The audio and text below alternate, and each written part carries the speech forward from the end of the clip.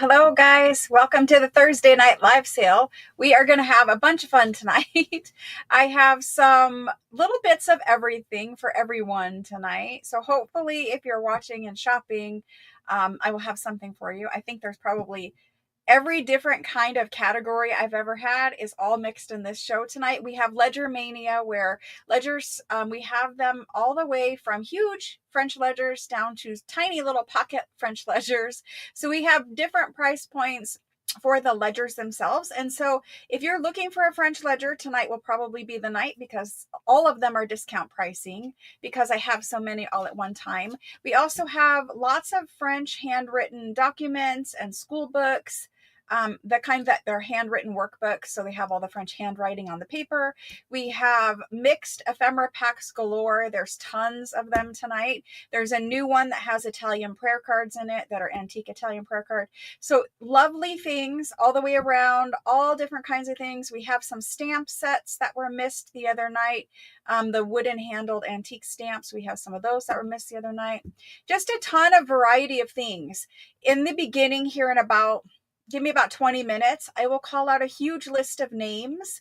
The people that I'm calling out for that list of names, their orders are less than 50. And so those are the people who, if you would like your order to ship now, this round, because tonight's sale is the last sale of this cycle. If you would like your order to ship, I'm going to let you know it's currently under 50, and you can go ahead and add items to whatever is here to get it over to the $50 mark so that items can ship next time we do shipping. So anyway, I'll discuss that more in detail soon, but a fun night. We're going to do something a little bit fun in probably about middle of the show. So we'll see about that later. Thanks so much for joining me, guys. I hope that you guys are having a good end of your week. Tomorrow we will be live doing, like there's someone else here. I will be live tomorrow and I will be doing the craft with me, and it will be part 2 of the French Country Journal. I do still have kits available if you guys would like to purchase those. I will offer them again tonight as well. This was one where we just had a ton of fabric, so we made a bunch more kits. So we have those. Let's see what else. Friday, tomorrow, the craft with me class, it will start at 7. All of the craft classes start at 7, and all of the live sales start at 6. It's an easy way to keep track of things, and those times are Eastern time, so from there just figure out whatever time zone you're in. Everything tonight will ship from Arizona. If we have new people jump in and say hello, I will try to pay attention to chat and catch you all as you come in as you're new. The ladies in chat, they're very, very friendly. Ladies and gentlemen, there are men and women here, but people in chat, they will say hello to you. They will be super kind. So if you are new watching for the first time, a couple of tips. First of all, if you would like to see chat and participate in chat, chat is only available on YouTube. You might be watching this live sale happen on Facebook. If you're watching on Facebook, click the link, head over to the YouTube channel and watch it on YouTube. That way you can participate in chat, or at least see the chat, because otherwise you're only going to see and hear half the conversation. You won't know the questions that were asked or the comments that were being said and stuff like that. So if you're watching on Facebook, just head over to YouTube. It's just a better watching experience. If you are having trouble, because there's a couple people having trouble getting their comments to show up, I will say, and I have been saying this a couple times, YouTube they have a list of words, characters, whatever, that they think in a certain order mean a bad word or could mean a bad word. And you have to remember that this could be like all over the world. It could mean different things. So sometimes YouTube will see a normal comment and they will think that it might be bad or whatever. So it's on their banned list for whatever reason. So I will ask you guys just to keep your comments very simple. Avoid using the emojis. Obviously normal emojis are fine, but some emojis mixed with certain characters or words might be on their list. So anyway, if you're one of the people having trouble, keep your comments simple. See if YouTube will take them that way. I know that there are people having trouble, so I did say you guys could watch the sale after the fact and send me a list of items that you wish to purchase. And it is just for those few people having trouble that they can do that. Otherwise, everything that's sold tonight is available while I'm live. And then after I'm not live anymore, it's not available except for to the few people having trouble getting into the sale. YouTube sometimes is just pickier than others. And I have been working with you guys trying to find a solution for that. I know it will be fixed eventually, but we got to figure out exactly what is happening, what is kicking out the comment. Well, hello, guys. Hello, hello. Thanks for joining. So this sale will run from now till 5 hours from now. So in my time, I'm in Arizona, it's 3 o'clock in the afternoon, and it will run till 8 p.m. In Eastern time, it runs from 6 p.m. to 11 p.m. And so we have 5 hours to get through tons of different merchandise. There's hundreds of things on the table behind me. There's an unpaid order that we're going to deal with. There's all different kinds of things, like from small little paper packs to huge paper packs, from tiny ledgers to huge ledgers that take like 2 people to put on the desk. So there's just a big bunch of variety of things. Some things that are not paper, some things that are from different countries other than France, some things that are American, just a big bunch of stuff. So anyway, are you guys ready? I don't have a whole lot of chit chat on Thursdays because I just saw you guys on Tuesdays. Let's see, what else should we talk about? There was a Facebook group pinned at the top of the chat box on YouTube. That Facebook group is my Facebook group called Junk Journal Makers. It is full of a whole big bunch of junk journal makers and people who are interested in learning how to make junk journals, people who have been making junk journals forever. So there's a wide variety of skill sets in there. So the group is for everyone. It doesn't matter whether you've never made a journal before. It doesn't matter whether you've made a million journals. It doesn't matter. So it's for everyone. It's pinned at the top. You guys can all become members of that. If you are here for the first time, there is instructions, a full set of instructions pinned in the description box below this video. And that will tell you how to register for the sale. And then basically, you're going to see how the sale works. It doesn't really require a lot of explanation. The sale happens right in live chat. So if you're trying to purchase things, you need to be in live chat over on the YouTube channel, and you just claim with the word me. So when I put something up for sale, you're looking for me to type it into chat. The word go will be at the end of it. As soon as you see me type it into chat with the word go, if you want one, you just need to say me, and that lets me know you want one, unless it's multiple choice, and then you have to say A or B or whatever. Again, when claiming items, the simpler, the better. The more you type in when you're doing a claim, the more likely YouTube will kick it out, and the more likely I will miss it because I am literally just looking for the word me down the list, or in A or B or whatever choice that is. So simple is best.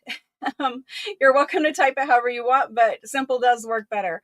Okay, so that's kind of how that works. Up in the top of the chat box pinned, there is a phone number for new people to send their registration info to me. There's also a few of you, I don't know, 40% of you who have not, who are existing buyers, who have bought from me before.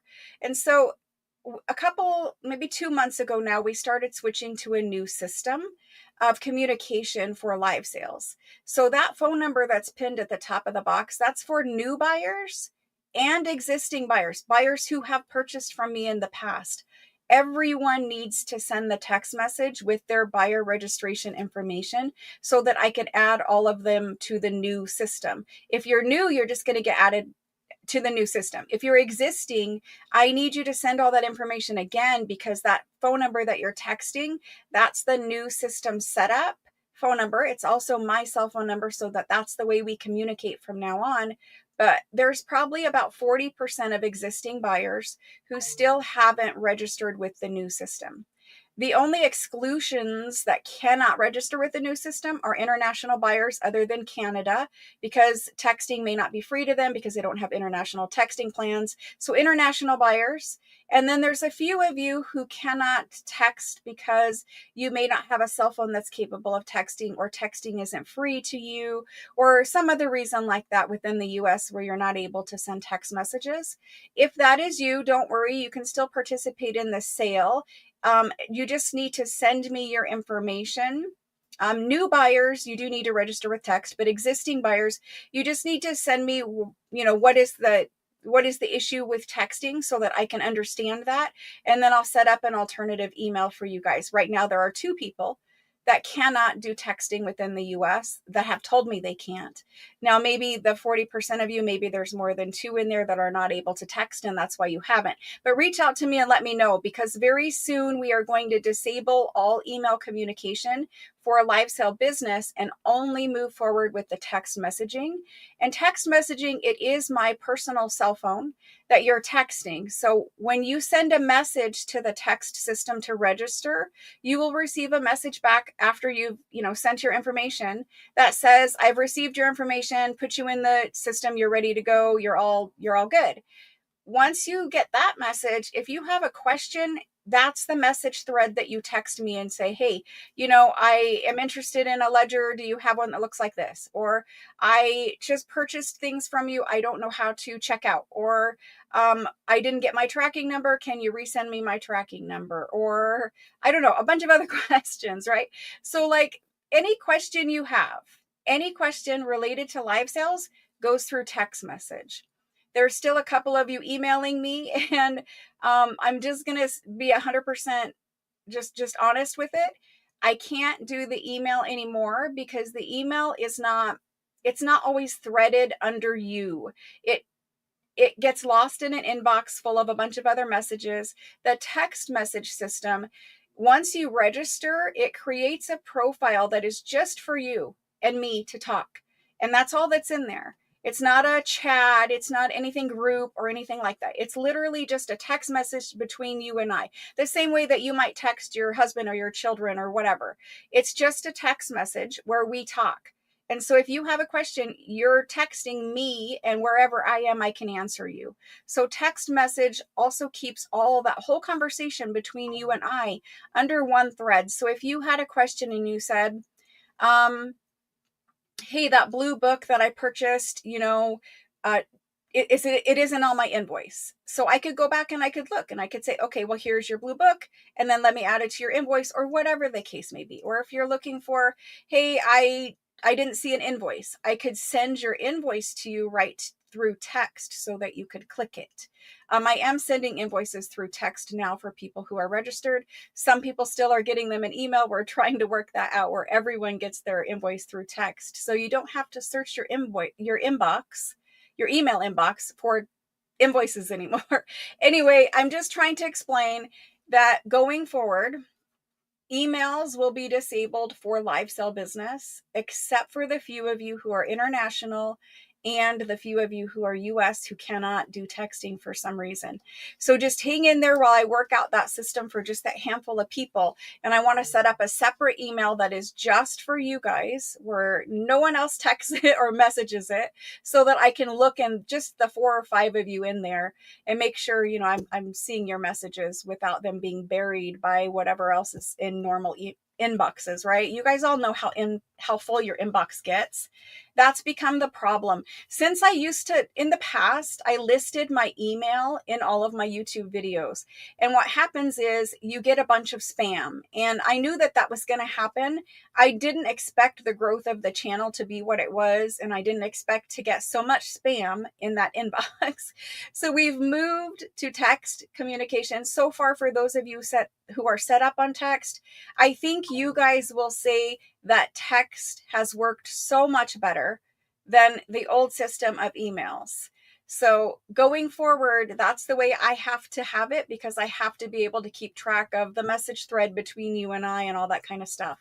Again, if it won't work for you, don't be upset. Just message me and tell me it won't work for me. Here's the reason why it won't work for me. And I will set up that other email for just that handful of people. So that's texting. If it says unable to send the message, it's because you either have the phone number incorrect, or you're thinking you're texting, but you're not texting. Texting is from your cell phone. So some people are trying to email a text information. It doesn't work like that. Texting is from your cell phone. You literally text the phone number that I've listed at the top of the chat box. with all of the requested information that's in the description box, because it's basically like first and last name, your ship to address, your email address. And the reason why I still need an email, even though I've disabled email communication, is because when I send a tracking number to you from Pirate Ship will email you your tracking number. That's the only thing I'm using email for, is just Pirate Ship sending you your tracking number. So I need all of your information so I can ship your package, so I can make your invoice, that kind of stuff. And that's really the texting is coming through a major text system. It is not something weird or whatever. It's the same secure text message that we would have on our iPhones. It is an iPhone. It's very secure. Nothing weird is happening with it. There's many of you in this chat that will say texting is working better than emails ever did. So if you have a hang up about it, reach out to me and let me know. Here's my hang up. Here's why I didn't do it. We can talk about it. But going forward, if you're not on the text system, it's kind of going to leave a gap, right? And so I want to try to avoid people falling into the gap and getting missed or whatever the case may be. So that's the thing with texting. There's 2 different phone numbers for texting, and there's 2 reasons why. The text number that's pinned at the top of the box right now into tonight's live chat, that is for registration. There is another phone number for text notifications that is entirely different. I don't want to confuse people, so tonight we're just going to talk about registration. In the Facebook group, I put a message in a post in the Facebook group that had a phone number for you to text the word join to. The word join goes to a different phone number because it is text notifications. The information for registration goes to the phone number pinned at the top of the chat box. There are 2 separate systems doing 2 individual different things. The join phone number is not for messaging me. It's literally just for notifications. And the text phone number for registration is where we talk. A little bit confusing because it is new. As far as I know, I'm the only person doing text notifications for any type of sales or any type of things like that with junk journals. So just bear with us. It will all get sorted out, but I'm putting this information out there I've been doing it for months now, trying to get everyone switched over, because going forward, there will be where if you're not registered through text and you haven't talked to me and set up an alternative communication system, there will be a gap, and I can't do anything about that, right? There just will be. So I'm trying to not leave many people behind as we move to the future, right, of texting. Email is snail mail. It's old, it's antiquated. It doesn't really work very well for a quick question and answer session, right? Emails are a little bit different. A text, you could literally just ask me, hey, did my book ship? And I'll be like, yes, it did. Very quick, right? But if it's email, you got to write a little bit differently because it's an email. It's a little bit different of a system. Then you have to, well, did she email me? Didn't she email me? If I text you, you get a notification that I text you, right? It's just better. Anyway, Nicole Smith, you are registered and you have been invoiced. I will double check that right now. So let me type in Nicole because I can look. Sorry, I have to get close to the camera. Nicole, I think you're registered and I think I invoiced you, Nicole.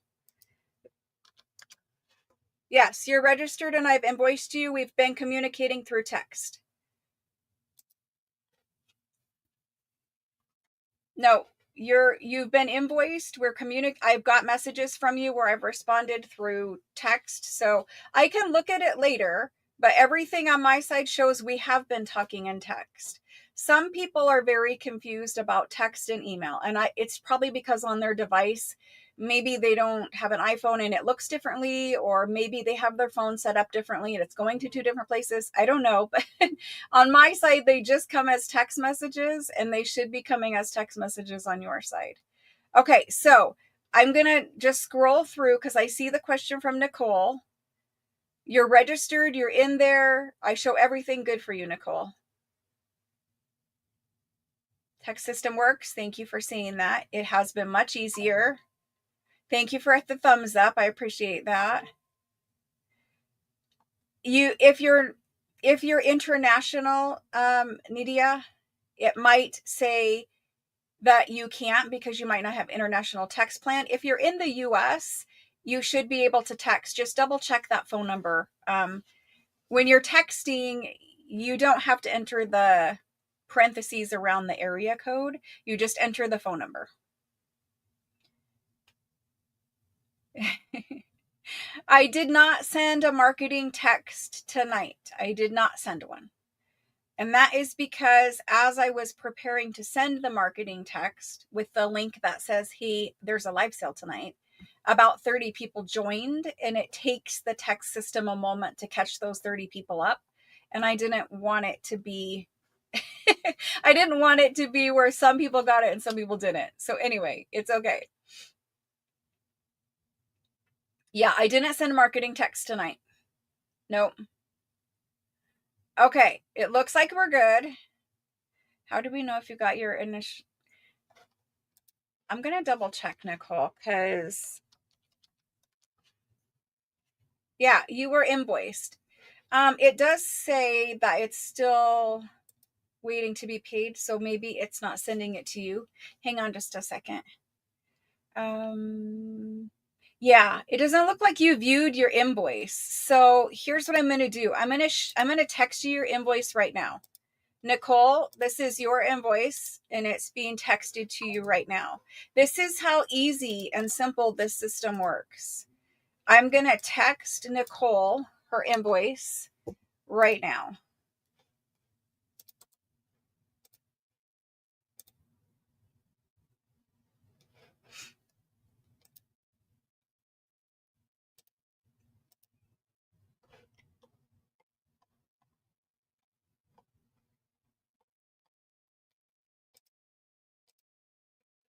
Okay, so there's that. I just sent you your link to your invoice. So when your invoice comes to your text message, it just comes as a text. You just click it and then you pay your invoice just like ordering a pizza. You can use your Apple Pay, you can use Google Pay, you could use credit or debit card, you could use Cash App cards or accounts or whatever Cash App is. You could use Afterpay, which is a free service that is offered through Square. Square is where the invoice is coming from. Square is a real bank. It has real bank connections. It's FDIC insured. I believe it's owned or connected to H&R Block, which most of us have had our tax prepared at one point or another in our life from H&R Block. So anyway, Square is perfectly secure. You don't worry about Square at all. Like I said, it's FDIC insured. They wouldn't do that if it wasn't a legit bank. So you can pay there with whatever your normal payment method is. Apple Pay is a very secure method of paying, and Square works with Apple Pay. So everything's good there. It comes as a text message. You click it, then you click whatever payment method you want and it pays it. Your invoices are itemized, so it will have the full list of everything that you purchase on there for you to look at. If you ever have a question, just reach out to me and ask that question before you pay. It's easier to fix something before you pay than afterwards. Not impossible, but it is easy. Okay. Square is very helpful. Okay. Are we good? I think we're good to move on. Never got a text invoice. Okay, Nicole, let me double check it and I will message you. How about this? Send your information again to the phone number at the top of the chat box. All of your information, just like you're registering from the start. And then I will look as soon as this live ends for your information. I can actually look. If you send it now, I'll look right now. And then I can send your invoice right to that. So make sure you're texting your information to the phone number that's linked either in the description box or at the top of the live chat on YouTube. And we will fix it right here. Okay, anybody else with problems, let me know so that we can get that corrected. And we're going to move on to the live sale portion of tonight.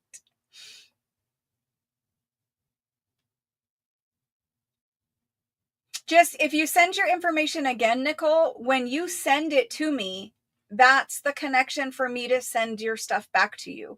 So if you sent it to me and I get it, there's no block for me to send it a message back to you. Do you know what I mean? unless you blocked me, which you wouldn't. So anyway, I'm just saying, if you send your information again, that should clear everything up.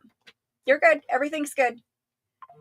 I have a list of people who haven't met the $50 minimum, and Debbie, you're asking about things that were just purchased. So here's the other thing that most people get confused about.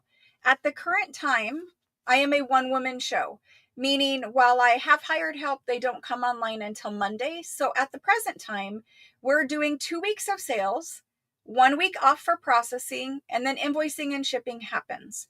Right now, we just finished, excuse me, tickle in my throat. Right now, tonight is the last sale night of a sale cycle, meaning there have been 2 weeks of sales. Tonight's the last sale. Next week is off for processing of the previous 2 weeks worth of sales. Then when I come back the following week, you're going to get an invoice and your packages are going to ship. Your packages are all packed before I send you an invoice. When you get an invoice, you also have a tracking number that has already been emailed to you with your tracking number. That tracking number is your real actual tracking number. You pay your invoice, and then your package is released to whatever shipping carrier it is, whether it's FedEx or UPS or the post office. And so as soon as you get an invoice, you also have a tracking number, meaning your package is ready to go. There's no holdup after you pay your invoice other than waiting for mail to pick up and all that kind of stuff, right? But very simple. The other thing is, a lot of you guys are asking for things like, when will you get invoiced? Like Debbie, it's because she just purchased things over the last 2 weeks.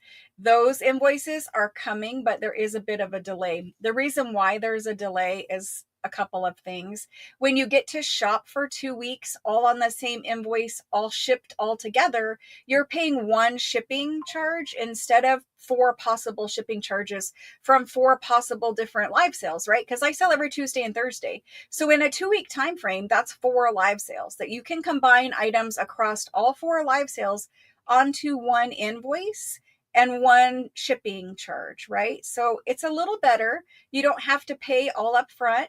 You get some time, right? You're tracking, you're getting one tracking number instead of 4. You don't have to keep track of, what's coming when, whatever. It's all shipped together, and it's one shipping charge instead of 4 shipping charges. So that's why we're doing it that way. Part 1. Part 2, why we're doing it that way is because that is absolutely the most I could muster as a one-woman show. Now, starting next week, things will change here. It will be my off week where I will work all the new people in and what we're doing and get all that set up. You guys will not see any change other than things will run smoother, faster. We will not have the 2-week, shipping and stuff all the time. We're not changing it immediately. But in the future, that will go away. You will get an invoice and tracking weekly or however we decide to do it. We're still playing around with that. But just know things are always improving here. The channel grew very fast in a short amount of time, and it grew a lot. And so I've been doing my best to keep up with it. I keep working behind the scenes, making things better. This is literally all I do. I am here every single day. I have 2 lives a week. For live sales. I have a live crafting class that's free on Fridays. I do journal kits every month. I usually do month or daily videos in the 365 series. This week, I couldn't fit it in, so it didn't happen. But starting next week, there will be 365 series again. So there's things happening every single day here. And this is all I do. I work 7 days a week. 14 hours minimum per day. It's literally all I do. Now, if I didn't love junk journals and I didn't love paper, it would be a problem. But the reason I do this is because I do love junk journals. I love making junk journals. I love finding all of the cool, antique, original, vintage things to use to scan or to use originals to put in the journals. I love this kind of thing. If I didn't have such a passion for it, I wouldn't be here doing it, but I do. And I've loved making new friends and, getting to know all of you guys along the way too. And it's just been nice sharing this hobby with you all and sharing the passion for the old vintage things with you all. And so it's just a big warm hug every day. Getting to be surrounded by all this stuff, making beautiful things, hanging out with beautiful friends. It has been so wonderful. And I thank you guys for that. And I thank you guys for growing the channel fast and all that kind of stuff. So anyway, I won't keep talking, but thank you. The whole point of that is thank you. I'm doing a lot, but like I said, I wouldn't do it as much, I guess. Maybe I wouldn't do it if it wasn't so much fun, right? If it was complete burnout all the time, I wouldn't be able to do it, which is again why I need that week to process. That week when I'm not selling that week, it's not because I don't have things to sell. It's not because I don't want to sell. It's because I need that week to process the thousands of items that were sold over those 4 previous live sales. Somebody somebody kind of new here, they made a comment and they were like, you know, I've never seen any channel like this. I've never seen any process like this. And we were talking about it a little bit, and they didn't understand how many buyers and how many items are sold. And so as I was explaining, why we need that week off, because they were like, well, why do you take a week off? Or do you just go on vacation? Do you go to the beach? Like, what are you doing for the week? And I'm like, that week is a crazy behind the scenes week. We process every item that was purchased, meaning it's thousands of items to hundreds of buyers. They all get separated. First of all the ephemera packs, if I don't have enough and I can make more, I make more. So I am making items behind the scenes for people who say I had 40 ephemera packs, but say 55 people asked for them. If I have enough supplies to make 15,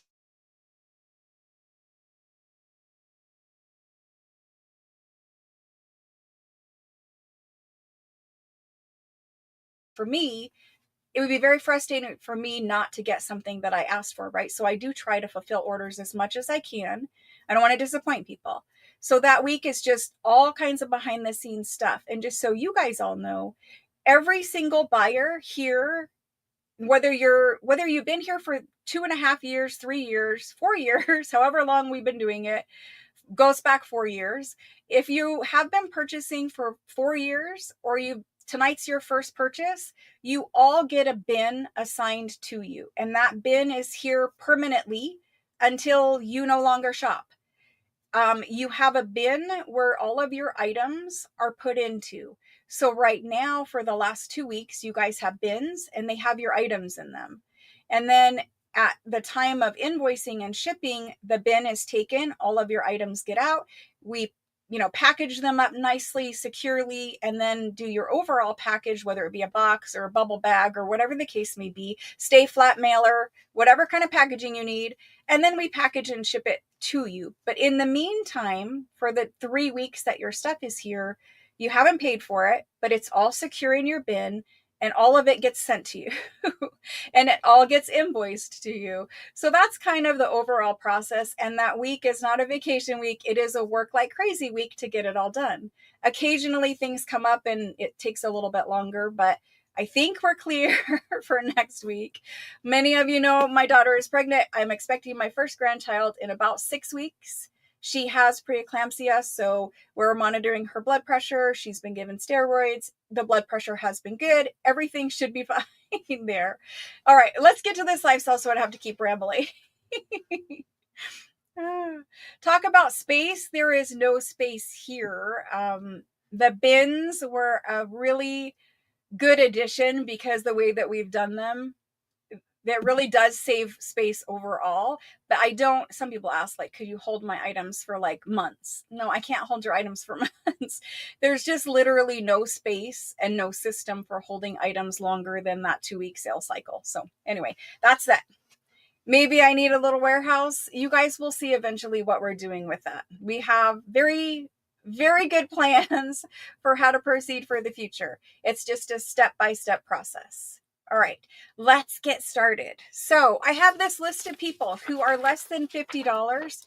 I'm going to read this list out. If you hear your name, whether you're in chat or not, if you hear this name, even if you watch tomorrow, whatever, Sunday, and you hear your name, message me, because that means you have stuff here being held for you, because when you purchased your item, you didn't meet the $50 minimum. There's a $50 minimum in order to have items shipped. None of you have paid for any of these items, but you claimed them and they're in your bin waiting. If you don't spend 50, they just sit here and wait.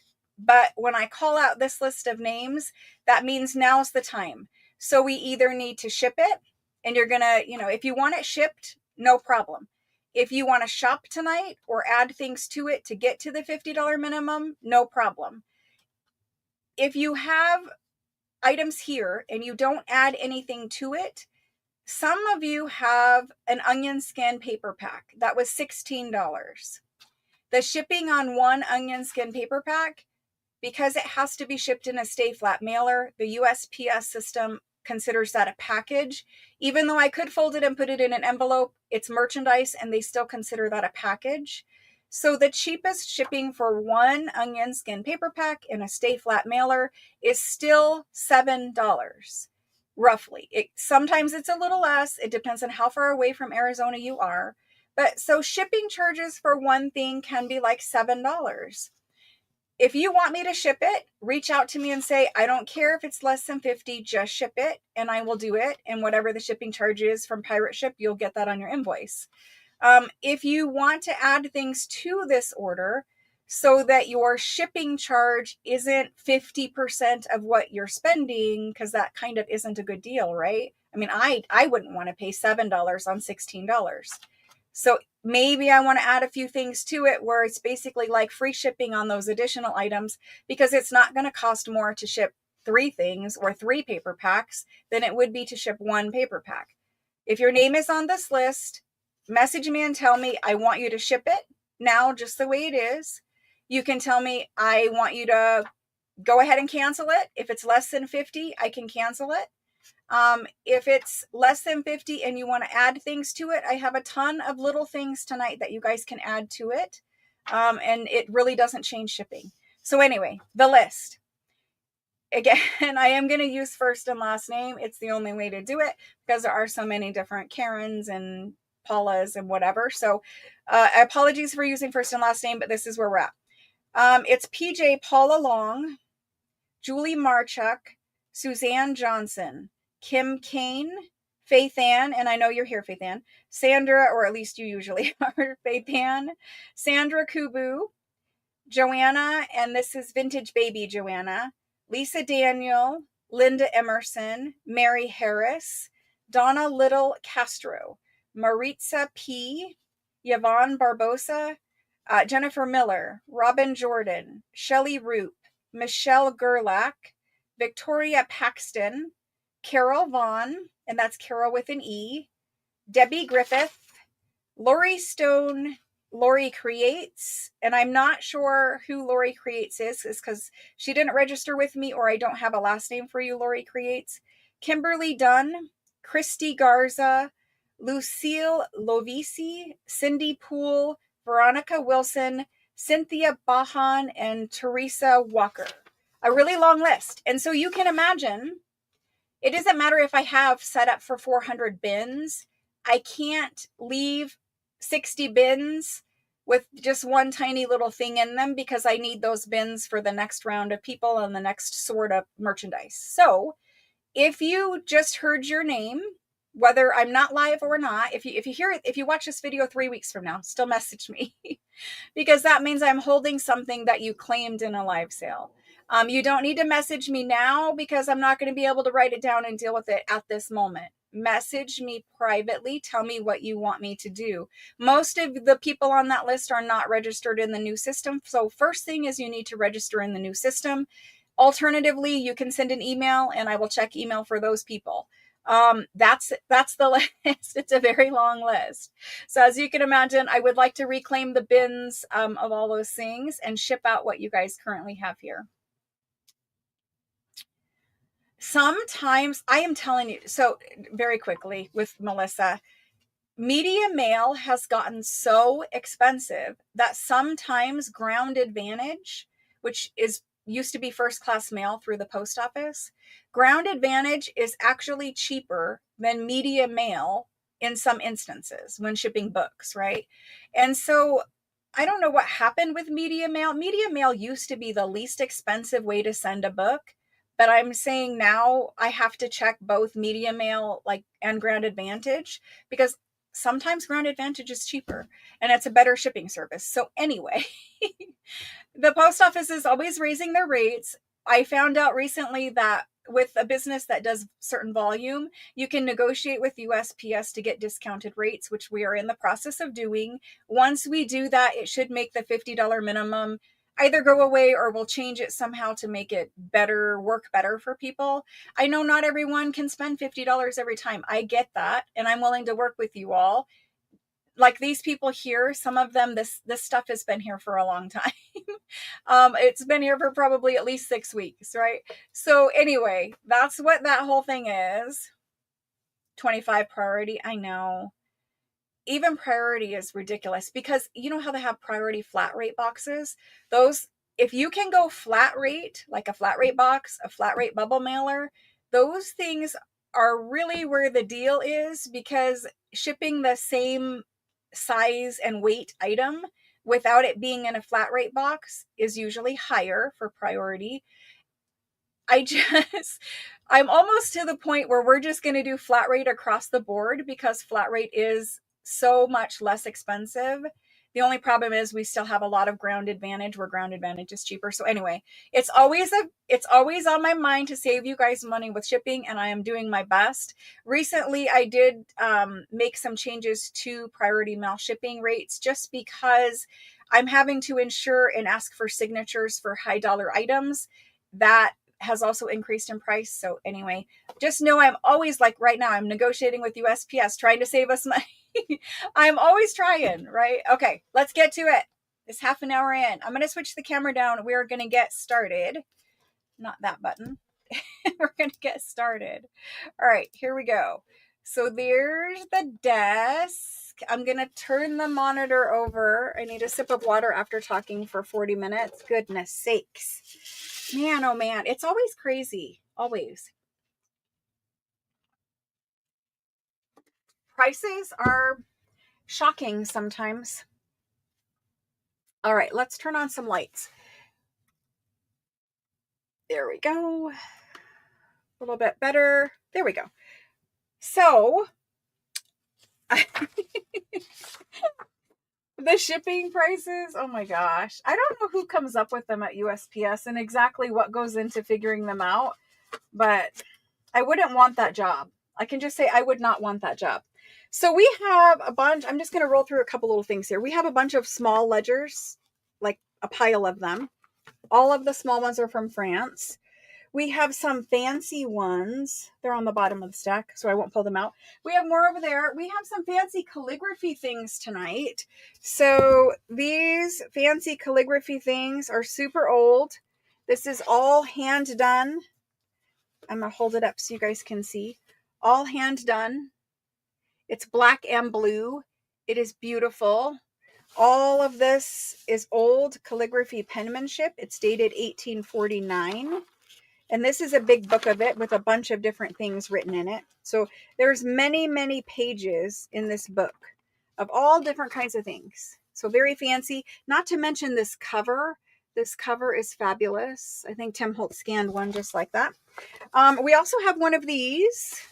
This is, again, very fancy calligraphy penwork. A lot of gold in this one, but beautiful.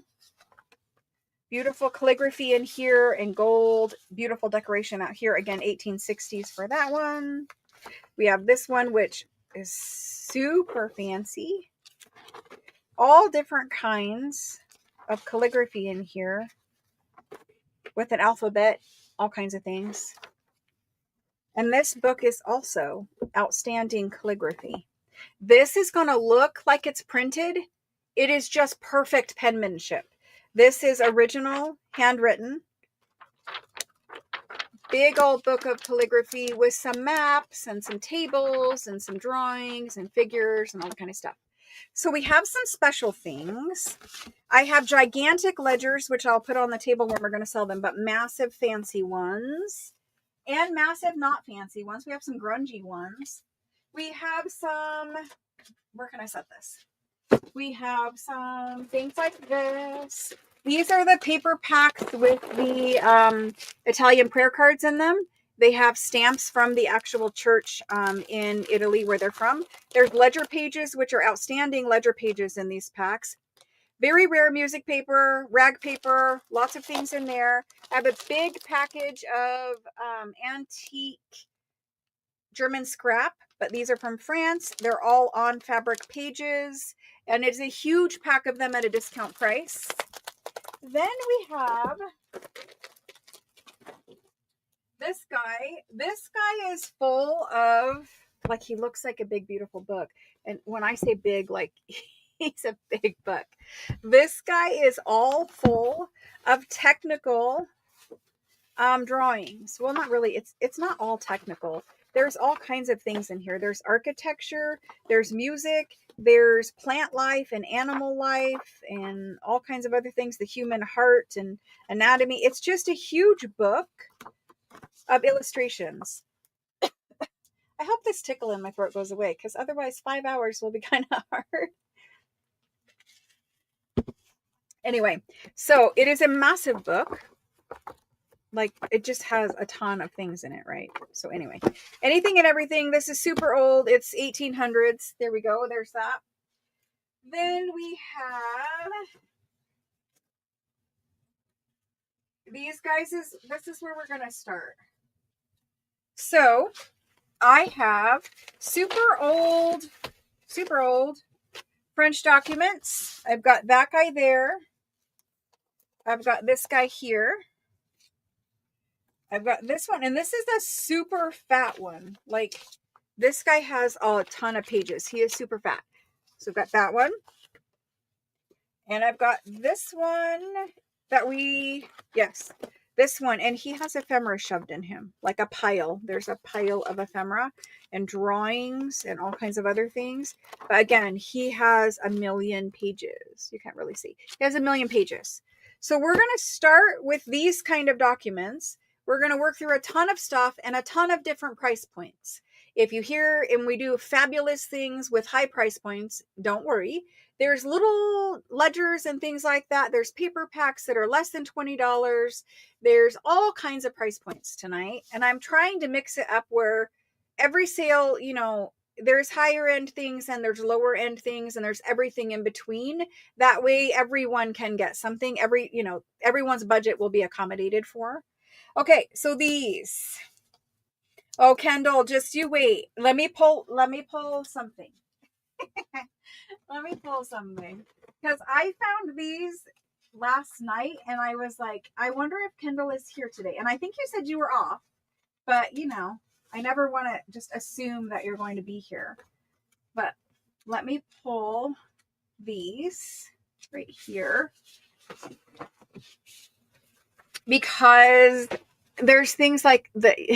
You can see it mostly on this one, but there's things like this tonight, Kendall. Those are blue antique French paper document things. So there's some white ones, some blue ones.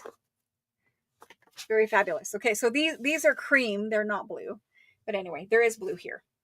Let's do these guys. We're going to start with these two. They're very different. And then we'll do some fat ones. Something just fell out of that one. We'll have to put it back in. So this guy here, he's bigger than A4. He's very long. So across, he measures about 9 inches. I'm going to straighten his page. About 9 inches. And lengthwise, he's 15 inches. So you get a whole big bunch. And this is 1700s rag paper. 1700s rag paper with stamps. And this is all handwritten. The rag paper is the super good kind where it's thick, it's pulpy, cottony feeling. You can feel the fibers in it, right? And so it's got a beautiful title up at the top. There's lots of pages here.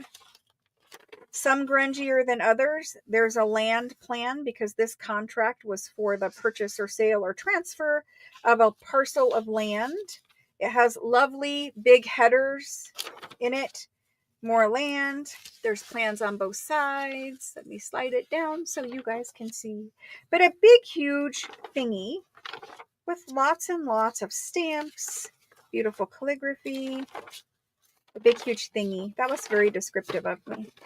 A big bound pack of paper. And there's more papers that I'm flipping through. But there we go. So this is this. He has a number of pages, more than what I just flipped through. I'm choking.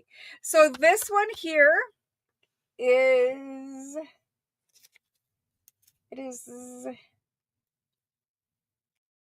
I think it's this one. And it's $17.80 and it's $270 and there's 16 pages. I think it's this one. This one, so he's A. This, and I'm going to type these in. So if you want it, just hang on one second. I'll type it in a minute. This guy is from 1826. It is a sale. And this one has vellum inside of it. So this is rag paper. This one is vellum. It's the same stuff the Declaration of Independence is made out of. It's a vellum, which is an animal skin product.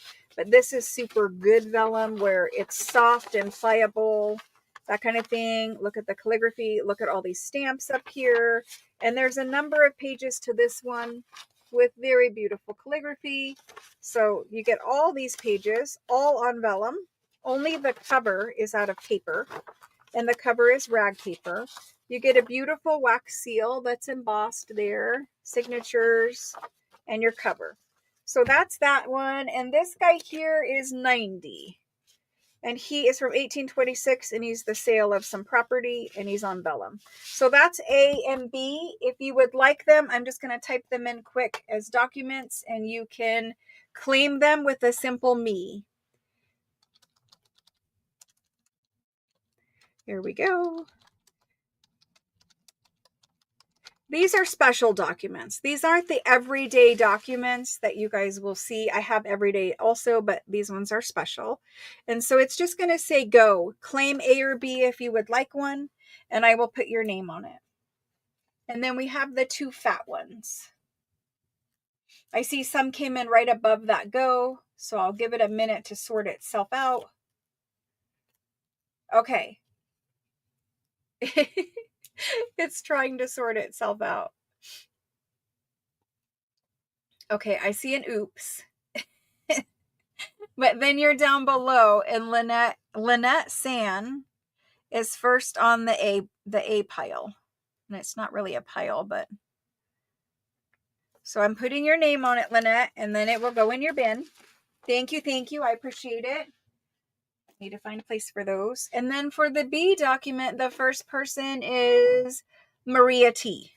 I see that Wendy L was in for it, but she was actually before the go and then after Maria T when it was sorted at the end.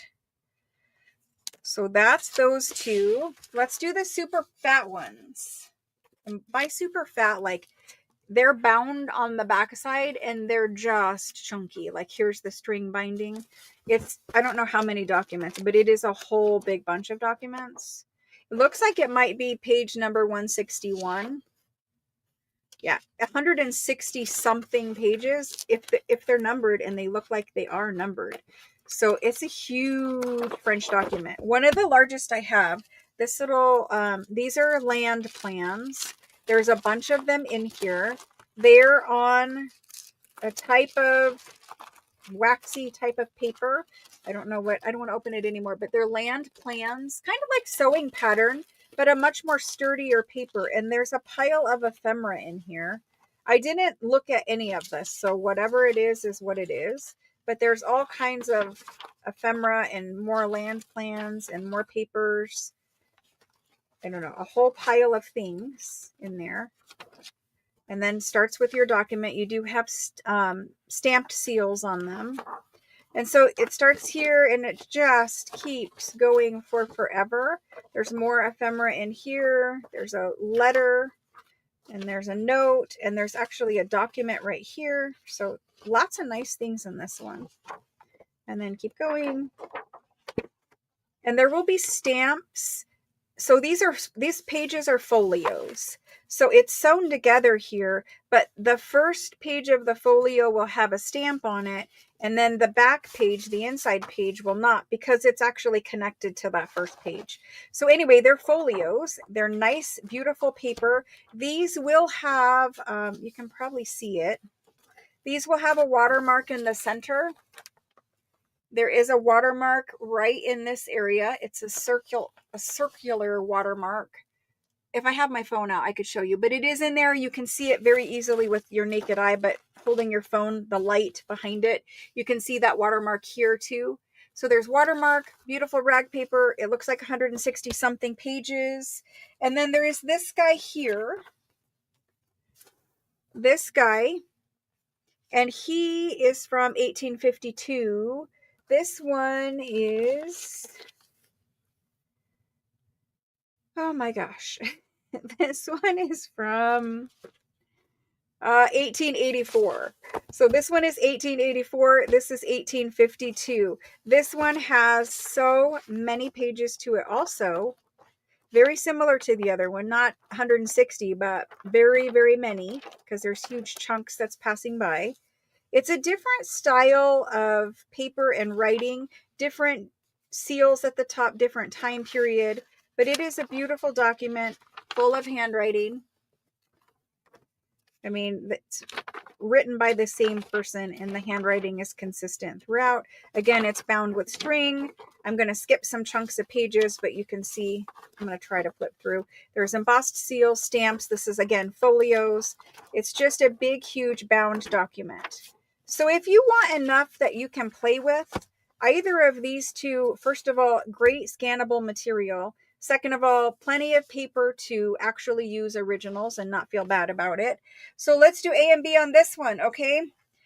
160 something pages. Obviously, it's going to be expensive. It also has ephemera in it, right? Even this guy, he's super chunky with all of his pages. It doesn't say page count, so I don't know on this one, but if this is 160, and I'm going to say this is probably closer to 80. I don't know. I'm just kind of going off of the size of it. This should have a watermark as well. All right, so let's do it. This guy, he is 1852. He's going to be B. And this one we said was 1880 something. And he's A. So we're going to do 400 on the 160 pages. And we're going to do, he's 1850s. We'll do 250 on this one. Okay. A for 400. He's bigger with ephemera. B 250. Smaller and no ephemera that I saw in there. So that's those two. These are huge. Like, I don't have, this doesn't come often.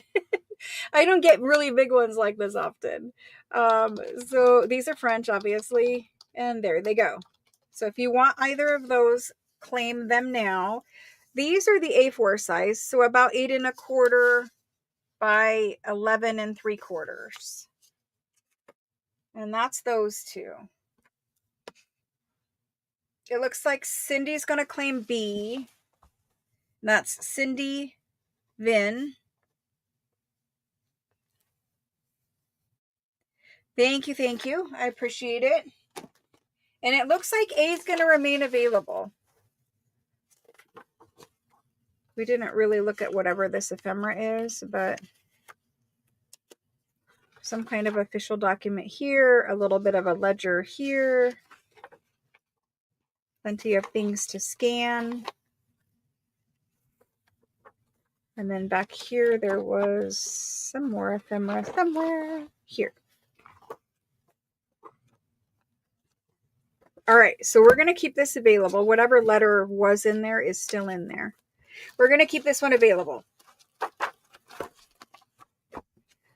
All right, so moving on from there, let's move these to somewhere. Let's move them to somewhere. All right, let's do this guy. This guy is a massive bag, and I know he's glary, but he's quite thick and full of this antique German scrap. And I'm going to pull this out. and we're going to quickly talk about it. He really is amazing. Okay, so all of this is old, super old German scrap. This book is from France, and I say book because this is a fabric page that all of these have been glued to.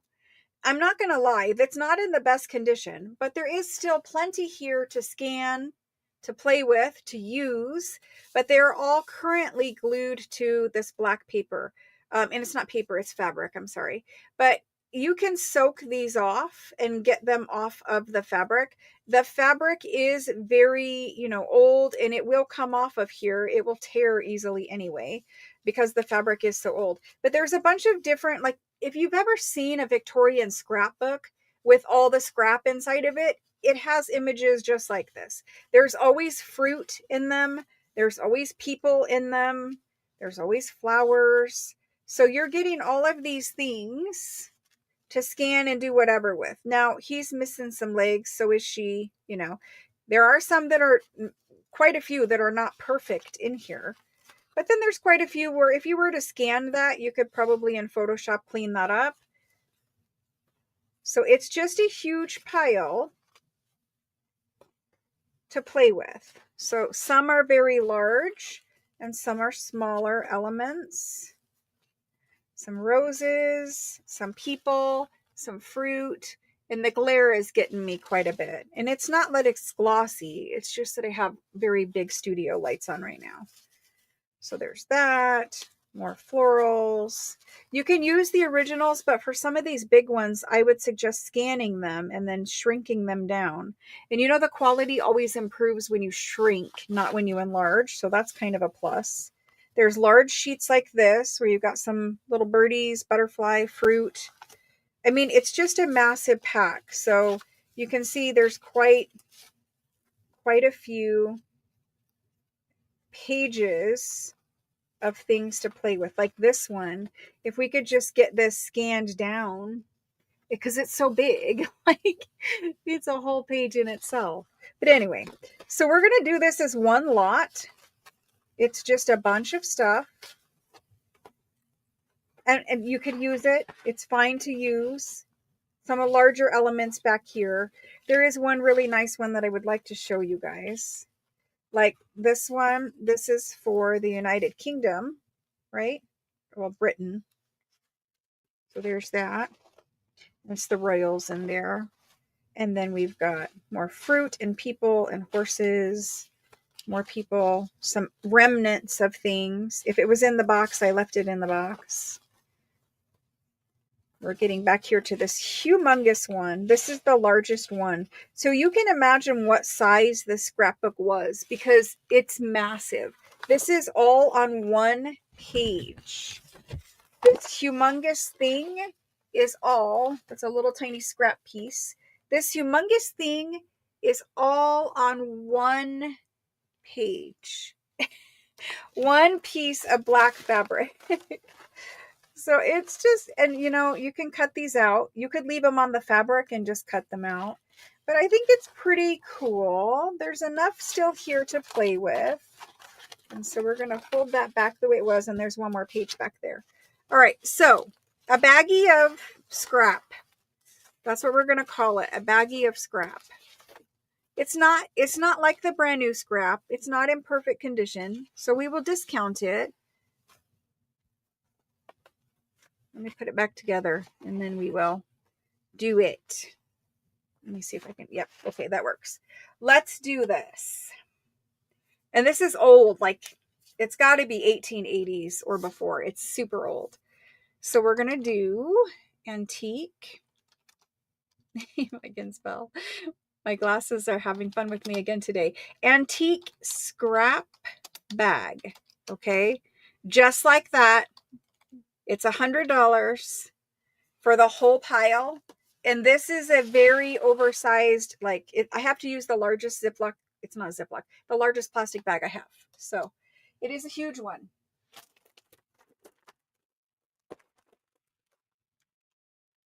And we're going to put it in there. These are the same size bags that I ship ledgers in. So big ledger. It's a big baggie. There we go. And there's that. This one, we had a couple takers on it, and it went to Deborah RM. She was first in on that one. I know there were some people before the go, but Deborah was the first after the go. And so for new people, that's kind of how the sale works.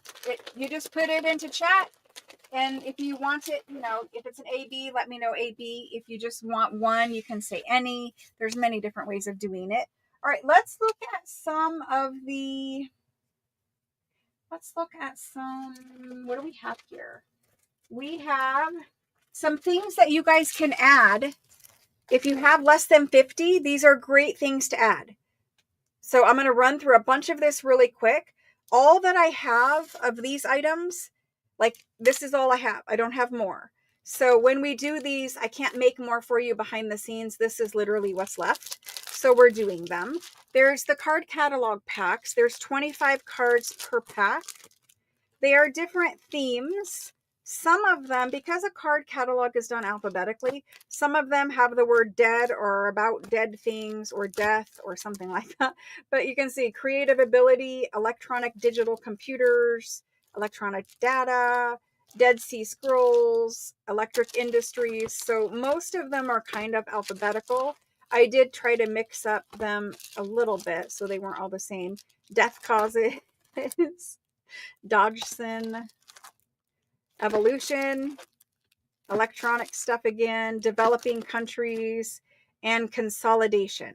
So very different things, but card catalog cards. We have 2, 4, 6, 8, 10, 12. We only have 12 packs. We don't have more. So we're going to do 12 of these. They are $8. I do apologize for the glare.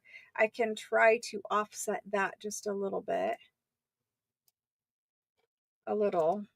It's not really great, but better. Okay. So let me get this typed in before you guys put it in.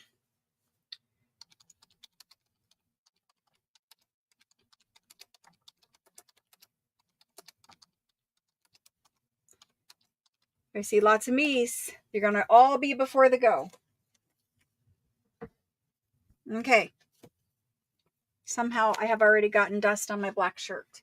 I wonder how. Okie doke.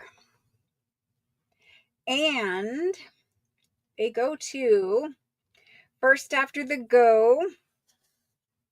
I'm going to label them. It's just easier. Shelly R. Thank you. After Shelly, we've got Amy D.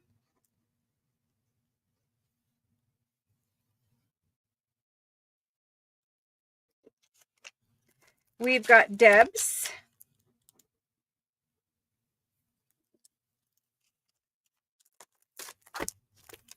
We have Pam T. A couple of the items tonight I will reserve only for people who are trying to get that 50, because I know some people will miss out otherwise. So a couple items tonight will be just for people, and I'll let you know which of those items. I'm just trying to work through it. Wendy L, Pam T, Deborah K. I was so happy that sticky notes were on sale on Amazon. I go through a million sticky notes, as you guys can imagine. Deborah RM.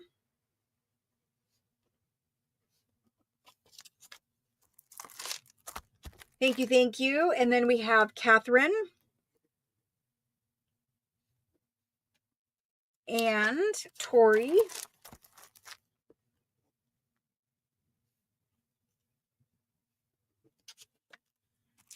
And after Tori, we have Lena.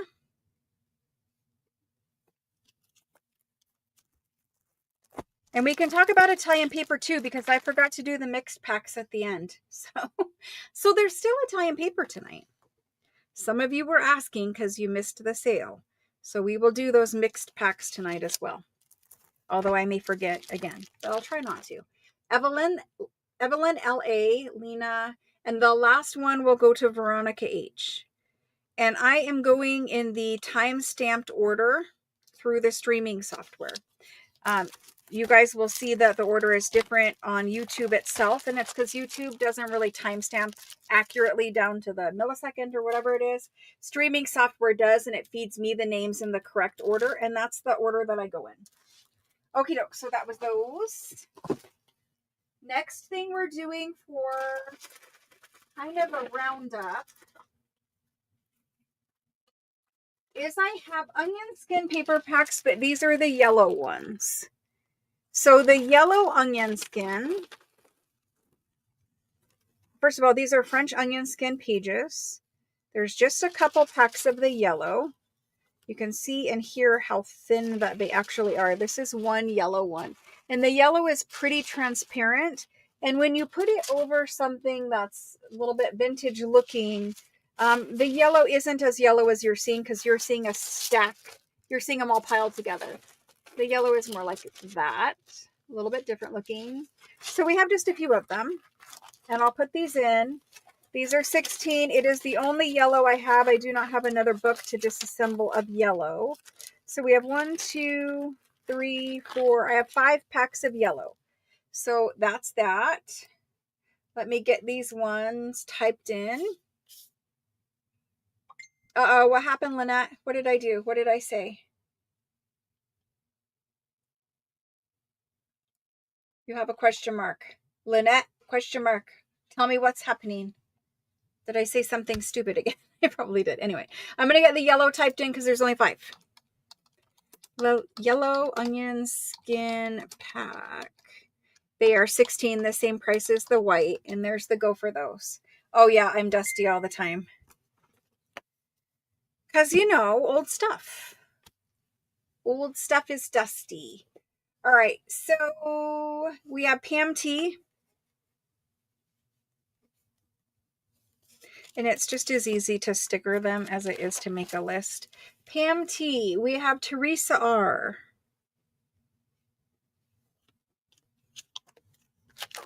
Some of you might have this already here, and that's why your order is less than 50. Because some of the orders are from way back when we did these. Nita. Nita. Is it Vaughn? Is that how I'm supposed to say? I think it's Vaughn. If I said it wrong, let me know. But it's Nita V is how I will refer to you, Nita. Catherine. Sorry for the ums. I've been doing that a lot lately. It has annoyed me when I rewatch my videos later and have to hear my own voice. Like, you really need to stop saying all the time. All right, so we have Tori B for the last one. Those went to Tori, Catherine, Nita, Teresa R, and Pam T. Thank you, thank you. Keep moving with this. Let's do these. So these came out of the same book. These are from the United Kingdom. So these are not French. They're from the United Kingdom. They're onion skin letters. Some of them, like this one here on the front, you can see it's got some handwritten letter here and a mimeograph letter here. So this isn't really typewriter, it's mimeograph, which is earlier a little bit than typewriter, a little bit different. So anyway, you've got a mixture. Not all of the packs have handwriting. I can see this one does. I can see this one does. I don't know if this one does. You can see it there. This one may or may not. So it's just mixed. Some of the letters are split in half this way. So that would be perfect for putting in a journal. And some of the letters are the full page. So that's these packs. I have 1, 2, 3. Actually, I have another book of this. So I could make extra of this. I'll break out the big list in case. There are 10, I didn't say before, but there's always 10 pages in the onion skin pack. So you get 10 pages of onion skin paper. This one is, you could read it. It's English from the United Kingdom. And so that's the packs of this. I will get it typed in. We'll just say UK. That's easier to type. Onion skin page pack. 10 pages. And they are 16. And there's the go for those. And I can make, if I need it. Oops, sorry, Tori. If I need it, I can make a list for that. A long list. So if you want these to go in your package, whether you have 50 or not, or whatever the case may be, these are available. I do have, I think, a whole book plus some part of the other book, because those books had like 1,000 pages or something in them. They were crazy, crazy big. And we have Teresa R. We have Tori. Thank you, thank you. Wendy L for 2. We have Maria T. We have Barb B. Evelyn L.A.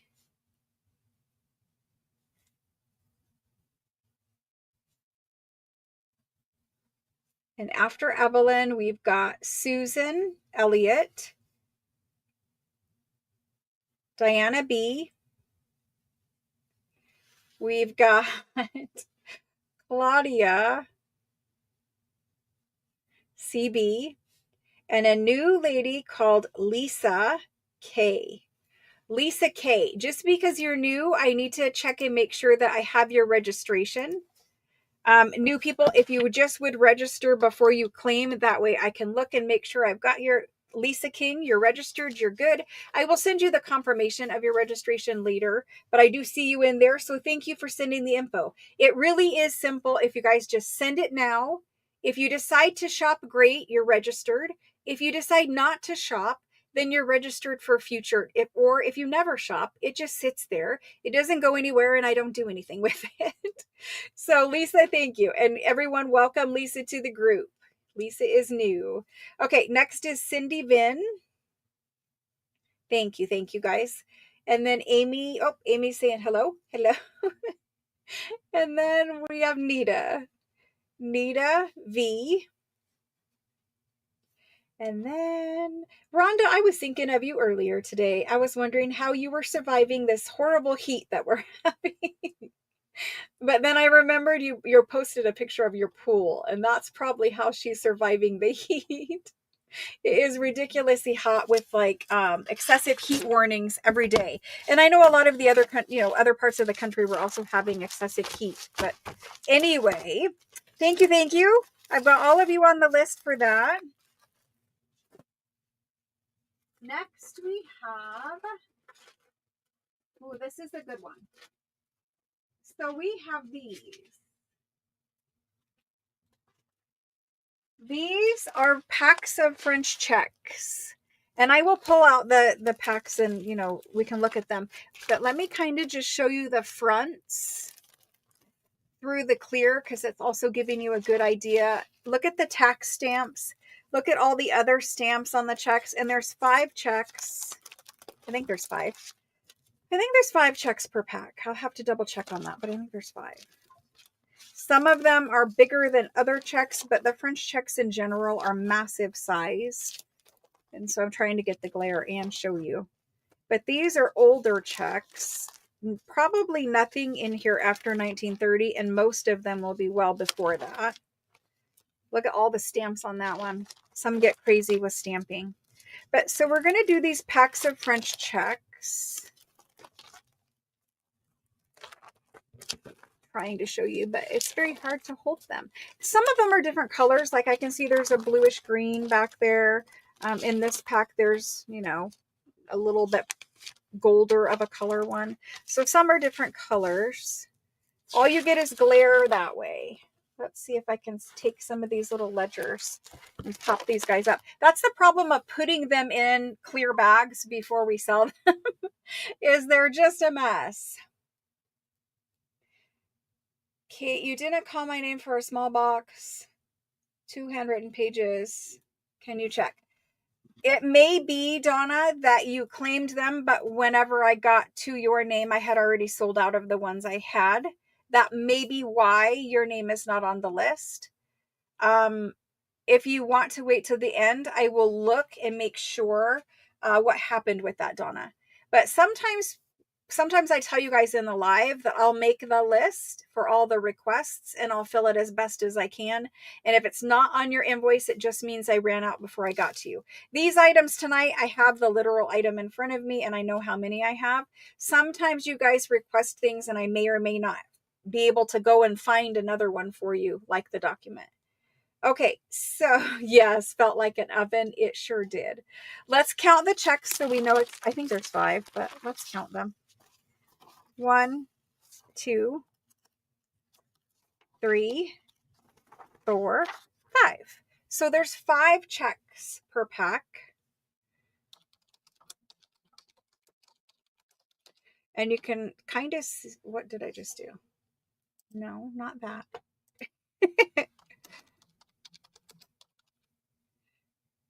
All right, so these checks, looks like there's gremlins in here today. Yeah, some gremlins. The mod will take care of that. I don't know what you guys are seeing, but the mod will take care of that. French checks, 5 checks per pack, and they are $24 per pack. These ones are a little bit different than other French checks. These ones have more tax stamps than other packs of checks we've done in the past. And so that's why they are just $4 more than the average price. But you guys are seeing this is a random pack I just opened. And there's 4, 6, 8, 10, 12, 14 tax stamps just in this one pack. So anyway, a little bit different than the average pack. The last lot of checks that we got were really beautiful checks, and they had a lot of those tax stamps on them. So these ones, I can make a list, and let's see. Okay.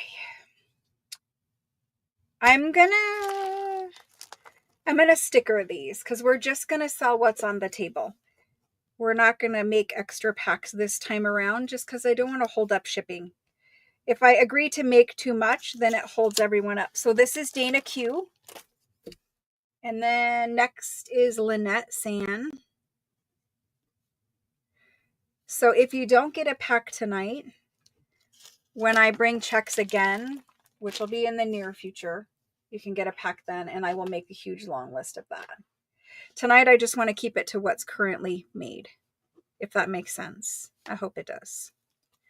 So Lynette San, Allison R. And I know you guys are requesting doubles, but I'm just going to do one just because we're keeping it to what's previously made. Amy D. Wendy L.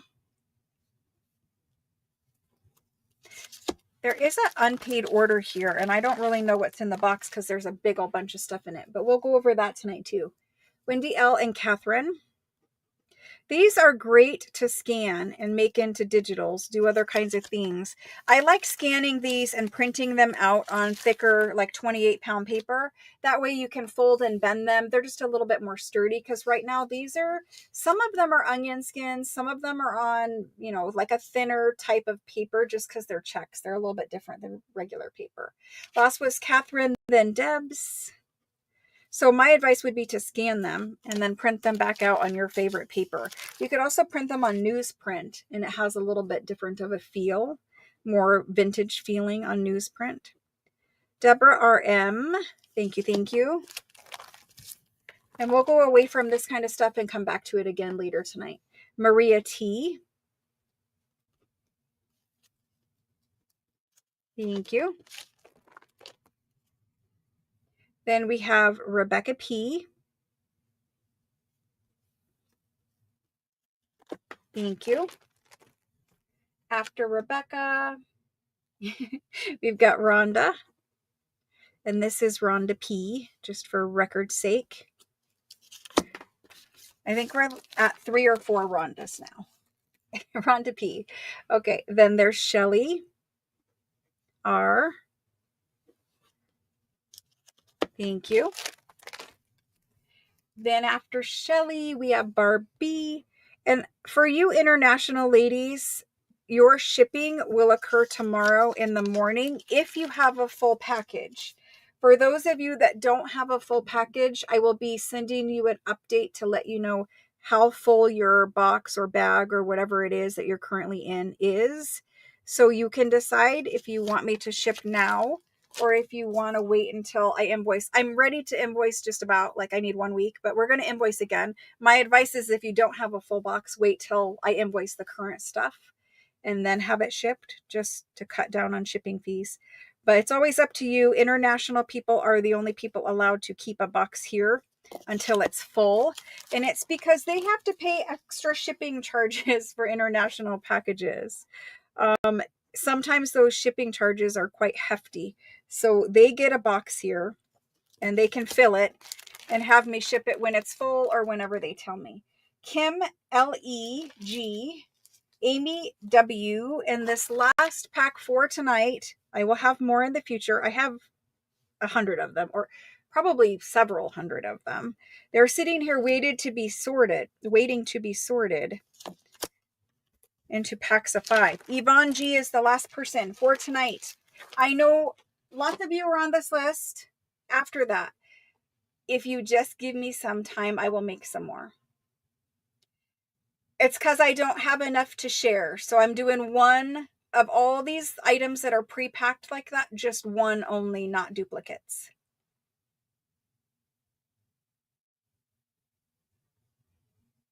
No, it's not yours, Nicole. It's not yours. You wouldn't be here if this was your unpaid order. Unpaid orders mean the people are no longer here. And we're not going to get into that, but I think you know where I'm going with that. Where do you register? Instructions for new people are in the description box of the video and also pinned at the top of the chat box. If you just read the pin at the top of the live chat, it will tell you kind of what to do to register. So, okay, I think I've answered those questions. Let's move on. So let's look at some actual ledgers because, you know, it's Ledger Mania. So let's look at some ledgers. We're going to do some big, and then we'll do some small, and then we'll do some big and some small. We have other things other than ledgers. We still have a ton of packs of things, but we'll kind of go in and out of them, okay? First, humongous ledger is this guy. And he is massively big, size-wise, like massively sized, but yet manageable. He's not like, I'm trying to show you the thickness. He's not super thick. I can't lift him much better than this because he's so wide he'll hit the camera. But anyway, let me go overall size. We'll look inside. He has a beautiful label on the front of him. He's 15.5 inches by 20 inches, roughly, okay?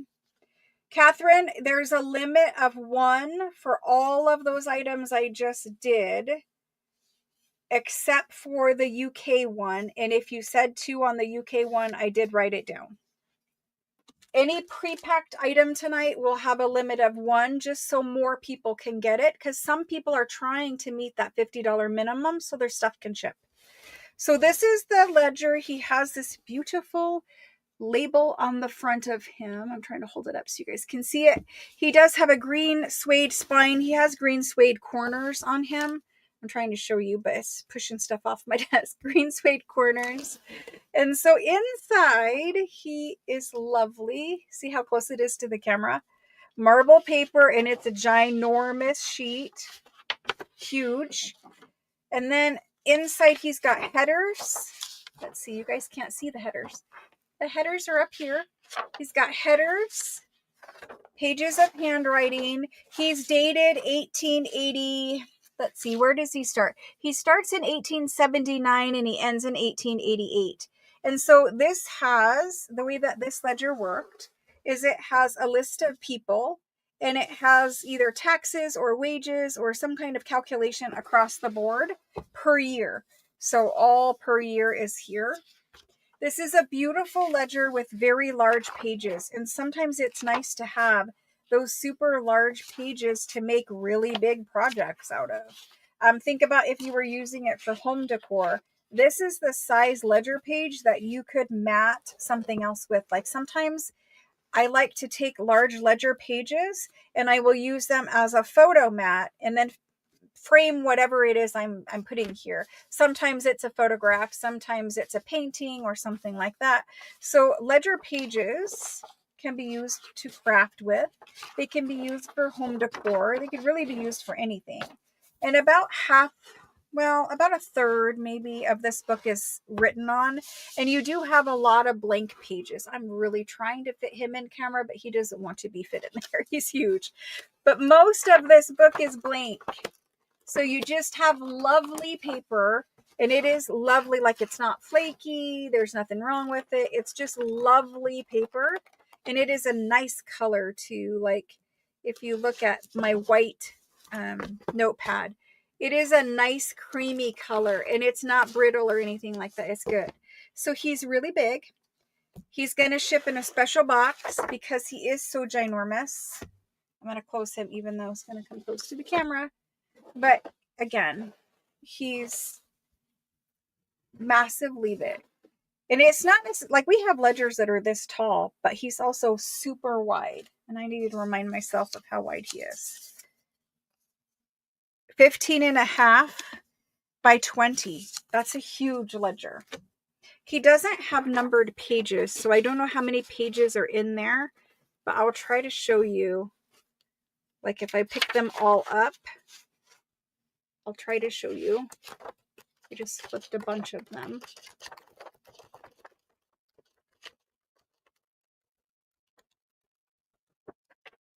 A big bunch of pages. Don't worry about my dirty fingers. My hands get black by the end of the night. Okay, so huge ledger. We're going to do it. He's huge ledger number 2. Actually, he's number 1, but we're going to call him number 1. Huge ledger number 1. He is green marble cover. I'm trying to be more specific for later. Green marble cover. 15 by 20 roughly size. Okay, we knew it was some half inches in there. And this guy's going to be discounted price tonight at $3.50. Normally he would be more, but I'm going to be completely honest. He is big. He doesn't fit in my normal ledger storage space because he's bigger.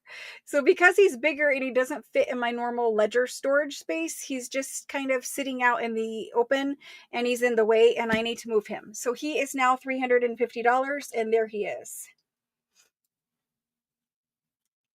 And so the first person after the go, if anyone wants that one.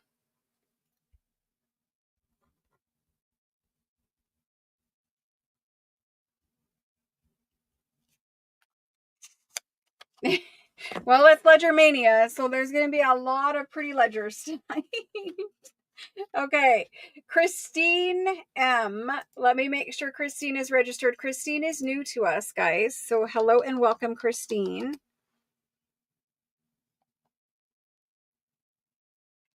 And so to claim him, you would have needed to register. I don't have anybody registered by that name, Christine. So just follow the instructions that are posted in the description box and it pinned at the top. Right now, he is still available. He has not sold. Christine is trying to claim him, but she is not registered. In order to claim, you must be registered. You must have sent your information to me. So, Miss Christine, if you would not mind sending me your info, I can put your name on him. Otherwise, if you're using a different name, it doesn't come through. I need to be able to search Christine and your last name, and it's not coming through. So I don't have your information, Christine. Nope. So I need you to send it. Maybe you sent it once, but I need you to send it again. Okay, so he's still available until I get her information. If somebody claims him before I get her information, then it goes to the next person. That's how it works if you don't get the registration done before claiming. Okay, so moving on. Number 1 is available at $3.50 unless Christine sends information over. So he is labeled number 1, $3.50, and I will wait a little bit for Christine. It's not like I'm just moving on without her, but I'm trying to get that where there's not glare, but there's glare. Anyway, we're moving that one.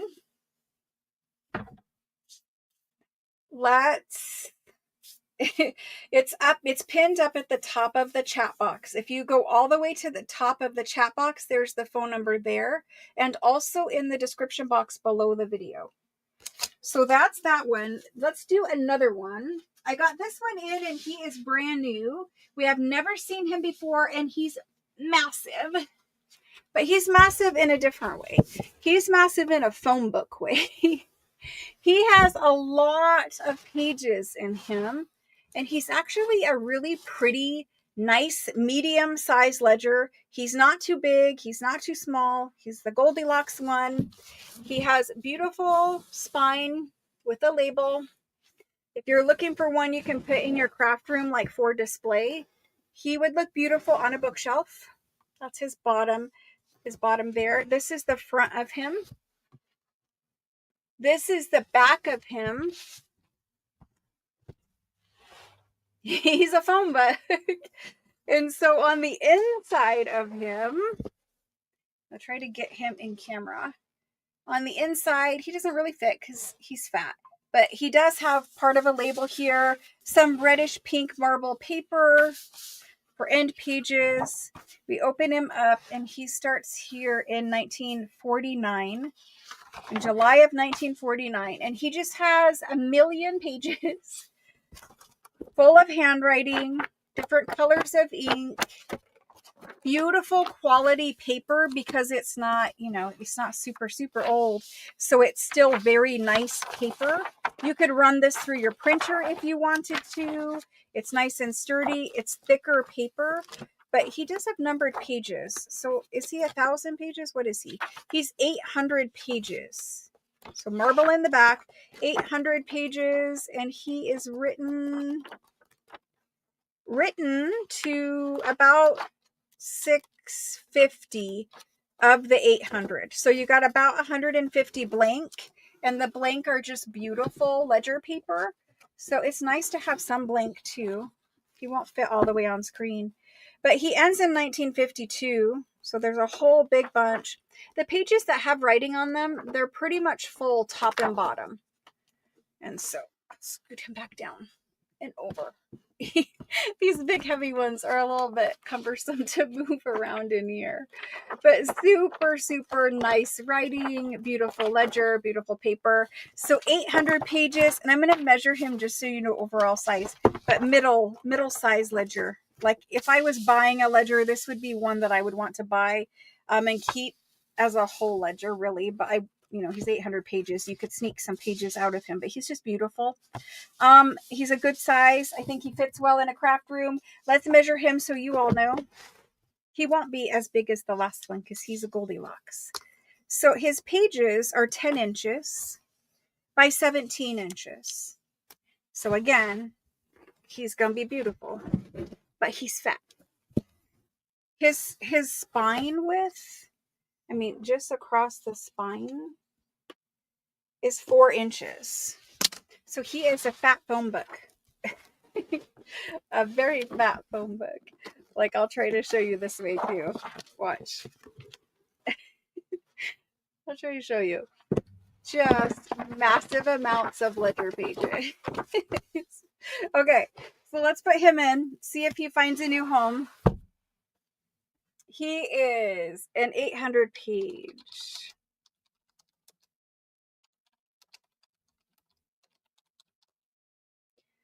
And we're going to call him number 2. And for 800 pages and a pretty little ledger, we are going to go do some math computation. Okay, I think I put you for 2 on that, Catherine. Let me just make a sticky note to check it. I'm pretty sure I wrote you for 2. I may not have said it, but I'm pretty sure I wrote you for 2. UK onion. Okay. I've got it in my little note section to check for later, Catherine. She won't get a response text until after I end this live because I have to put her information in the system. And then, you know, at that point is when she gets her response. She did send it now, and I do have an email address, a shipping address. We're good to go, Christine. I've got your information. So your name is on the ledger. I already stuck your sticky on there. Just waiting for the information. So Christine, your information is there. Thank you for sending it. You won't get a response until after the live ends because I manually have to send the responses to you guys. But yes, you're good to go. This one for 800 pages, we are going to do him for 1400. So it's 800 page ledger for 1400. It's a really nice, good quality paper ledger. If you're in the market for one for beautiful shelf decor, he also displays very beautiful. So we're going to do him number 2, 1400. He's in there now if someone claims him. Otherwise, I'm just going to stick this sticky and someone can claim him later. So there's that. There's the, I can't really show you the number 2. The camera just makes it all glary. Number 2 for 1400. Paula, I'm assuming you're not claiming because your name is just Paula in there. If that's a claim, you need to let me know that's a claim. I see Paula in there, but I don't know if you're claiming. All right, so next up, let's do some smalls. Let's do a couple small ledgers. We have these 3 ledgers. We have one for $150.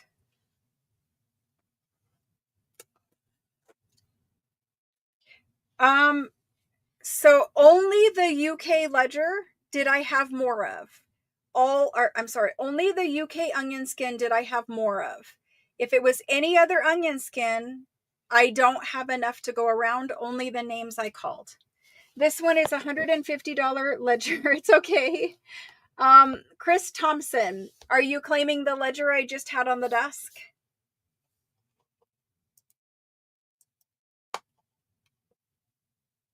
Chris Thompson, I just need to know, is that the claim for the ledger number 2?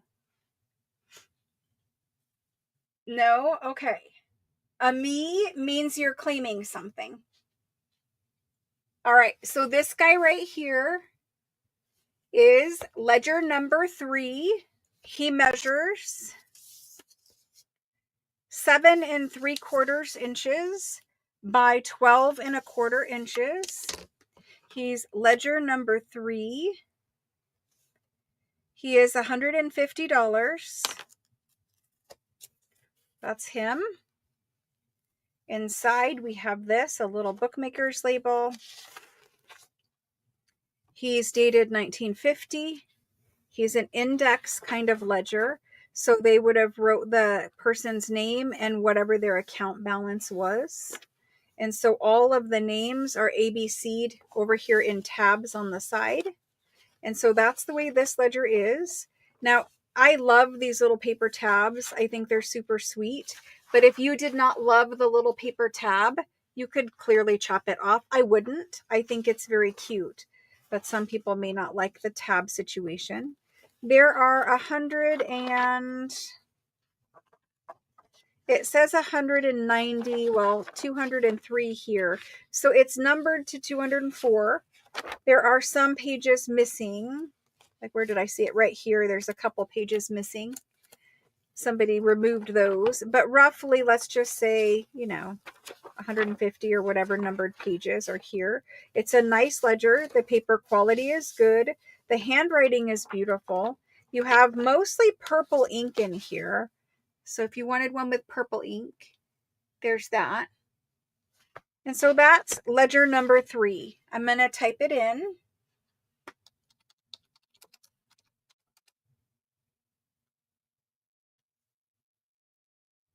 And he's 150. I will write your name down as well, Susan ER.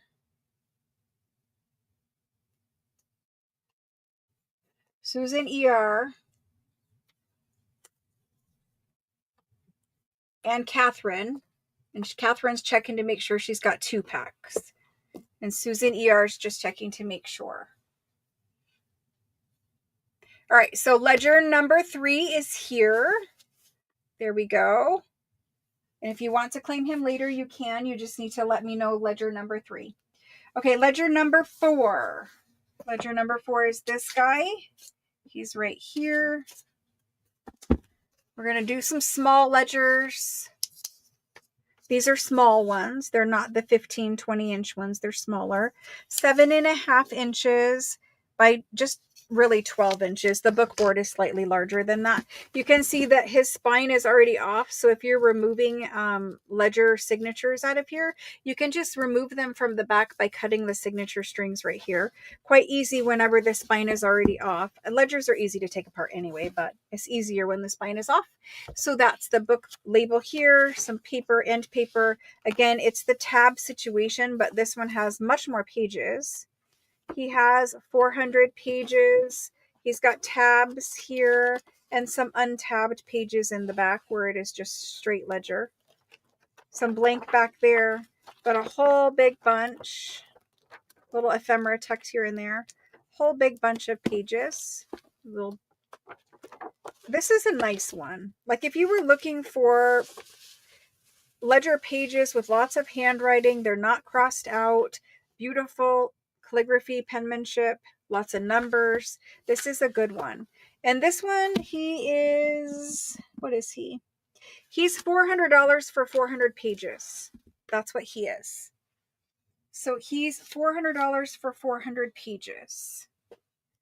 And I'm going to type him in now. And he's ledger number 4. Ledger number 4, 400 page for $400. And there's the go. And I will number him right there.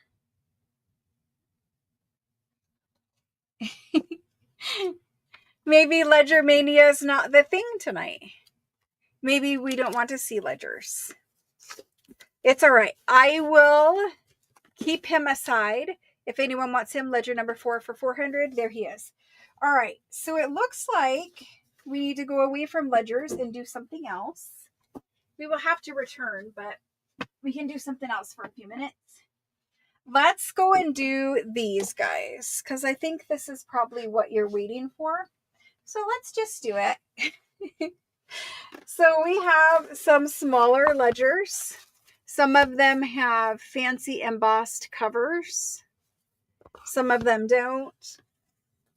Just really cute little ledgers. Some of them are more like books like this, where their ledgers done like that. So we have stacks and stacks of ledgers. We're going to start with these because I feel like we can do a stack that is pretty similar and kind of A-B them as we go through.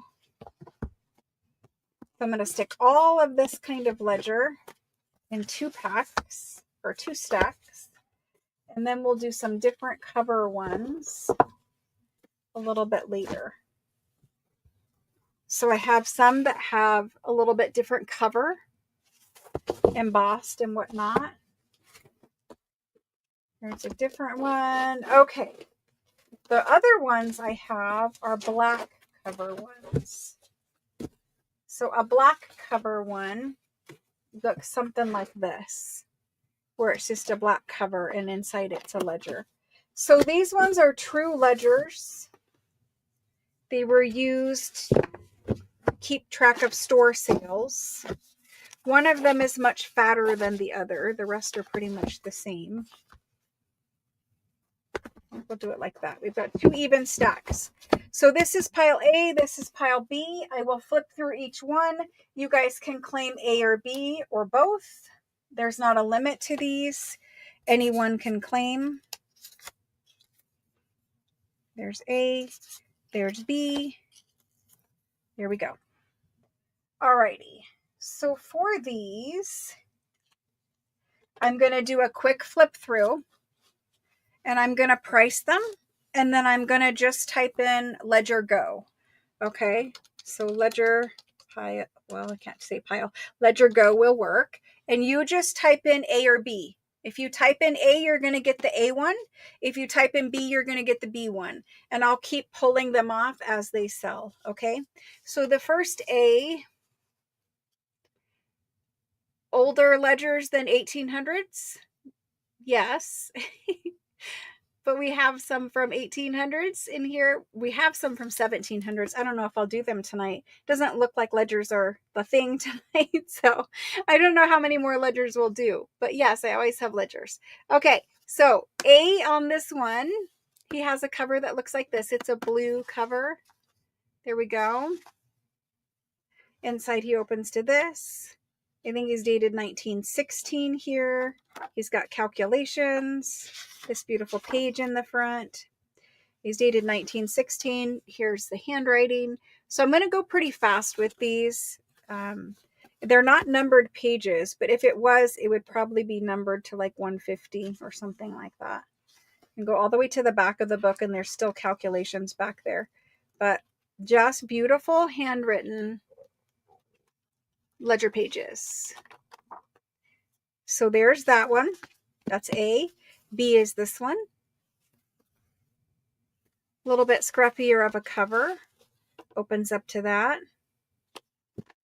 Very similar. These are all from the same place. This one has a little bit more pages than the last one. A little thicker. But if you're looking for beautiful ledger that you can scan and use, these are the books.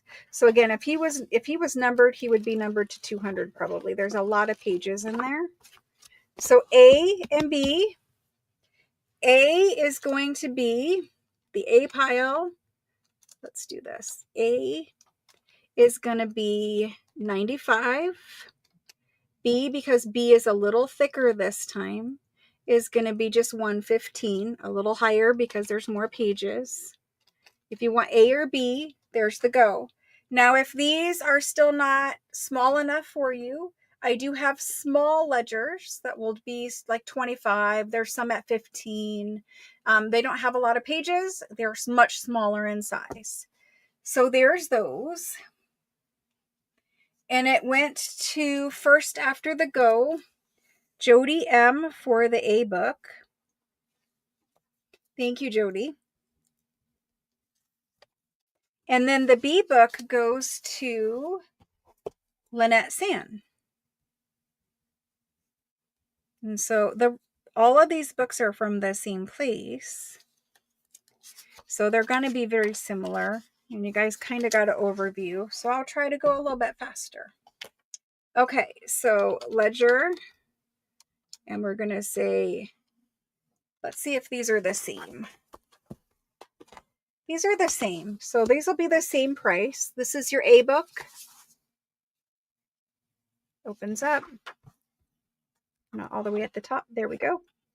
Calculations. 1916. There's the back. And all throughout the same handwriting.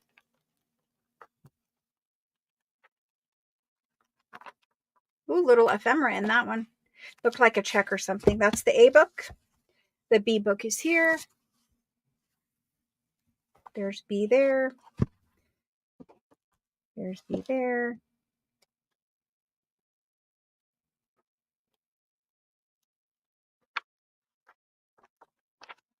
Lots of full pages of writing.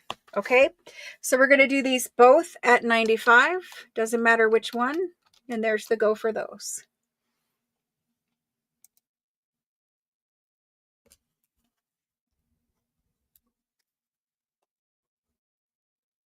Okay, so this time it's Wendy L.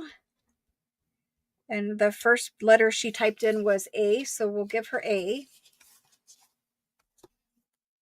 And after Wendy L, we have Deborah RM.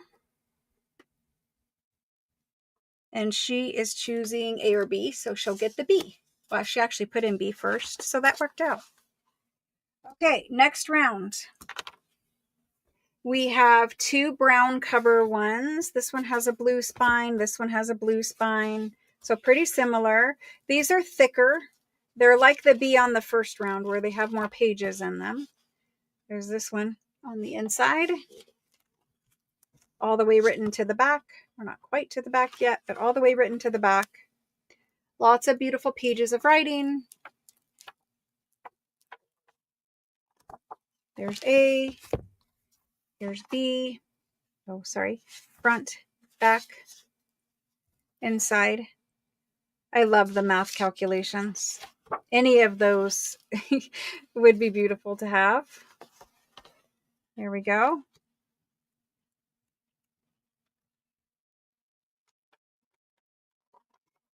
Nice big thick books. Okay, so these are the thicker ones in the brown cover, and we're going to do them at the 115 that we did the first thicker one for. So ledger, and they're 115, and go.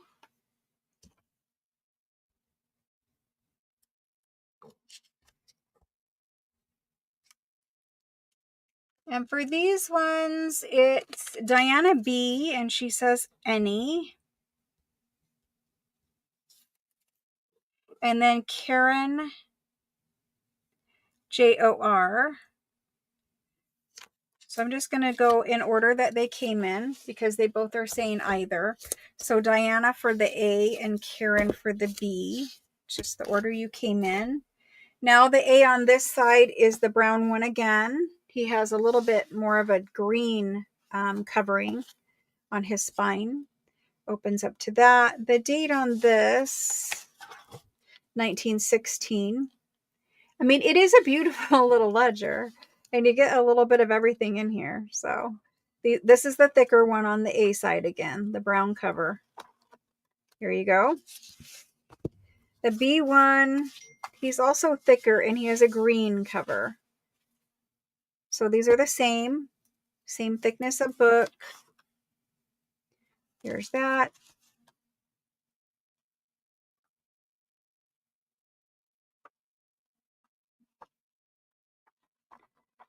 And there's that. So these will both be 115, and we're coming up on the last round of these.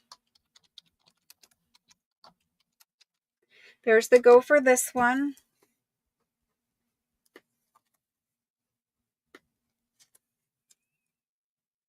Deborah K would like the B book. She's first in. Thank you, Deborah. And next would be the any, and that goes to Nicole S. Nicole S for any. Thank you. Okay, last round of these. The B book here is that super fat one. The A book is the thick one. So we're going to have a little bit different price situation. A will be the 115 because he's thicker. And then B will price based off of what's inside. This is the A cover. It's a light green with a burgundy binding here. It really looks brown, but kind of burgundy. There's that.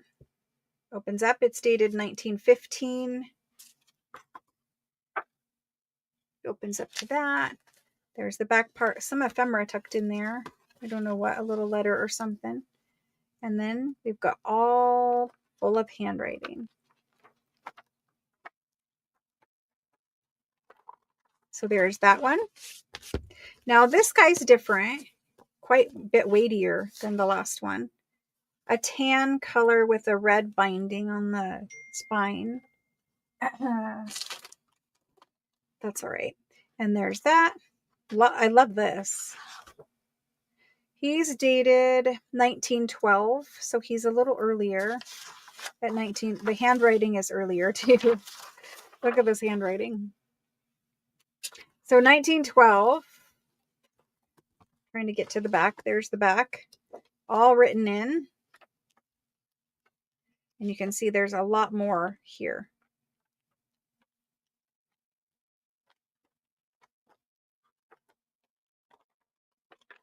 And that's the B book. Okay.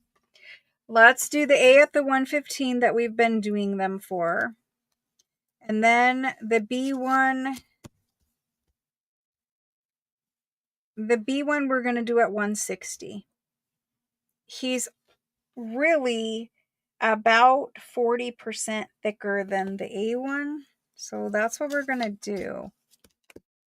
Okay, here's these guys. And it's just going to say ledgers go, and you tell me which one you want.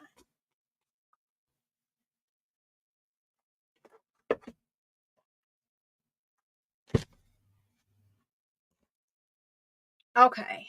Cindy is an any, and Daniel would like the B book. Hello, Daniel.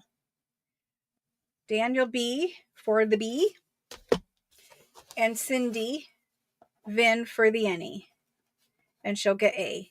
Thank you, guys. Now, we do have the black ones. The black ones have red binding, black covers, and I have a pile of those. These are from the same place. You'll see I have two that are thicker. This one is also thicker.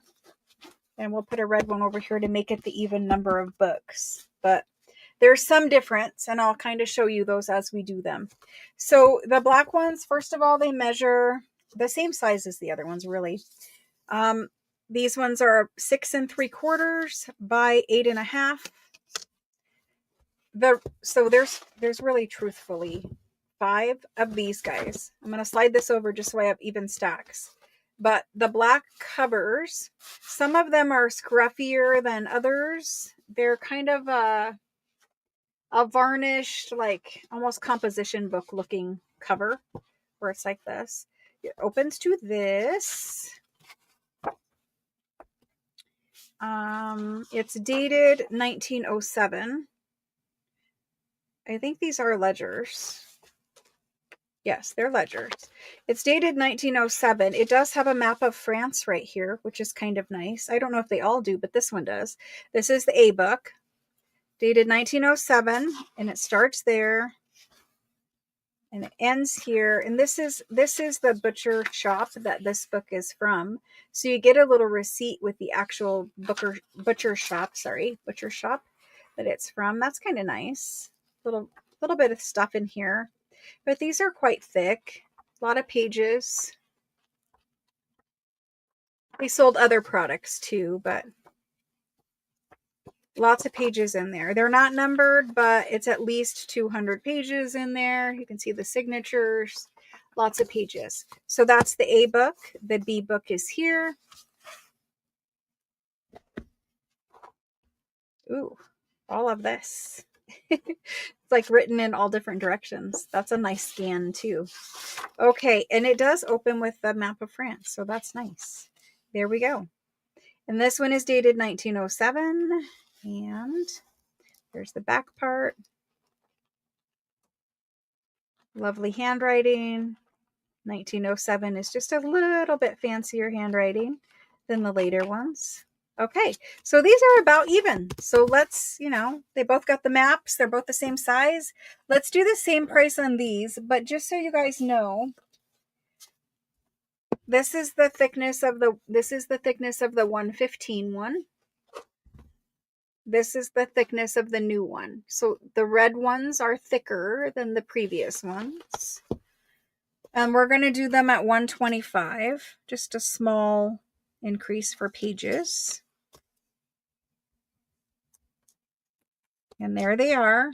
I'm going to type those in, and it's just going to say ledger go. You let me know A or B. There's just a lot of fun pages here. They're not so precious that you can't take them apart and use them. And that's what I really like about finding books like this. You can use these guilt-free. You're not tearing up some big, beautiful ledger, that looks nice on a shelf. It's just kind of, a hidden little treasure of pages. So we have Janine A. And Janine, I don't think that you have registered. Maybe you did tonight, but I know you've purchased from me before in the past, a lot and a long time ago. But I use a text system now, and the instructions for texting are pinned in the top of the chat box as well as in the description box. And I just need you to send over all your information again so that I can register you in the text system. And we now text all of the questions and invoices and everything like that. And then you just pay. Did you claim A? She claimed any. And Wendy's going to get A. Okay, we'll move these. But anyway, text me your information so I can register you in the new system. Text system works far better than the old email system for both of us. Okay, so that was the first round. Now we're going to have this one be different than A.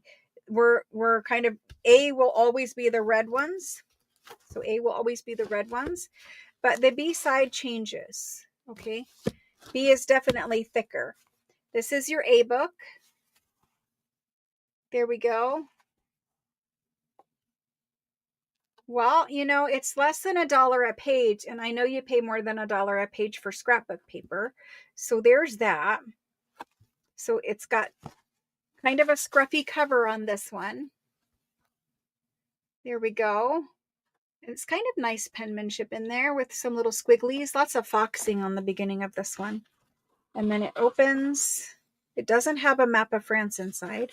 It's a little different than the last one. This is dated 1905. 1905, little foxing there in the beginning and in the end. It's because the covers were made with something that had acid, so you get a little more foxing. The foxing is nice, but it's also nice that it's not going to have foxing everywhere. Little ephemera blotter sheet tucked in there. There is some marks, but not a lot. This one, it kind of looks like it's pre-inked for you. Look at the way the foxing comes in from the edges. It's not brittle or anything. It's all good, but it's nice that it's pre-inked for you. So there's that one.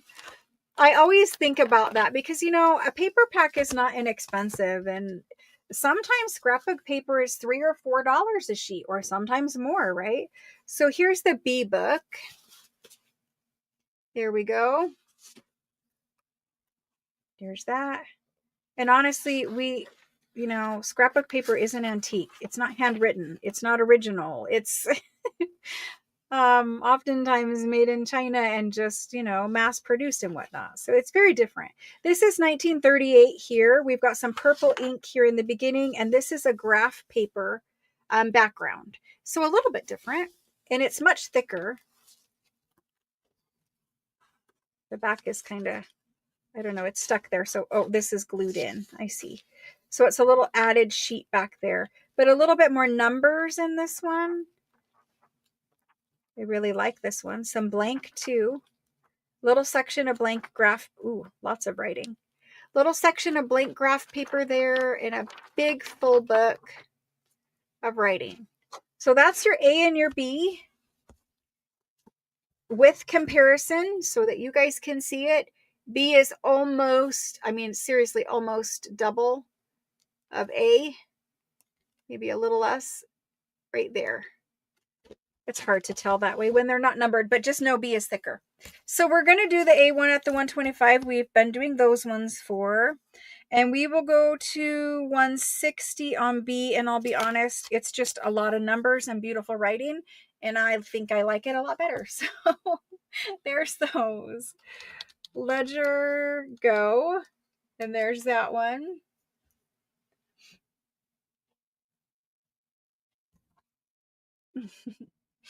All right, so for these, Barb B is in first on the B book. There's Barb B. And we have A available if anyone wants A. If no one comes in for A, then we'll put him to the side, but he's available. There's A. Okay, I'm going to put him to the side. We'll call him number 4. I don't think we had a number 4, but he's number 4. Maybe we did. Anyway, he's small, number 4. There we go. So we have another one that's going to be very similar to the A1. Well, Christine's going to take the number 4. Okay. Thank you, Christine. Christine M. Thank you. All right.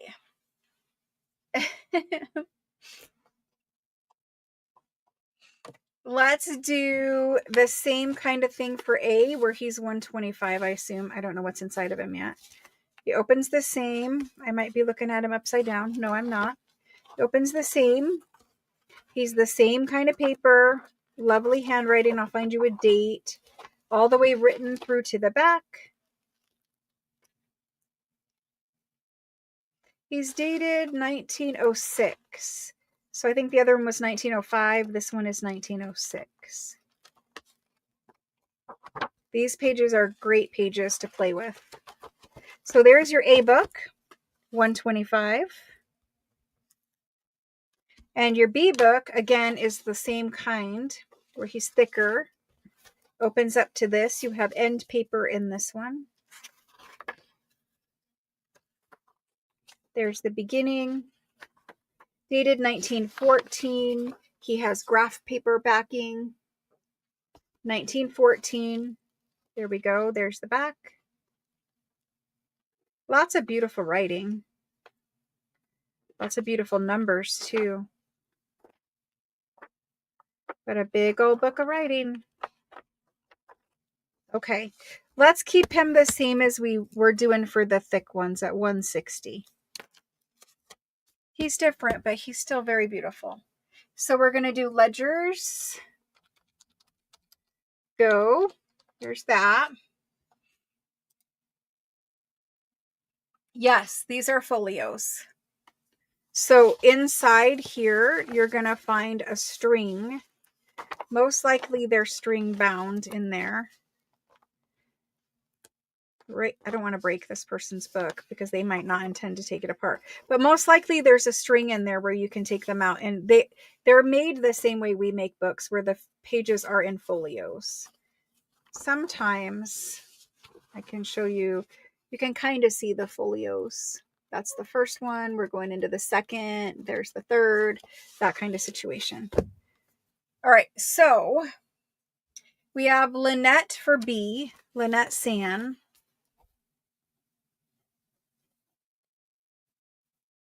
Thank you, thank you. And I see Karen J for the A book. Karen J. And that's J-O-R. Thank you, thank you.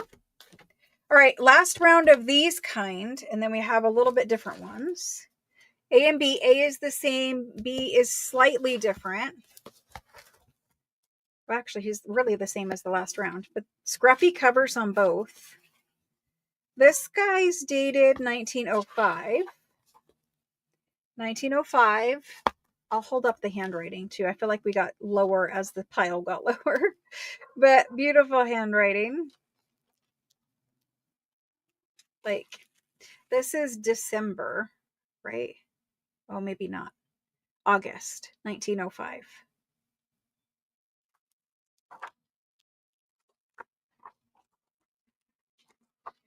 So this is the same as the A one we just did. This is the same as the B one we just did. It has end paper. End paper. Written all the way to the back. It's the graph paper one. So there's graph paper background. A little something tucked in there. I never really look at the things. So whatever they come with, like look at the handwriting on this page. Whatever they come with is what's in there. I don't take things out of them because, you know, if it was in there for 100 years, I want it to stay in there. So this is a super big one.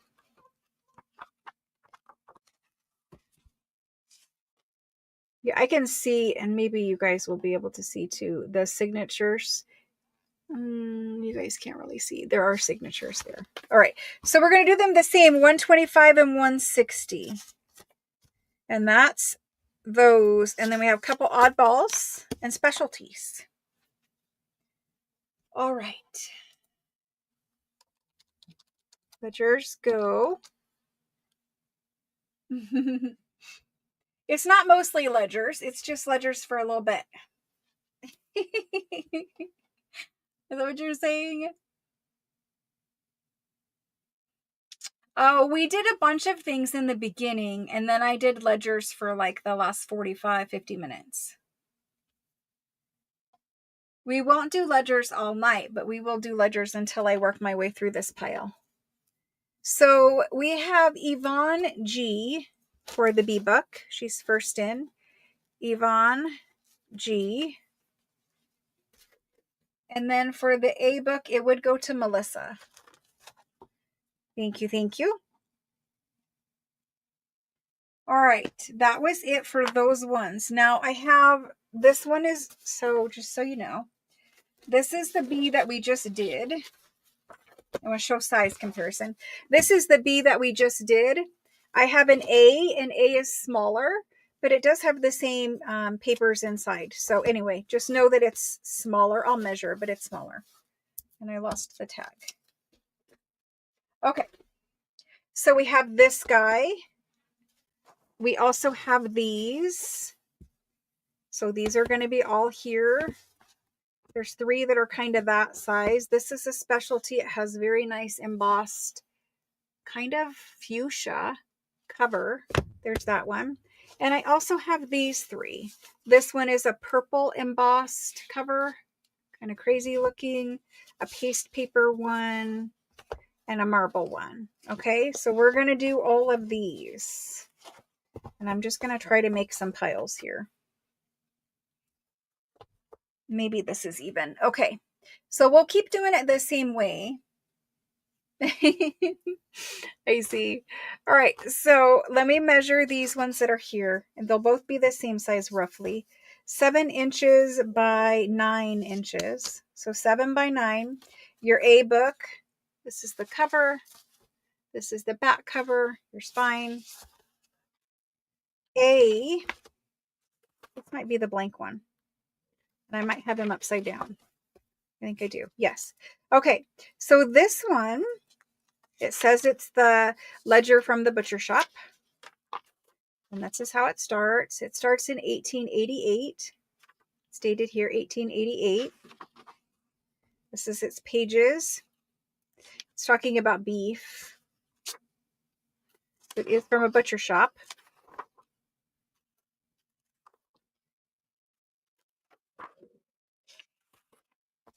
Let me try to flip these pages. So some blank in the back. If you want blank, there you go.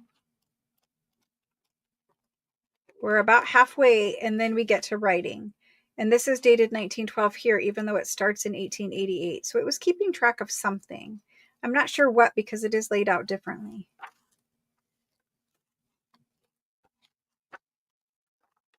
There we go. That's the A book. The B book, kind of a nice paste paper cover. It's backwards. There we go.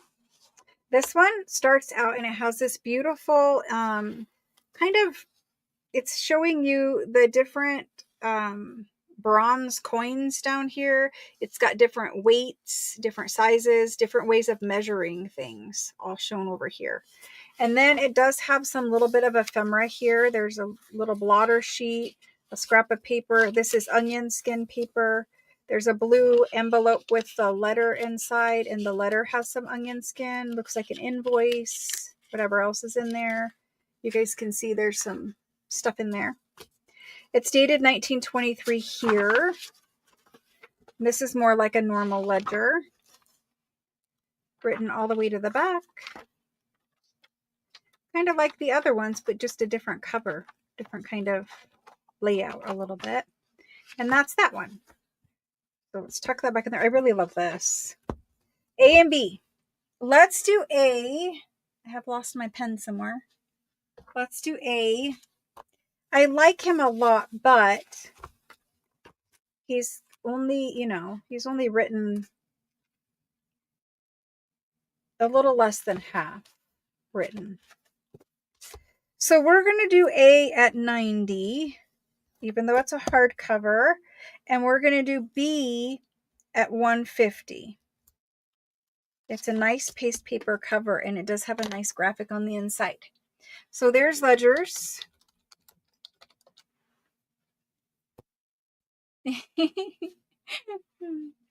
Saying hello to everyone here can be a challenge because there's lots of people here. Okay, so Yvonne is going to choose, Yvonne G is going to choose this A, and I just wrote her a new tag. There we go. And it looks like Kendall's going to pick up the B. Thank you, Kendall. Thank you, Yvonne. Thank you all. All right, let's roll through these a little faster. The purple embossed cover, it is embossed with, I don't know how to explain it, like a basket weave almost. You see it. It's got little squares everywhere. It's kind of basket weavy. Okay, purple, backwards. Here we go. Opens up to this. It's dated 1880. It's got a loose spine, meaning you can take the pages apart right there. It's dated 1880, so it's earlier. In fact, the whole book block is loose. Well, that makes it easy for me. Loose book block. Lots of lovely writing. There's some purple and some black ink. But from the 1880s, the writing is much fancier. It's got more squiggle to it. Like, look at that page. Got more squiggle. There's that one. That's A. Your B book, we start with these guys, the skinnier, tall ones. So let me measure because this is a little different size. 5 inches by 8 and a little over a quarter. So fitting in a journal, this is like the perfect journal size page. There's inside, front, and back. Little ephemera pinned in with a metal pin. Beautiful ledger pages for putting inside of a journal. They will come out as folios. The perfect size.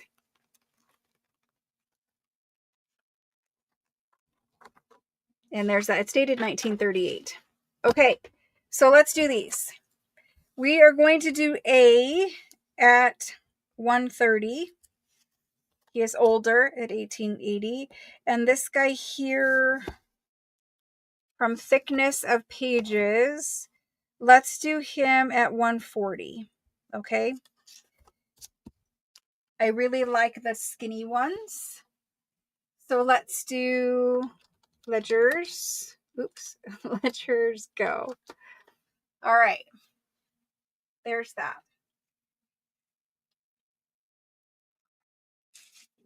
I honestly have never seen a purple one before. The next one is actually fuchsia. So they're kind of a cute little set. And if you stack them together, they would also be kind of cute. If you're a purple girl, yeah. So there's that. Yvonne is also taking A. Yvonne. G. And then Cheryl will take the B. Cheryl E. Thank you, thank you. Okay, so now we have the fuchsia and one that's just like the B that we did pretty much. The fuchsia one, I will try to show you the embossing, debossing situation as much as I can. It's lots of little swirls all over. It shows it pretty good there. There's the back kind spine. There was a beautiful label there. It got peeled off at some point. Inside, it starts in 1898. So 1898, it's kind of written the other direction in the back where they were keeping track of something else. A couple little pages written.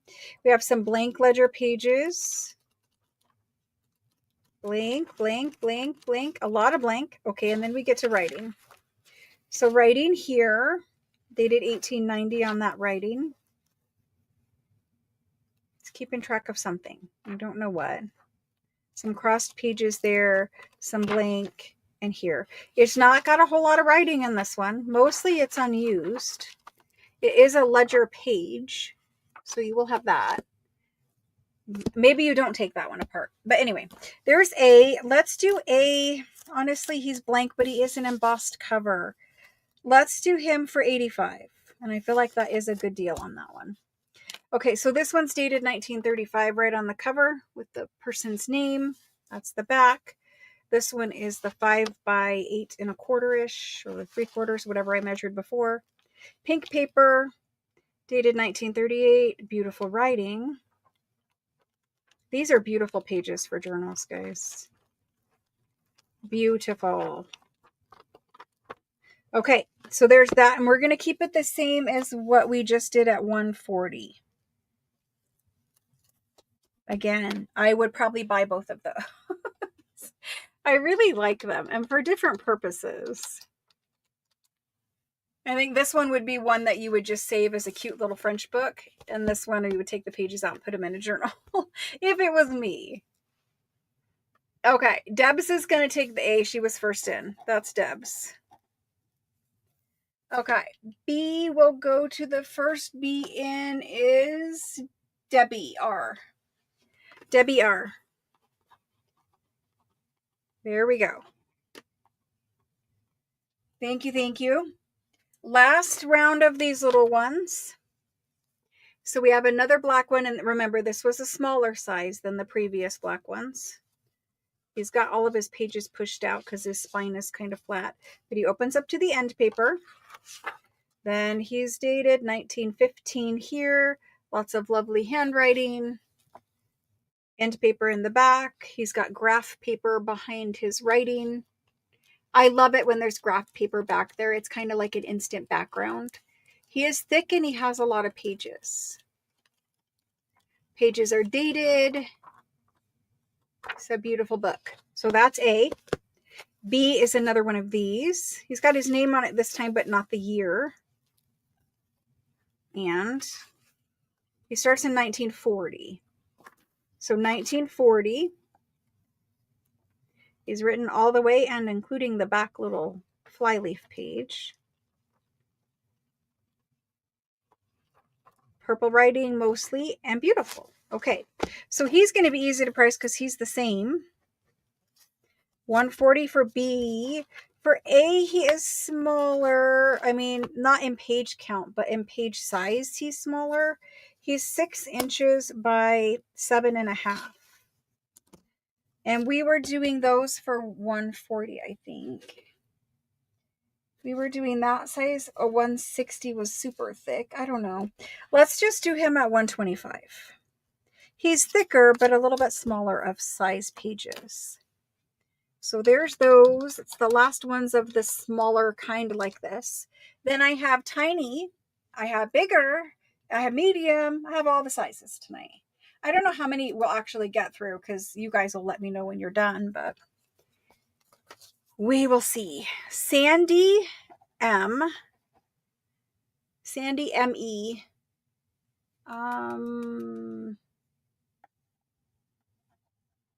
There we go. She took the B one. The A one is still available. So A is this guy. He's got end papers. And he's full of handwriting on graph paper. You guys want to see handwriting? There's handwriting.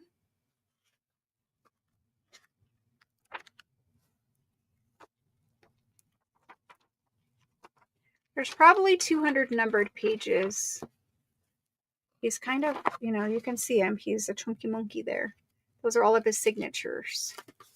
All right, so there's that one. You finally got one. Hello, Jenny T. And he will go to Yvonne. Thank you, Yvonne. We have no orphans of those. Yvonne G. Perfect. All right, let me move these so that I have some space to stack the next little pile.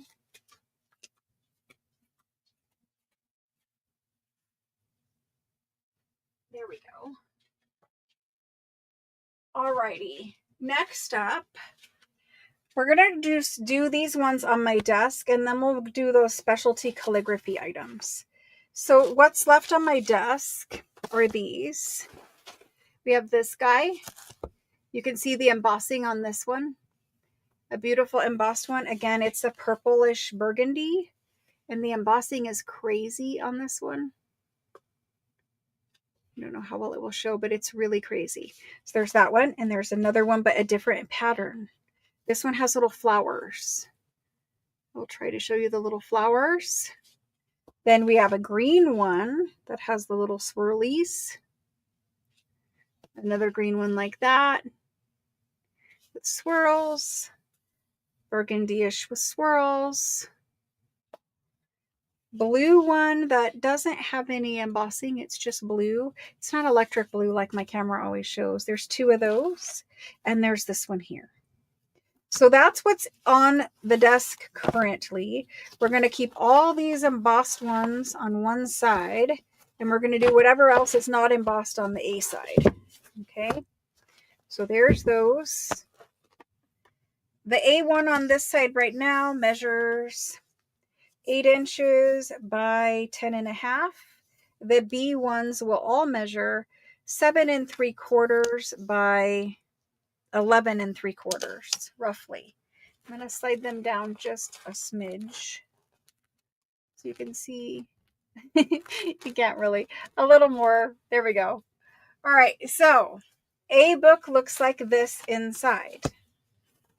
First of all, there's his front, there's his back. It is folded over. I'll try to fold it right, but inside, he starts in 1919. He is a ledger book. He has a lot of pages. Some blank, little bookmark, blank, blank, blank, blank, blank, and writing. So in truth, there's some writing back here, but you can kind of see written and unwritten. There's less blank. Beautiful handwriting. Whatever it's keeping track of. So we go through.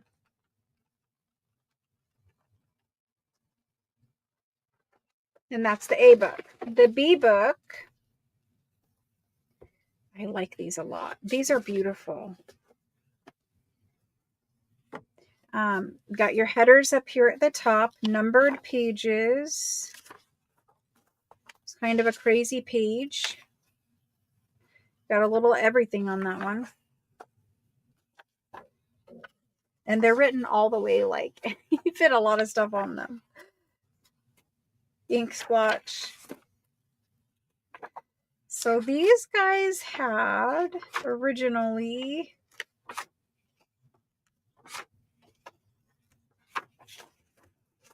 it looks like 18 pages. The front of this one has some pages removed here, and we start on page 7. So that's the B book. I like it. It's not too many pages, but you know, it is what it is. So let's do A at, he's bigger, thicker, mostly written. I'm going to do him at 95, which I think is low for that. And this embossed one is really, you know, a little page there. So we're going to do it for, I'm going to do it for 60. There's A and B. A is 95 and B is 60. Ledgers go. There we go. And we'll just keep working our way down. So the first A that I see, so first of all, Wendy L came in first for the B. There's Wendy L. Wendy L. After that, we had a whole bunch more B's and then Sandy. Sandy M.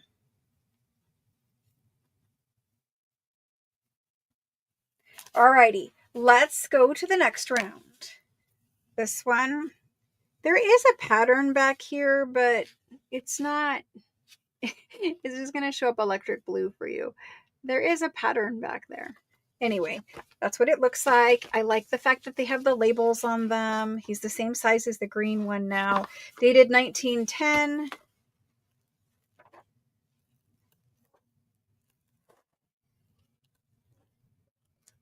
I'm not going to flip through every because they're kind of fallen, but more pages than the B one had last time. So there's that one. And then we've got this green one. Ledger label that says journal there. That's always nice. Dated 1910. Numbered pages to 38 pages. Okay, there's A and B.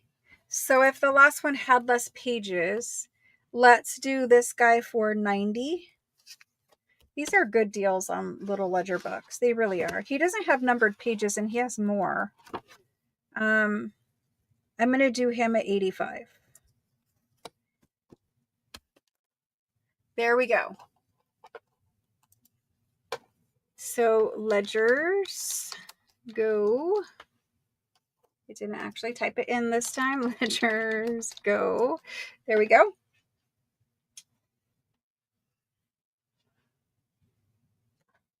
And Debs is an N-E, and Cindy Vin for the B. Cindy Vin and Debs. There we go. So A and B almost identical, right? There's the A1, there's the back of the A1. Is dated 1910, just like the last one was. Little note in there, full of ledger pages. I skipped a whole bunch there in the front. Ledger pages all the way through. Then B starts in 1910. He has 38 pages, same as last time, all full of writing.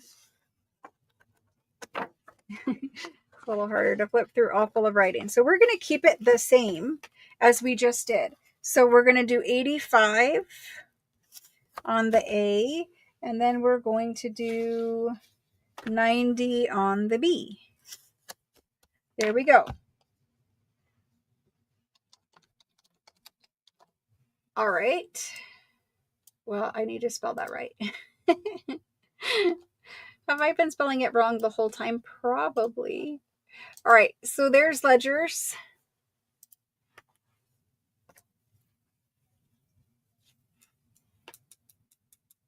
Then let's do some other paper items, and we'll come back and do some other smaller ledgers. I have a ton of other paper items tonight, and I have some non-paper items.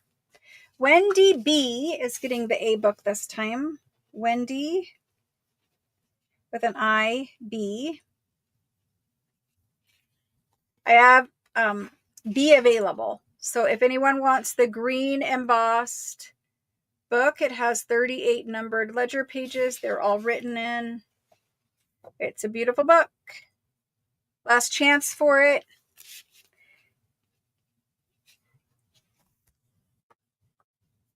Okay, so next is, we're getting to the last ones here. This is a little bit different. It's the same size, a little bit different cover. Eva, I'm not sure if you're trying to say me or what. Just let me know what that actually means. A little bit different cover. Got some ephemera inside. Starts in 1928. There we go. Looks like that. It's an inventory. Some blank pages. Just a couple pages written in. Just like 10 pages. Something like that. Nice handwriting. It's really, oh, you can't see the tops, sorry. That's nice tops on all the pages, but there really is only like maybe 10 numbered pages. There's that. That's 1928. That's the A book. The B book, the burgundy embossed, you can see it does have some mark on it here. The back is there. It has some cutout pages, starts on page 6. So this is like the first burgundy one we did. It has the headers at the tops of the pages. Crazy handwriting everywhere. Yeah, it's a beautiful book, and it's 1911. So there's that. A little bit there. Okay, so I priced the first one of these at $60. We will keep it at $60. And this guy, you know, we haven't done anything like him before. He's got a lot of blank, and he's 1928. Let's do him at, I'll do him at 62, which tonight is the night if you wanted a ledger. We don't usually have this many or this quality or this cheap a price for them. It's just kind of a Ledger Mania special.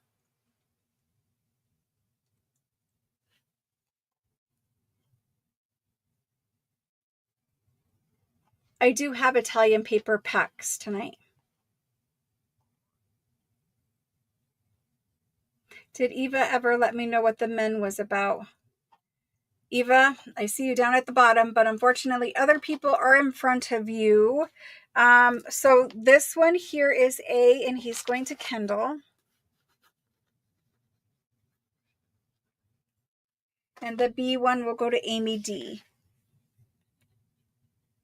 Amy D. Okay. So we're going to re-put up the one that I've already shown you. That is the B book. He is $90. He looks like this inside, and he has 38 pages. He is from 1910, I think. 1910, right there. So that's him. That's B. This is A. It is the wine one. His label is kind of torn. Crazy embossing. He has beautiful penmanship there. Special. Okay. And he's got a little bit of page missing here. He's numbered to 19 up here. He does have headers. Lots of writing. And some messy ink. And he starts on page 1. No pages missing, except for that one right there in the back, which is honestly probably just page 20. So there's that. We were doing these at... What were we doing these at? Well, we didn't have one that had all the pages in it. I'm just going to keep it the same as the B book.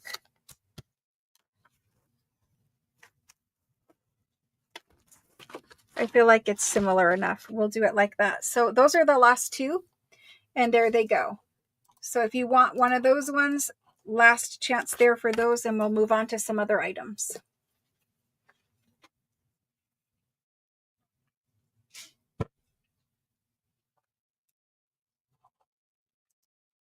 Okay, so I only see Veronica for the Veronica H for the A.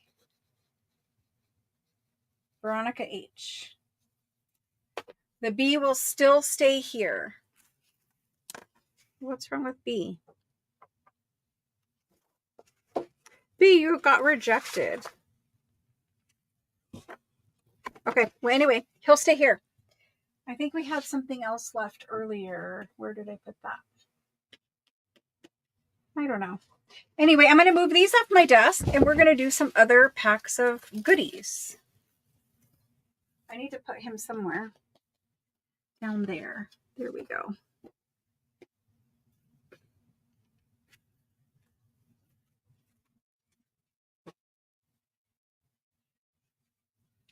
All right. So next, I'm going to do calligraphy and then packs. And we'll, let me get the Italian paper in before I forget. So if you want packs of Italian Florentine paper, I did random packs of the sheets that were left available from Tuesday's live sale. Tuesday was Italian paper the whole night. And so we have random packs of 20 sheets.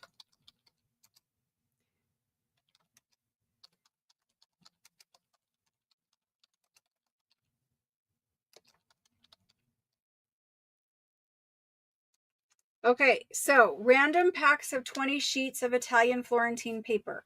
The sheets are 20 inches by 28 inches. It is a random assortment, surprise assortment of whatever you want to say.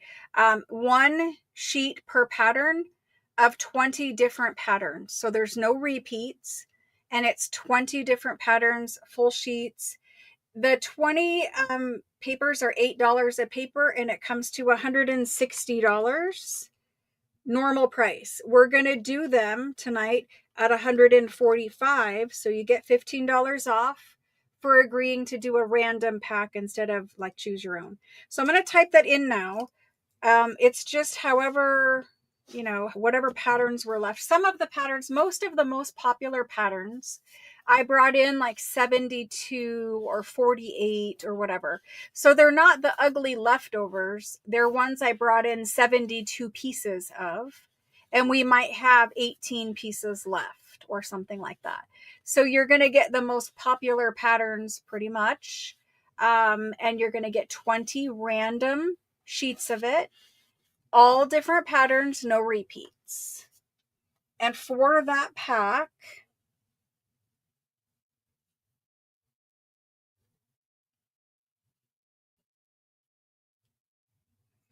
I have first person in is Yvonne G. Then I have Josephine M. Oh, nope, error. Josephine out. And I just have Wendy L after that. So only 2 packs, Yvonne G and Wendy L. And those will ship all by themselves, not combined with other items. Unless for Wendy L, if you had a huge ledger that happened to be the same length, like 22 inches or so, then yours could ship with it because you're international. So I could put your box of Italian paper with a big ledger as long as it wasn't going to squish them. So anyway, that's that. Thank you very much. That was the sorted packs. Let's do these calligraphy things that I previewed. And then let's do some paper packs. So I previewed these. Look at this one with the same kind of embossing, but this is much fancier. Inside's much fancier. I previewed these in the beginning. I'm not going to preview all of them again. But this first one measures, there's no ugly Italian paper. It doesn't exist. It measures 9 1/4, roughly, by 14 inches. You don't care if I fold them? For 20, I can't fold, but they will have to ship rolled in a tube. They might get, let's just try to do it by itself and see what it's going to cost, because it's not a huge box, but we can talk. So this one, embossed cover, it has little flowers all over it. Lovely label with the person's name. This is the back. Again, all the embossing. There's the whole front. And then on the inside, we start off with really beautiful paper right from the get-go. This is the inside. This is all hand done. None of this is printed. And I will hold it up because it is fabulous. It is black and blue. I'm going to turn on an additional light and see if that helps us. Not really. Not really. There we go. So black and blue. You can see it a little bit better. Look at all the, it's kind of like, I don't want to say fuzzy, but in real life, it is a fuzzier kind of way of doing the lettering. I'm sure it has a name, but all of these little squigglies. It's dated 1849 here. I said that in the beginning, but I'll say it again. So there we go. There's that. So different styles of writing. Different styles of calligraphy. All different. So basically this person was showing off that they can do expert lettering in all kinds of fonts.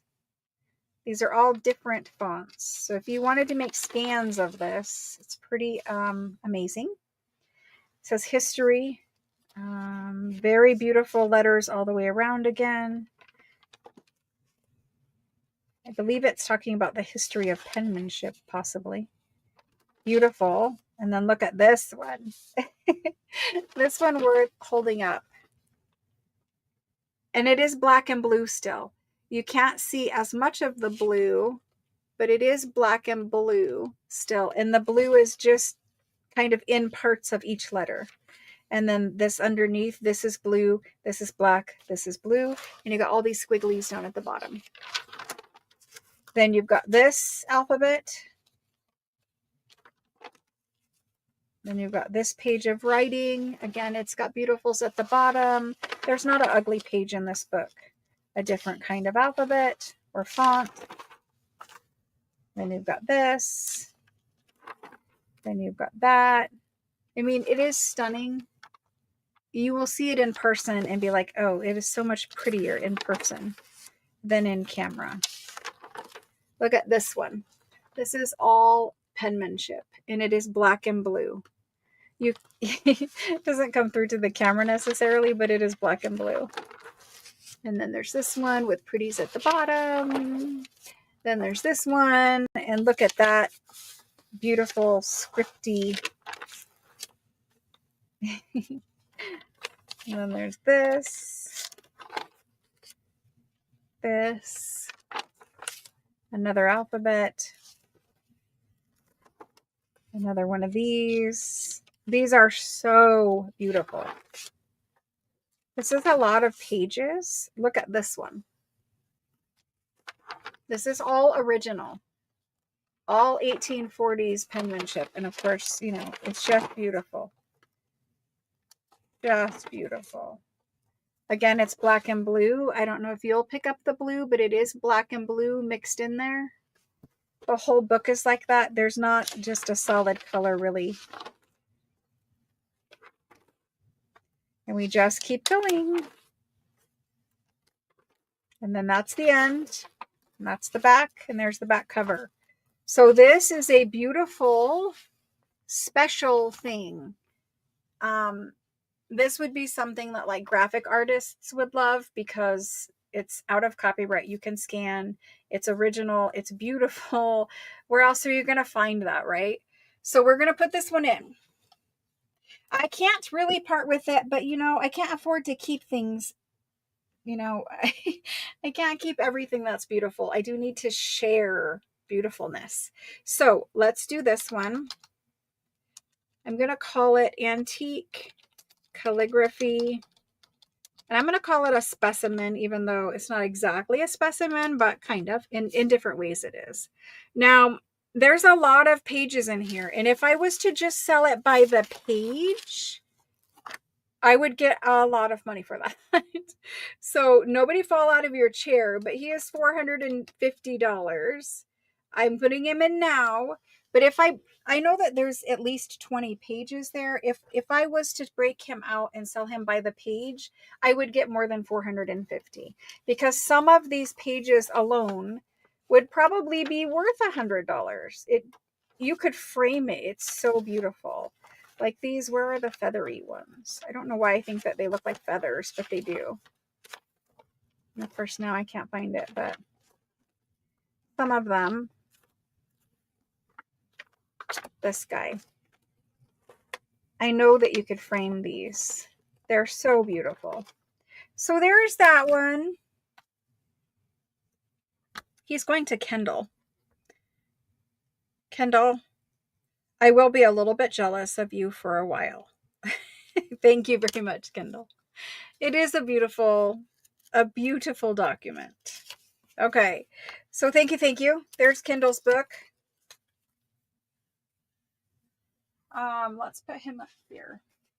Let's do the next one. Now we had one, Melissa, you might remember, you were the backup for it. I don't know if it's been paid for yet or not. We'll have to check, but this is similar to the one that you were the backup for. It doesn't have a cardboard cover like the one from before. But anyway, it is a beautiful calligraphy specimen. This is printed in gold. It is not hand done to my knowledge. I believe it is printed in gold. It is dated 1865. So this is printing, but it does have beautiful calligraphy inside, which is why it is in this category. It is a large document.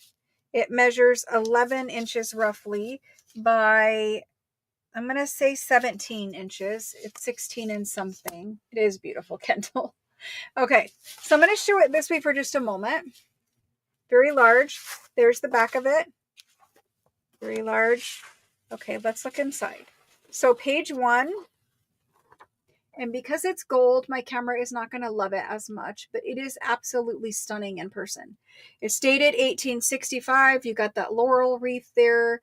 That is all handwritten in the center and then down here at the bottom. And again, because it's gold, my camera isn't going to love it. Let me fix because we turned up the brightness and stuff just a minute ago. Let me fix the camera so we can see. There we go. Now we can see the gold better. So it does have loose pages. This is page 2. And you have the rose gold or copper bird with the wreath. You've got a lovely flower wreath here. This is all handwritten original calligraphy here. Again, dated 1865. And you have a little fiddler image down here at the bottom. Very nice.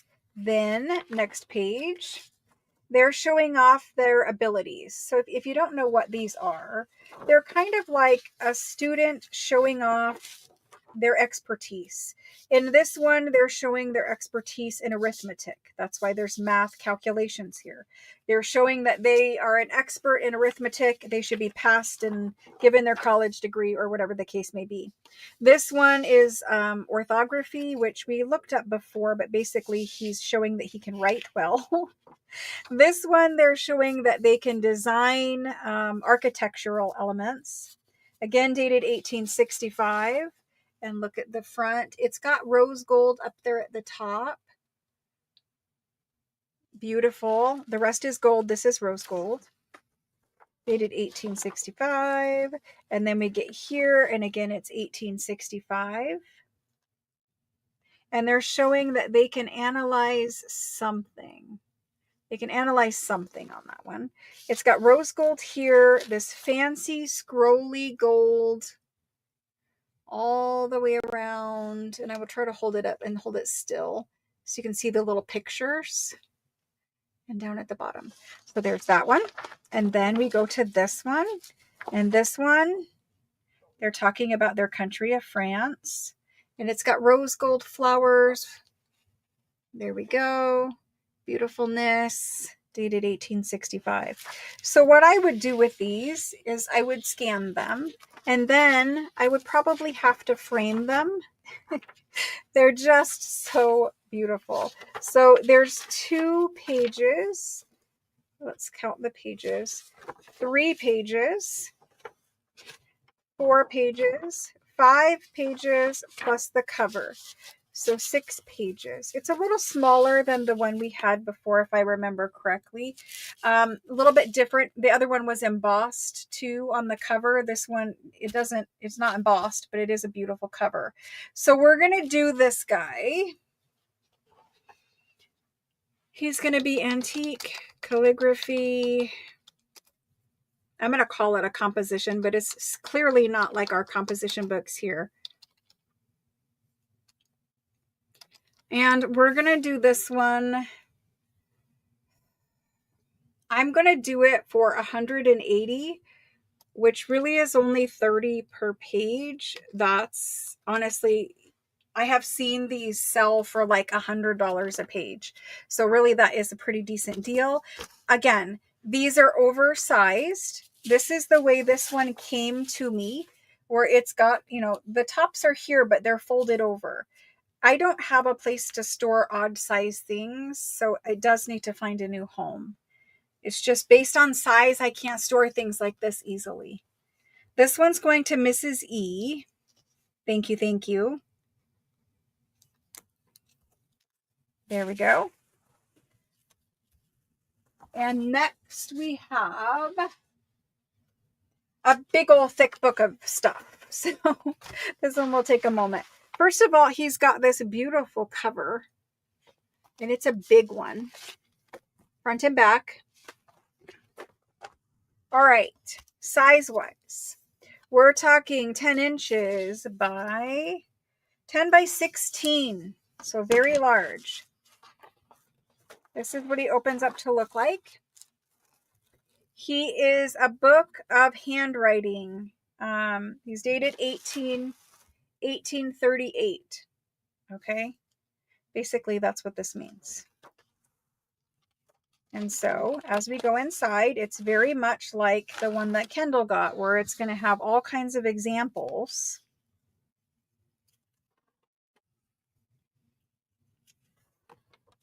Just absolutely beautiful penmanship and large pages.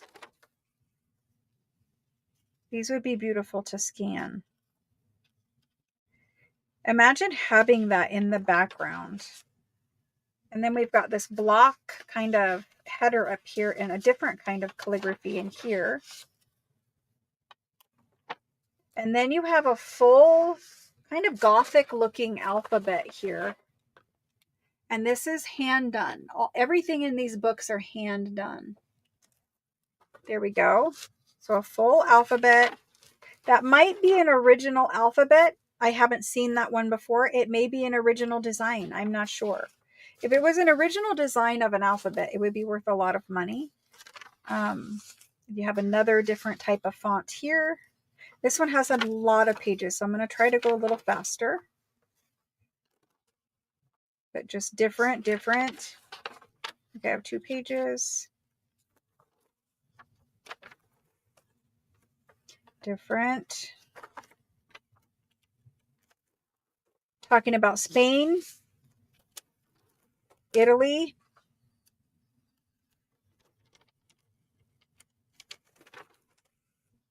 more writing. I'm going to slide up just a little bit so I don't go off the camera. Got 2 pages again. Different. Now let's talk about French. There we go. Portugal. Peru. Look at this. This is hand done, hand colored. It's really stunning. Like talking about framing things. It's hand done and hand colored. Like a watercolor type painting.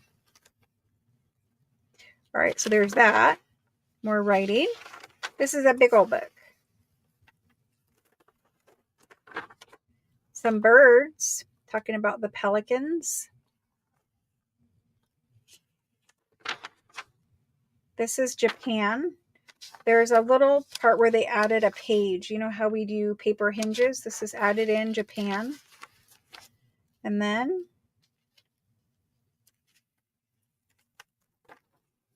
this is France. And again, they've done a wreath for this one. They didn't color it, but they did a nice wreath. Got a beautiful top to it. So I would be framing them after I scanned them.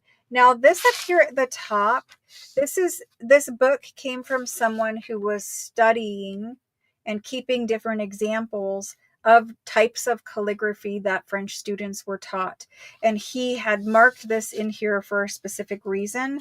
It is a Post-it, so I can pull it off, but I'm going to leave it. It was just the way that it came, so I left it. And this was from that person who was collecting the handwriting specimens. And then there's the blank back page and the cover. You can see there are some holes in the cover. If you want to take it apart, these are your binding strings. You just snip them and the pages come out. They are folios. So that's that one. A lot of pages in him. Okay. Surprisingly, it's not going to be a house payment. It is really old. Like this is the oldest one from 1838 that we've had. And it's got a lot in it. A lot of pages and a lot of different things. So we're going to do this one. Antique Calligraphy. I'm going to call it a specimen. Again, it does have a full alphabet page. And I really do wonder if it is an original one or something. Antique Calligraphy Specimen book. It's big. I don't know how many pages. I didn't count them, but there was a lot there. I'm going to do him for $380. Again, if I sold him by the page, I would make more money than that. He's worth more than $10 per page, surely. All right, he went to Shelly L. Thank you. If nothing else, it is fun to window shop and learn about the different kinds of things that we can get from France, right? Because these are things we don't see here. You don't see them other places. You know, it's just kind of nice to see different things and think about the way that you could use that. Like you could scan that and turn that into a digital for Etsy very easily. But other things would be framing. Some people might even reproduce prints of the pages and sell them as paper packs or sell them a different way. You know, there's a lot you can do with antique things that are scannable.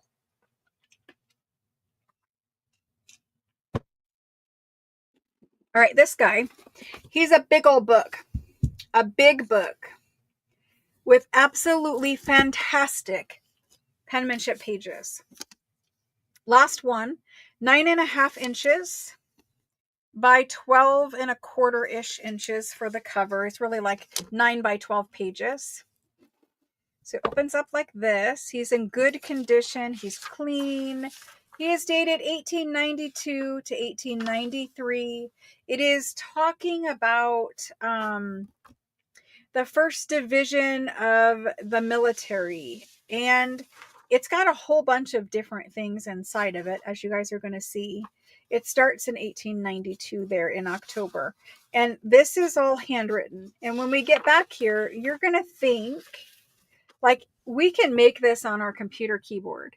We can make this absolutely perfect type of scripty handwriting, italic handwriting. It's not even italic, it's better than that. But anyway, it's beautiful handwriting. It is all handwritten. It is not printed. There's tables, and there's so much I can't flip through it page by page, but I'm just going to give you a little bit of an idea. It's talking about different countries: Russia, Italy. There was other ones there. It's talking about artillery campaigns. This is Germany, Hungary, Russia again, Italy. So different pages. Then there are some fold-out pages. There's several large fold-out tables. I'm going to have to flip through some sections here. There's another fold-out table. So 2 fold-out tables there. I can't get to everything, but I'm going to kind of go through. There's technical things. Like if you want to scan and turn that into stuff, be my guest. There's more technical things. All this handwriting. Every page is full of just beautiful things.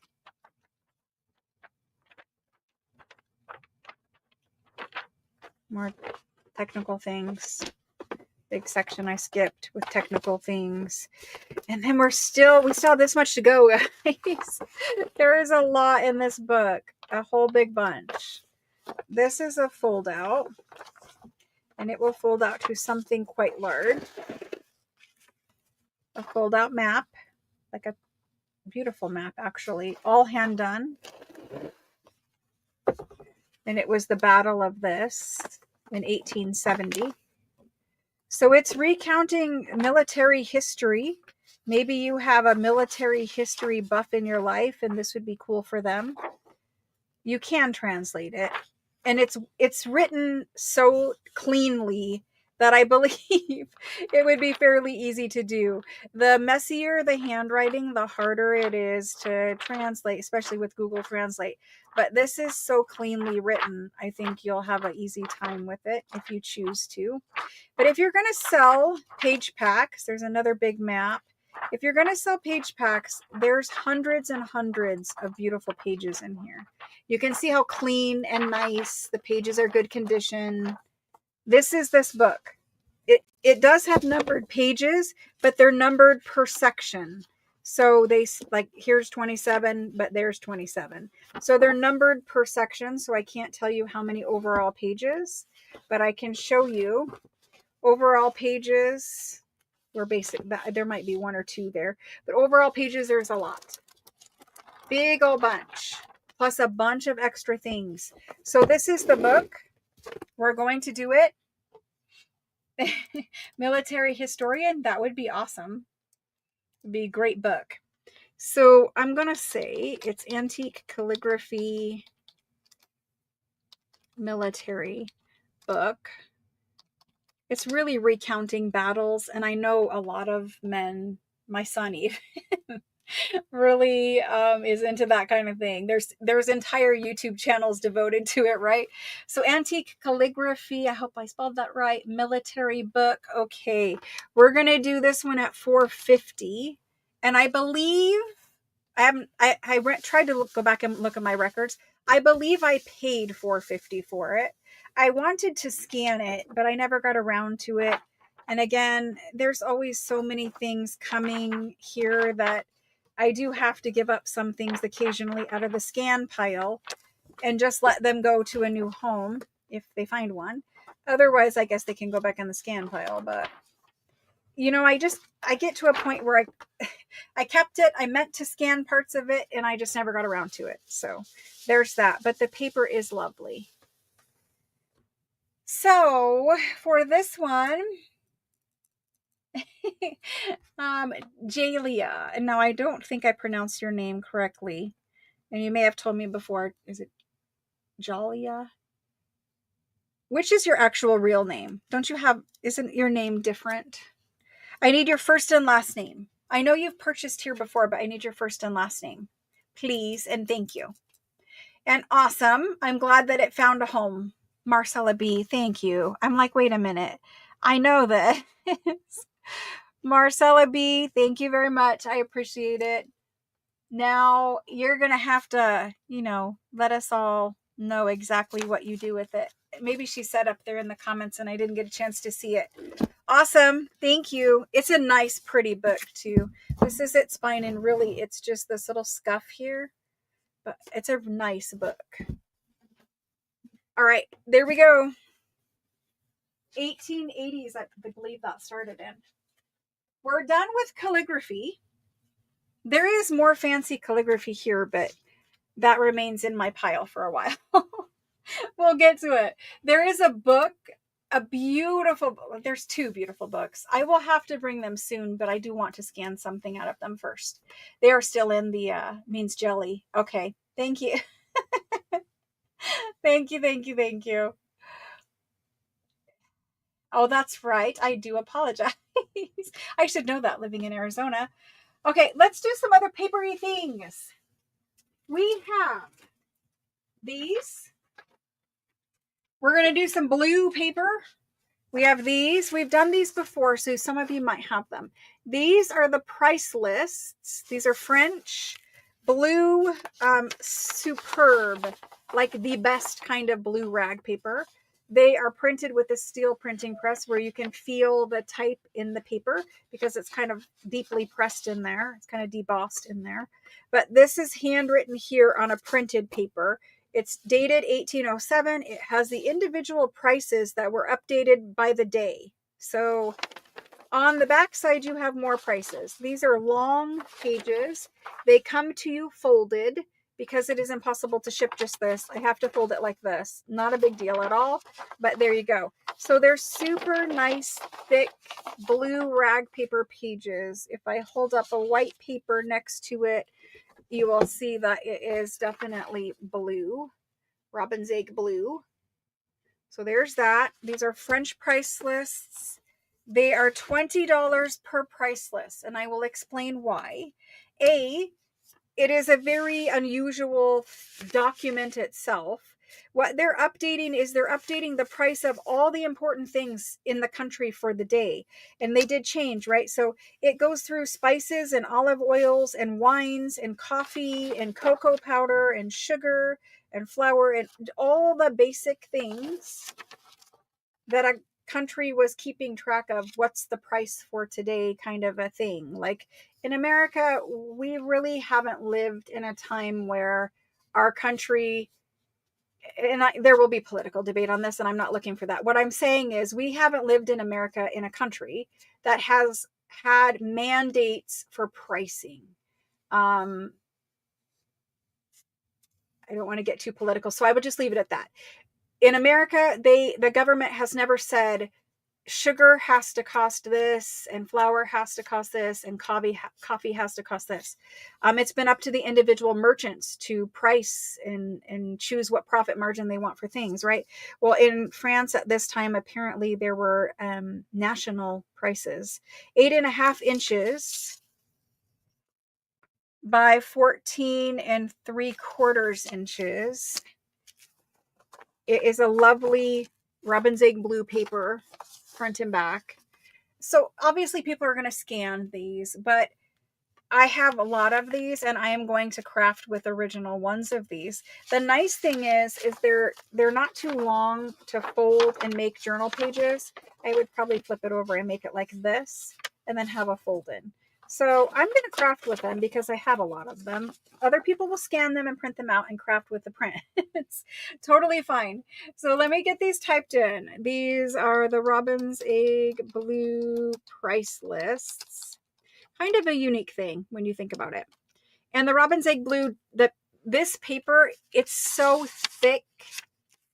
You got to feel it. That's really all I'm going to say about it. Once you feel that, Kendall will tell you, once you feel it and see the robin's egg blue, you'll be hooked on robin's egg blue paper. They're really beautiful papers. So I'm going to make a list for these, it looks like. Yes, I have many. And if you are scanning and you intend on making a digital for Etsy or something, I always recommend you buy 2 of whatever it is you're trying to scan. The reason being is there is some little foxing marks, whatever, on these. And there might be no foxing here, but foxing here. There just is little differences. They're from 1807, you know, it is what it is. They've got age to them. So I always recommend buying 2, obviously, you know, if you can, whatever. If you can't, no big deal. You'll just scan and have what you have. But if you want a perfect scan, sometimes you might get 2 specimens and scan the better of the 2 would be my recommendation. I have often bought multiples of things, just, you know, they're antique and you're hoping to get a really good one so that you do less Photoshop work in the end, right? Okay, so these are the price lists. They're 20. And the first person in is Barbie. The next person in is Diana B. And she would like 2. Jerry L. And then we've got Kim. I'm just going to call you Kim Leg, if that's all right. Kim Leg, thank you. I keep trying to find something to call you. Yvonne G. And she would like to. Claudia CB.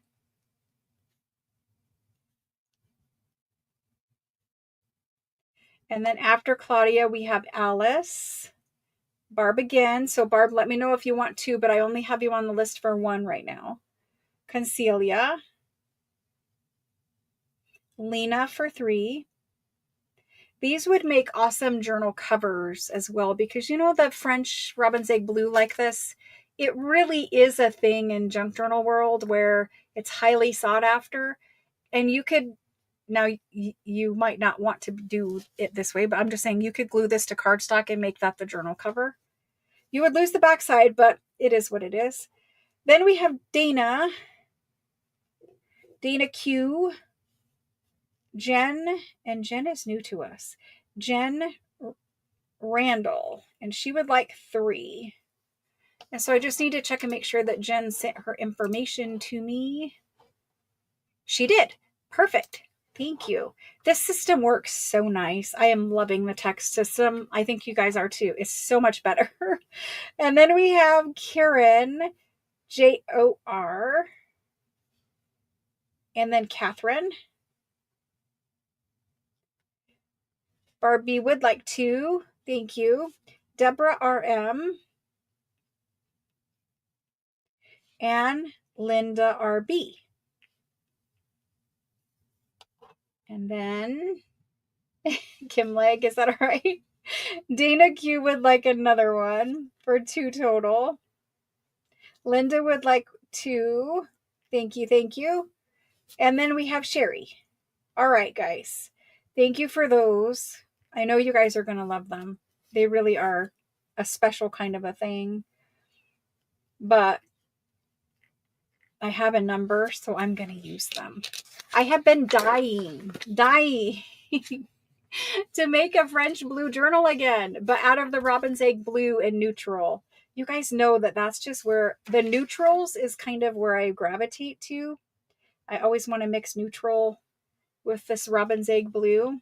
I've done a kit before like that and you guys liked it. Cindy Vin got you on the list. Kendall for 2 got you on the list. You were cooking. Jackie H, I didn't get you. Did you not show up? Oh, I skipped you, Jackie. Good call. I'm sorry. I did not mean to skip you.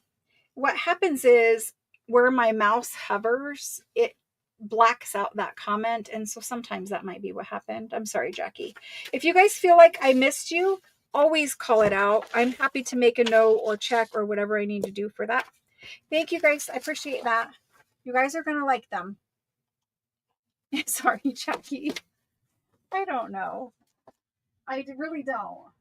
My brain is just, it's either my brain or it's the hovering over things. Okay, so now we have a bunch of different things to look at. Different. I'm going to pull out this pile.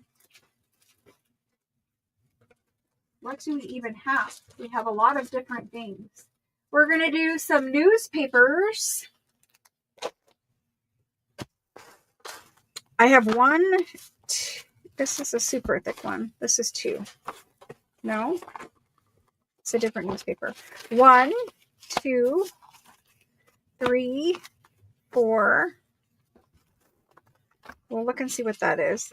We have one of these. 5.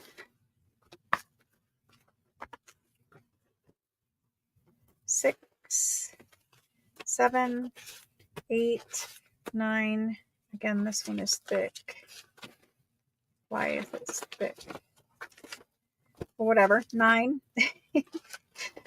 10, 11, 12, 13. So I have 13 of these, and I have 4 of these, and this one looks like something else.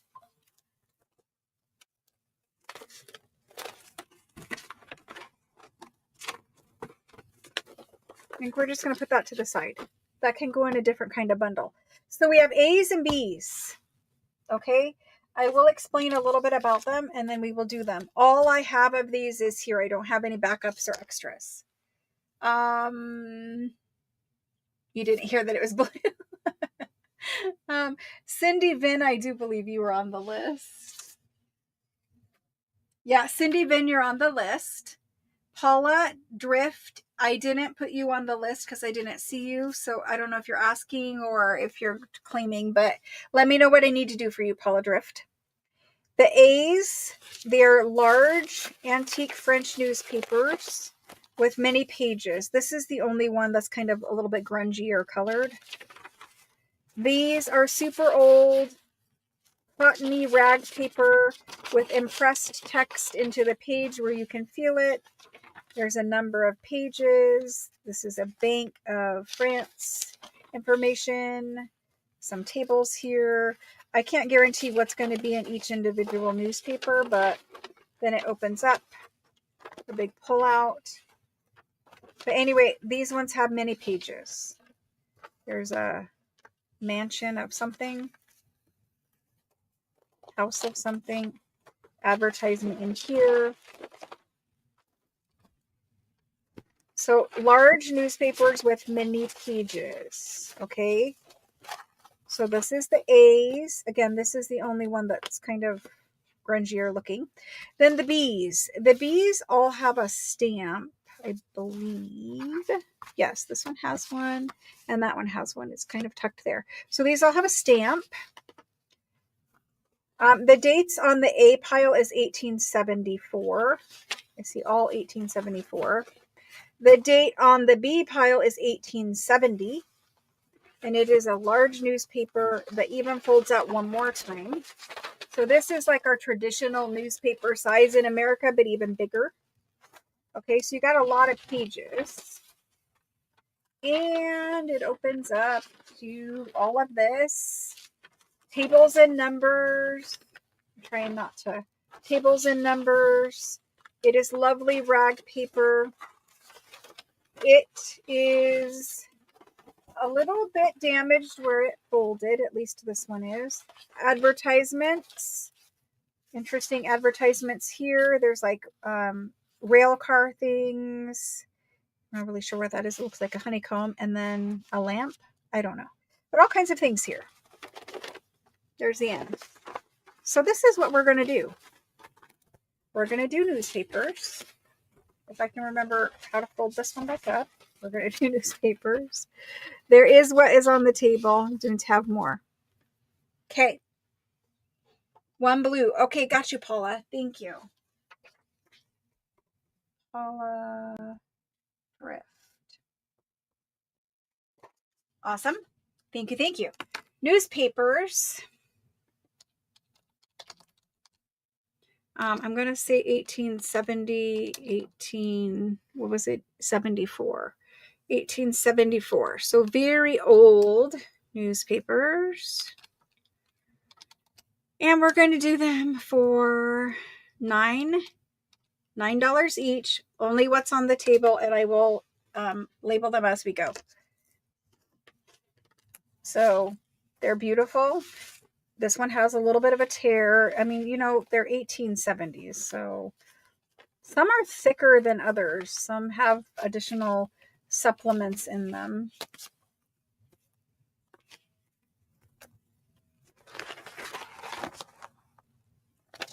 Just, this is stuff you use. Like, yes, you can scan. I would scan too, but more so, this is the kind of stuff you would use. It's got a lot of paper there for $9, I guess is my point. Okay, so let's just go through the list quick and I will do them. First one in is Danny H, and she would like a B. Danny H, thank you. We're just going to go right there. All right, next is, I need to put these in a bag probably. This one is bothering me. We've got to move that. Okay. And then Barb, and she's an Any. Barb B. All right, Barb, thank you. Wendy B for a B. Here we go. After Wendy, we've got Rebecca S. There was more paper in the other ones. Rebecca S. Perfect. After Rebecca, Jody M is going to take the last B. So if anyone else came in for a B, we don't have any more Bs. We only have A's at this point. And after Jody, we have, Barb's going to get an A because she was an Any. After Barb, we've got Shauna. Shauna H. Thank you. After Shauna, we've got Jenny T.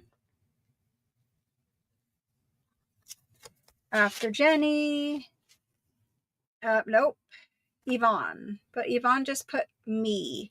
So Yvonne, if you do not want this one, let me know, because it was A or B and only A is left. We've got Catherine for an A.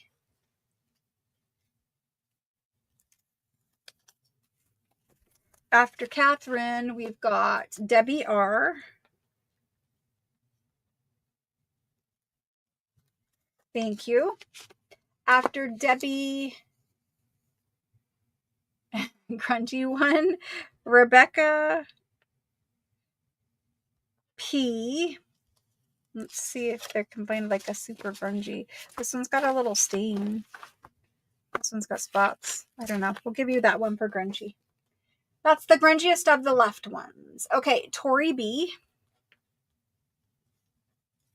Thank you. After Tori, Veronica H. Trying to look for the A's. Veronica H. And then we've got Dana Q, who is just saying me as well. So Dana, let me know if you do not want it. There is only the A left. Terry P, same situation.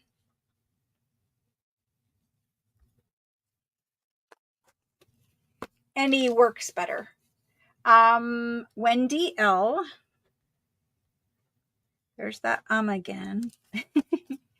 And then the last one will go to Vicky was a B, so Christine J. Christine J. Thank you guys. Appreciate that. So let's continue to go through these things. That was that. Sip of water time. How are you guys doing? Oh, wait, there is one. Well, that's the different one. There's this weird one. I don't really know what it is. Let's just save that and I'll put it in a different pack. That's what I was going to do with it. That's why it was there. Never mind. Let's do these. So I have these items left in this bin. One package of tea cards. These are Brooks Bond tea, and they are flowers. There is a set of 50 of them. There's only one of these. So if you want a set of 50 tea cards, they're not cigarette cards, they're tea cards. All different kinds of flowers. 50 of them, and we're going to do this for $35. So 50 flower tea cards. It will go to the first person. Not that, but that. There's the go. I don't know what I just said or what I typed, but whatever's in there is great. Okay, this one is going to Kendall. Kendall's there. Thank you. There's Kendall's tea cards. Next, we have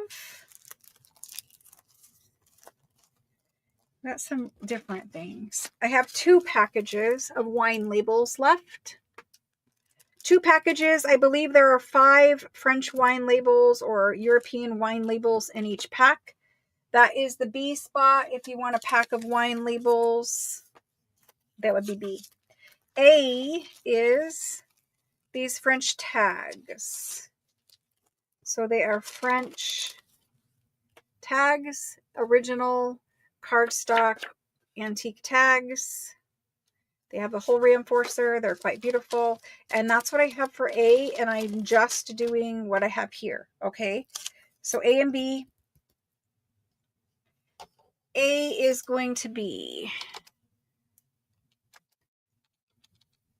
tags, and they are 6 each. So $6 per tag. Antique French shipping tags are always very expensive. And then there is wine labels, which is B. And I think 5 of them were $8. To the best of my recollection, that's what there was. And there's a few more of these here. This one has 2 in it because it's from their canceled order. That makes sense. Okay.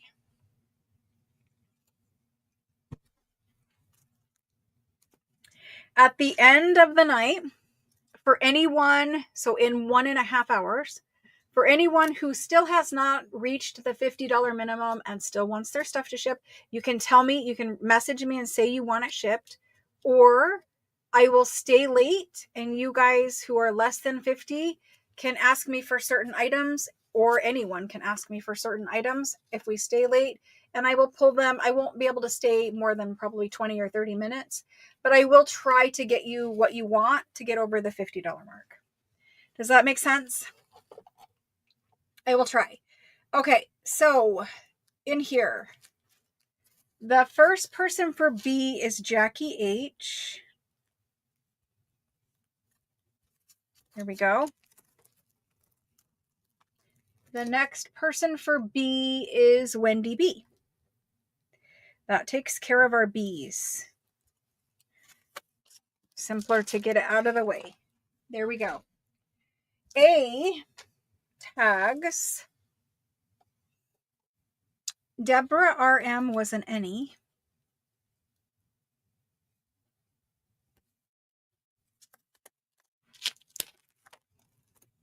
There's Deborah.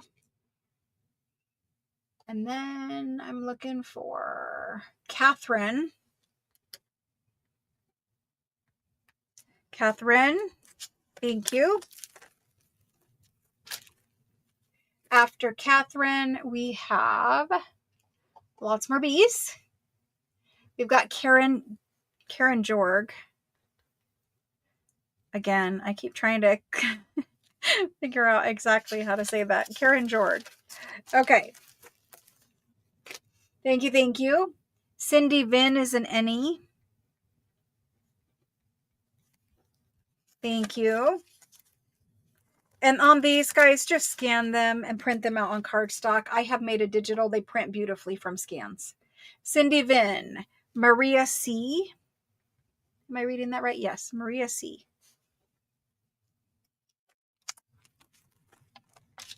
And it never bothers me, just so you know. Many people buy from me and scan and make digitals and sell on Etsy. But some of the top shops that you would know their name, they have done that, especially with the French ledgers. So it doesn't ever hurt my feelings. You guys do and scan and sell and do whatever you guys want to do with it. On Etsy is a great place to do that. So Maria, got you. And then Kim Legg. It just helps me, Kim. I'm sorry. And the backside, it separates several Kims. Okay, so after that, we have Paula Drift.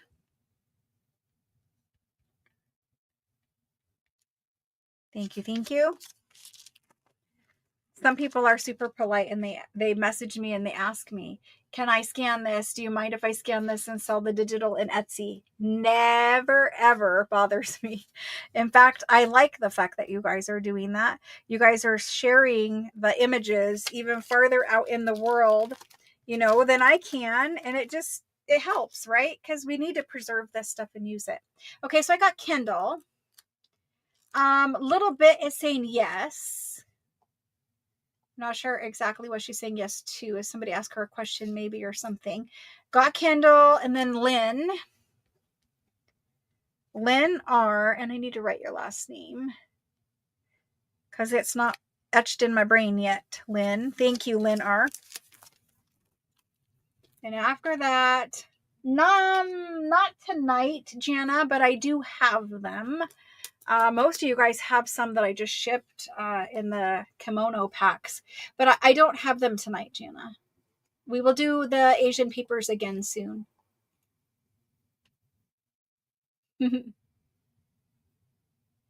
Scanning video, oh my gosh. Anything that requires me to film like standing up. I have all the tools. I just need to do it. Okay, so I have 2 left of the A's. If anyone wants them, I have 2 left of them. Let's move on and do... I actually have 4 because there's 2 in this pack that was a canceled order. Yeah, we have 4. So there's that. Let me put these to the side. And let me put those in there because they're available.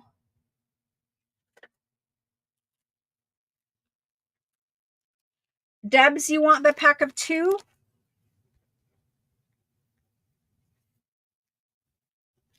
Do you want the pack of 2, Debs? You know your total when I invoice you, but what I recommend is you keep track.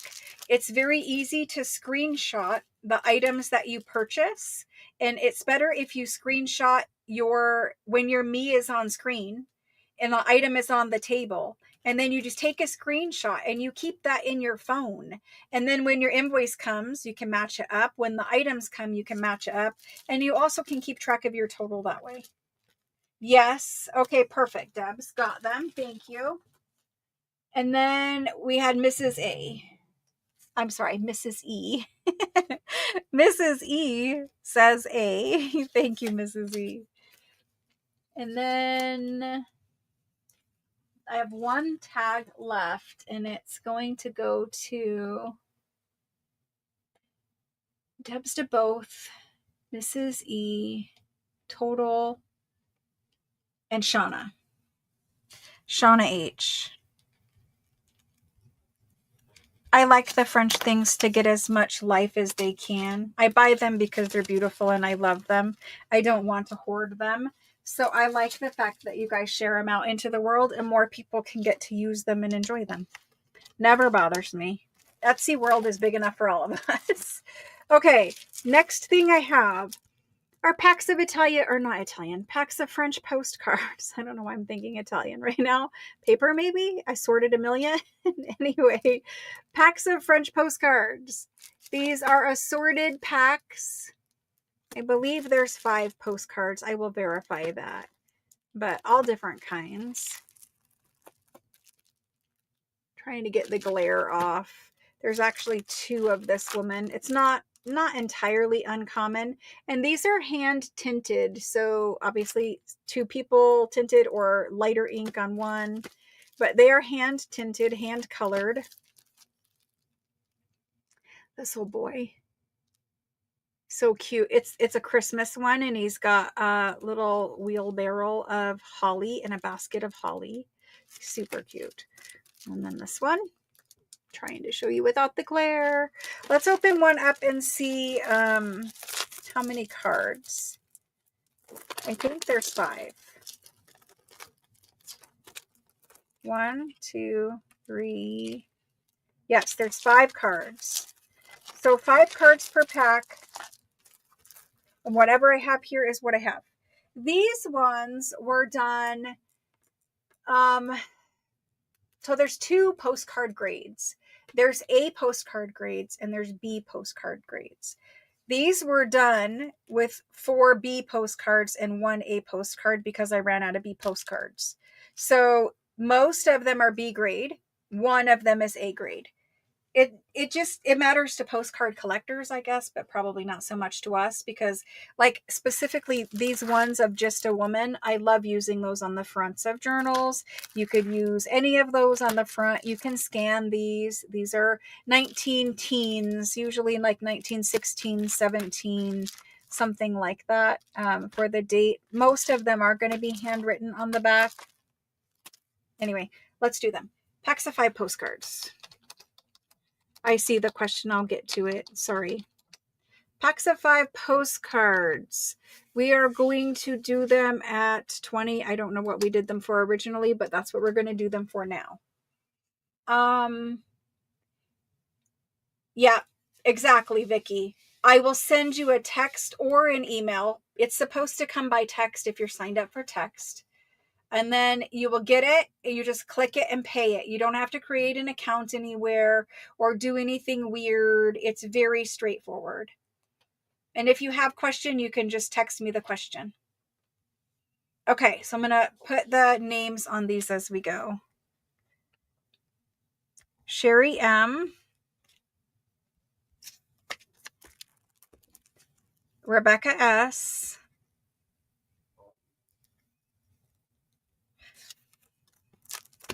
After Rebecca, we've got Deborah RM. Thank you guys. Thank you for hanging out with me tonight. I appreciate it. Did I just grab 2? It feels like I grabbed 2. No? Okay. Jana. And Jana's saying either. Jana, are you on the postcards? If you're on postcards, Jana, type postcards so I know that you're actually on this item. Sometimes the YouTube, you stop it or pause it or whatever, and it gets behind. Rhonda. And that's Rhonda P. Thank you. And then after Rhonda, Jenny T.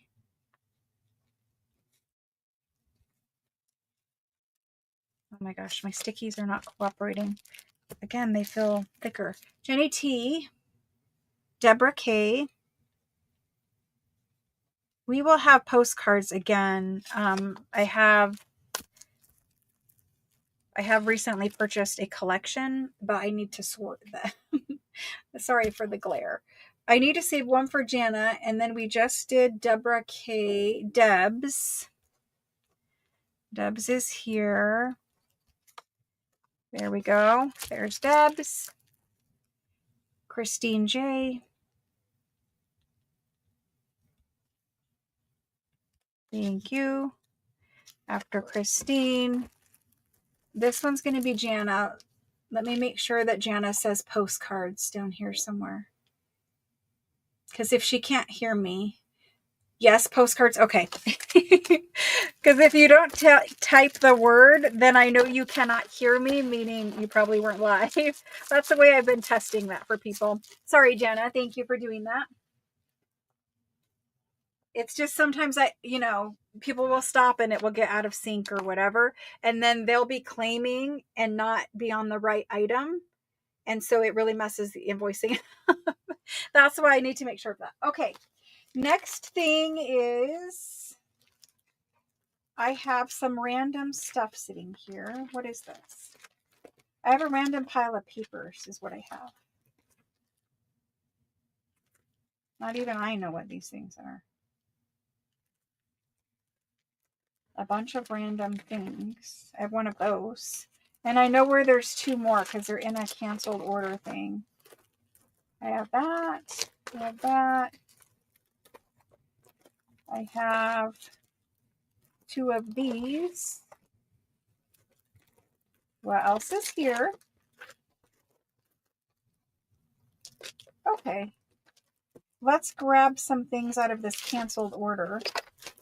Because I know I don't have any more of these.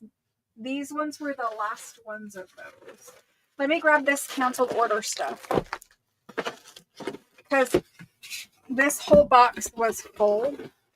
This whole box was full. So there's a lot of things in there. By canceled, I really just mean unpaid. And I'm not going to say this person's name on camera because I'm not trying to, like, you know, tell everyone their business or whatever. But unpaid orders happen. When they happen, just so we're all on the same page, they happen for a variety of, you know, personal reasons to the buyer. I don't hold any grudges, but once you leave me with an unpaid order, then that does bar you from purchasing in the future. This person and I had a conversation at least about it. They were nice and, you know, explained that something had happened and that they weren't, you know, in a position to, you know, pay for their order, whatever. But because of the size of it specifically, I wasn't able to allow that person to purchase again. So anyway, my whole point is I keep your orders for a long time and wait for payment.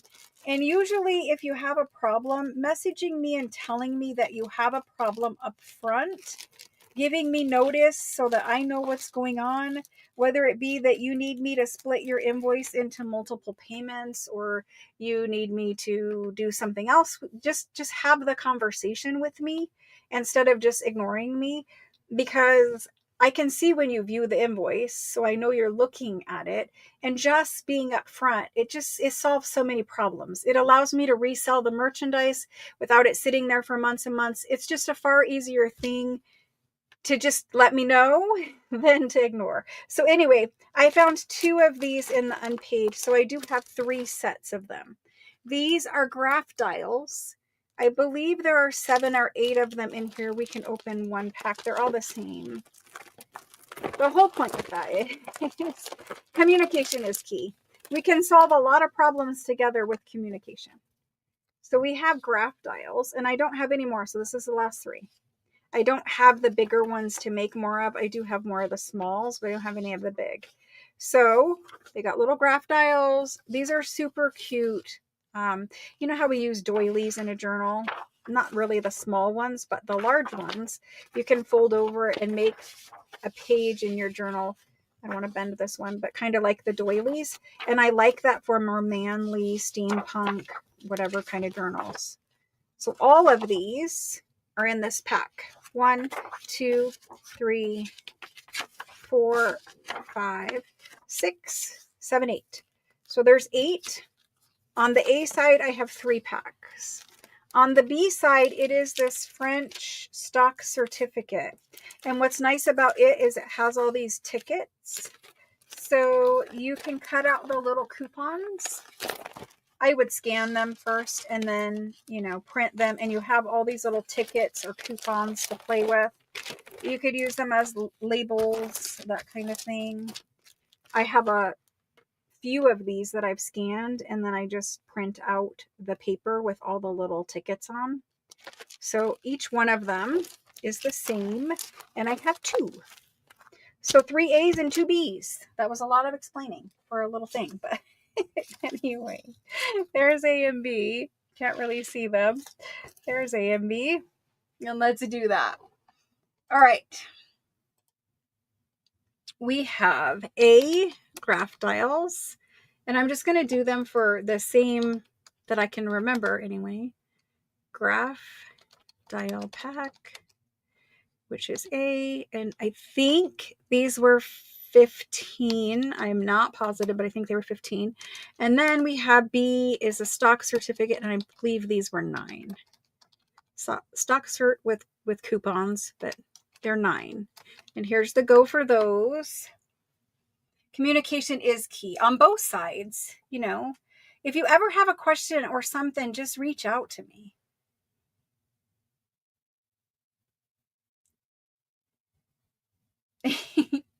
Rhonda is also awesome.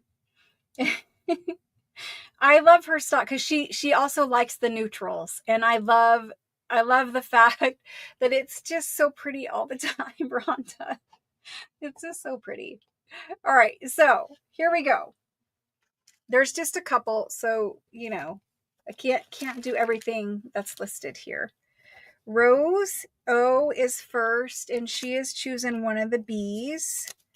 Thank you, Rose. All right. After that, Catherine is choosing the B. So the B's are gone. There we go. B's are gone. Then we have the first A is Christine J. And thank you for whoever purchased on Etsy. Sorry for the noise. Christine J. Thank you. After Christine, we've got Leslie B. And she's going to take one. Last one will go to Jody M. All right, so the next couple of things are only for people. Well, only for people who don't have 50 yet, unless they don't get claimed, and then they will be for everyone. If you have less than 50, so if you think your total is less than 50 and you're trying to get $50 minimum, then type in 50 after your me so that I know you're trying to get to 50 so I can try to help you.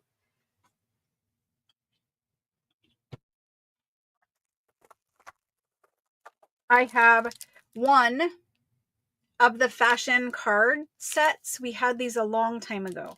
That tells you how long this order's been sitting here. So one of them, I don't remember how many are there. I think it's the full like suite of cards. So that would be 12 or 13.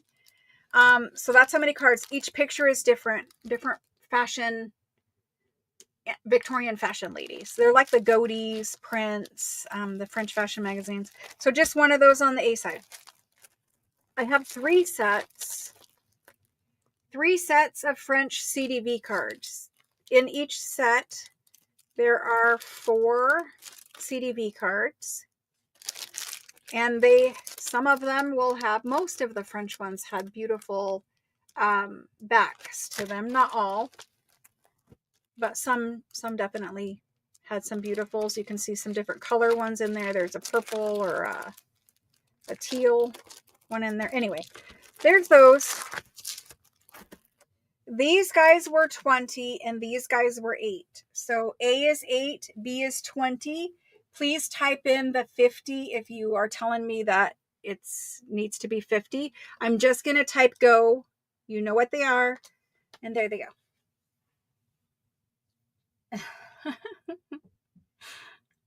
This is the last sale of this cycle, and that's why I'm saying the 50 thing. Because tonight is the last night. Again, I will ship your less than 50 if you ask me to, but shipping, like we talked about, can be a lot if it's just one little thing. Unfortunately, the post office, it is what it is. Okay, so I'm going to look for some 50s in here. Leslie B. She's first. That says 50. And she is going to take the A and the B. All right, there they go. There's that. I need to put these 2 together with a rubber band. Pardon my crafty baby white packet. It sits right next to me also so I can wipe off my grungy fingers. All right, so there's that. That takes care of A. Then I'm looking for a 50. It's got to be a B and a 50. I don't see any B's for 50 that say 50 next to it. So then going from the top, we've got Rose O, and she'll take a B. Rose O, thank you, thank you. And then any other B. Veronica H. All right. We will work like that for a little bit. Thank you. Thank you, thank you. Now let's see what else is here. Because I know that there is a gigantic pile. Now this stuff is open to anyone. Anyone and everyone can come in for the next items, okay? Sandy M. Sorry about that. I don't plan it that way. It happens how it happens, right? So this is the ephemera pack for tonight. This is open to everyone. And I will make as many as I can make. I have many made, but I feel like this will probably be more of a popular pack. It has. So first of all, I think the most important things are the ledger page and the prayer card. The prayer card is an antique. It is over 100 years old Italian prayer card, and it is stamped with the church that it is from.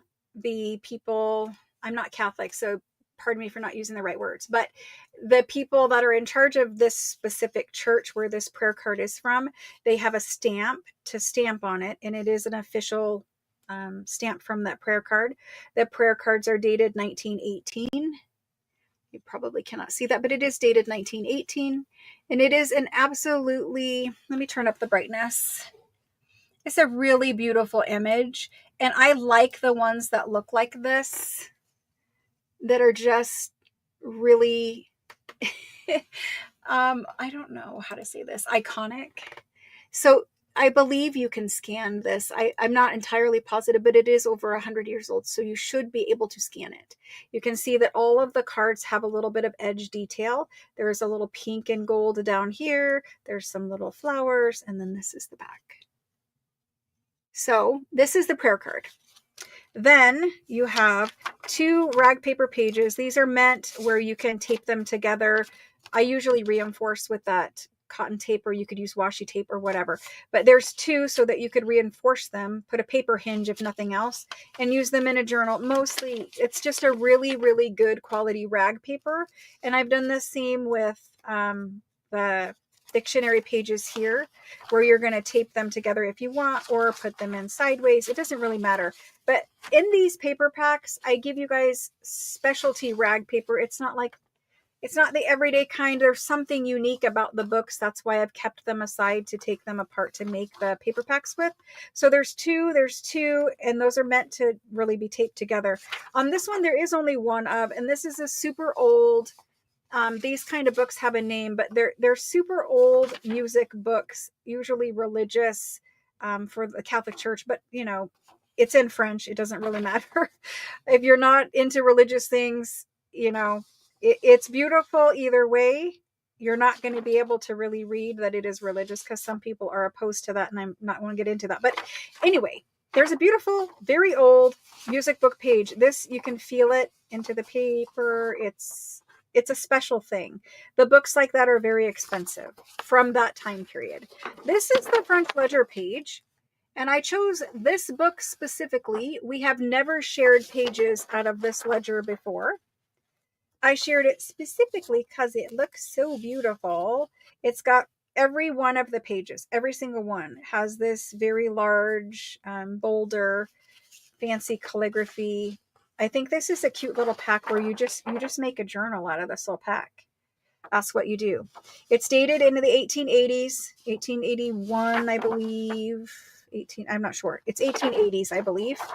And so there's that. It's a large ledger page. And then you get a super large of my favorite type of rag paper page. And this one is in English. It is a super old one from the 1700s. Very beautiful paper and a large. I would use it this way.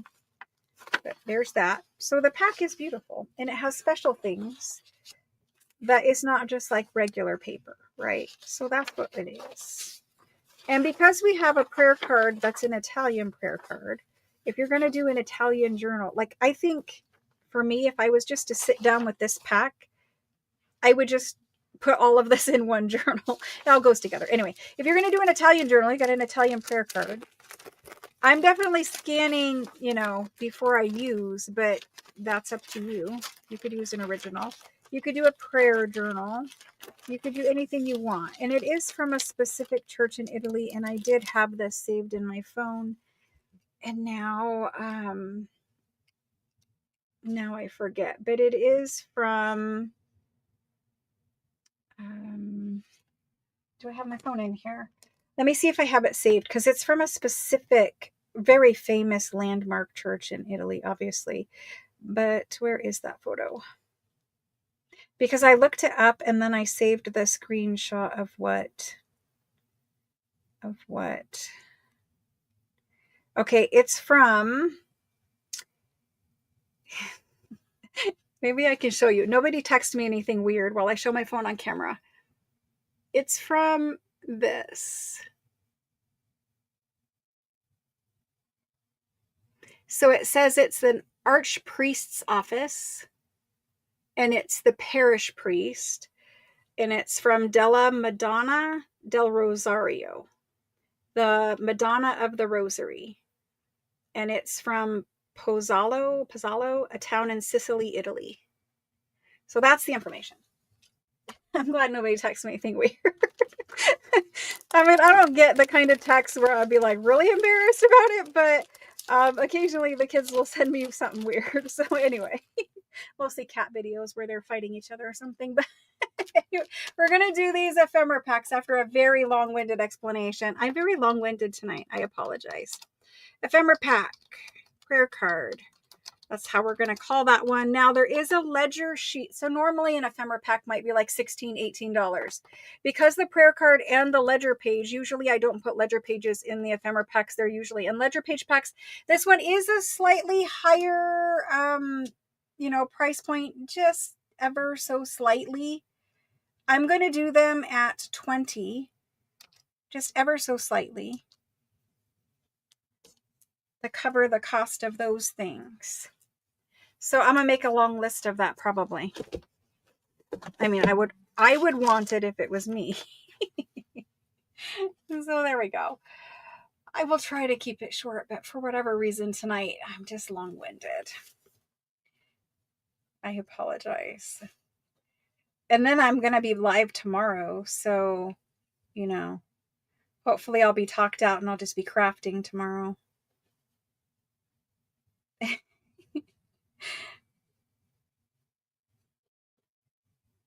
All right, first person on this list is Rhonda P. Second person on this list is Sherry M. Then it goes to Angie A. And she would like to. Yvonne G. And she would like to. And then Deborah K. And then after Deborah, Leanne G. Jenny T. Thank you guys. Jenny T. Susan ER. Didn't skip you. Barbara Slow. I'll still have to check that other list. Sorry, Barbara S. Then Joanne M. Maria C. Wendy L.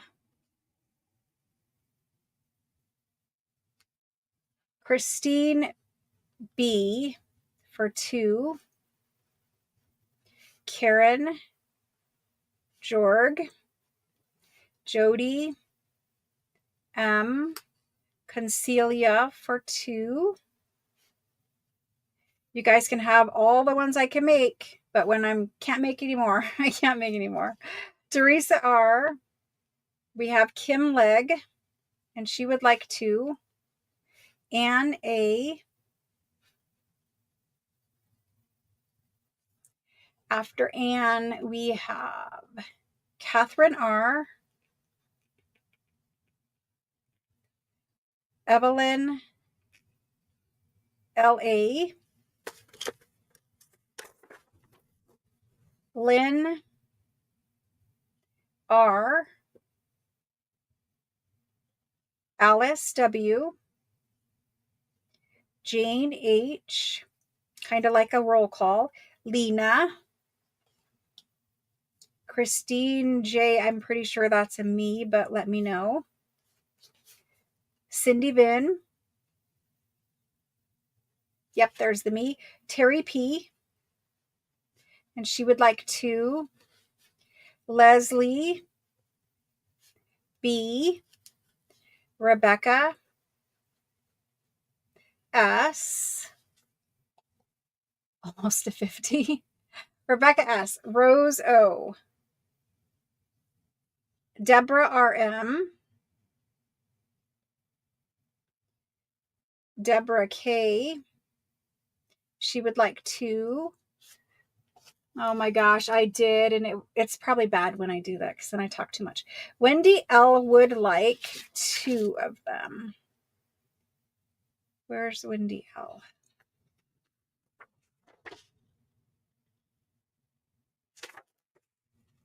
Maybe I didn't write you down. Yeah, let's just write Wendy L for 2 total. I thought I already did, but there we go. And Lena would like another one for 2. Perfect. Hello, Karen. Hello, Karen. Okay, so anyone else for these before we call this list good? I only want to go back and make them one time. All right, so there was the ephemera pack with the ledger and the prayer card. Jackie H, did I? Oh my gosh. I'm looking for Jackie H up here.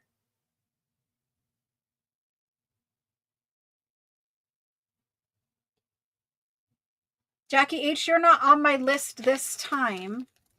Let me check and see. Let me check quick on YouTube and see where you're at. I see you asking if I skipped you. You are not on the list. Oh, you are on the list right after Yvonne and Deborah. Where are they in here? It should be close to them.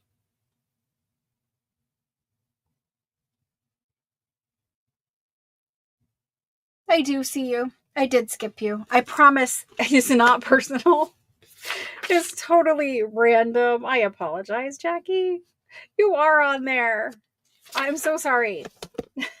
Just keep yelling at me. I don't know what is happening. I'm so sorry. Maybe I did have too much coffee. I appreciate you telling me, though, and not getting mad and just leaving, because it is completely just me skipping it on accident. There is absolutely nothing behind that. I don't mean to do it. It just happens. Okay, so I have a lot of French fashion magazines. Those ones are all the same. These ones are the same. Then I've got these packs. I have a bunch of ephemera packs. Okay, so for these French fashions, we're going to do, these are the regular La Mode ones. These ones are different. These are from the canceled order. So we have these guys. They are the regular French fashion ones with no color plates.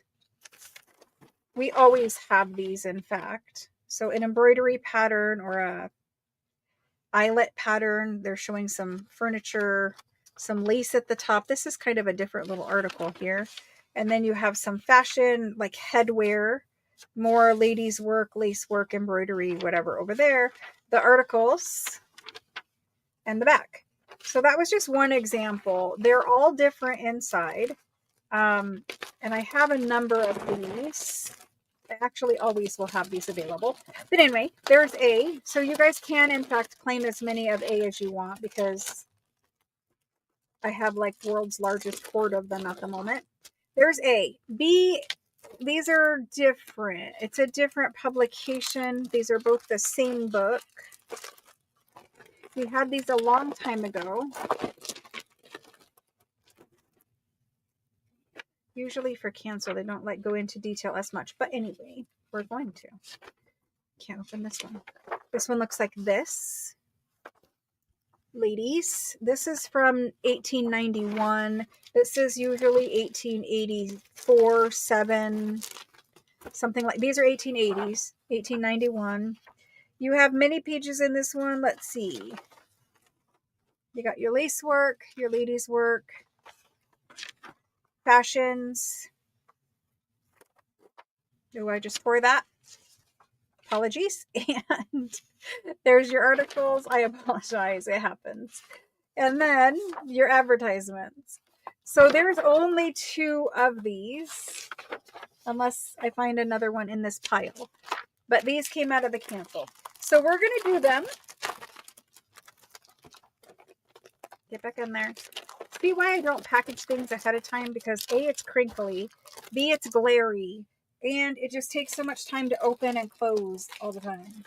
There is, in fact, 1 more, 2 more, 3 more of those.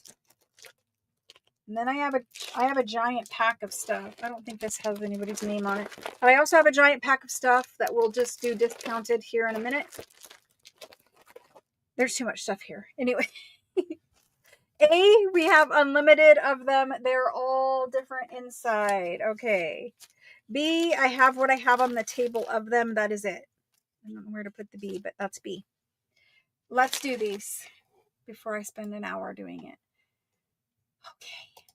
I know we need to love Jackie because I keep skipping her. We do love her. Okay. Let's do French fashion. And I know we do them all the time, but they're here. So French fashion mags. And we're going to do them. The A's are 16. So A is 16. B, I'm just going to do them at 15. I know it's a weird to not keep them the same, but they're in the computer at 15. So that's why we're doing it. There they go. These ones I don't have any more of. Like there's no more books of these to take apart. There is books of these to take apart. Oh my gosh. There's a lot of things in here. Look. Here's 2 more.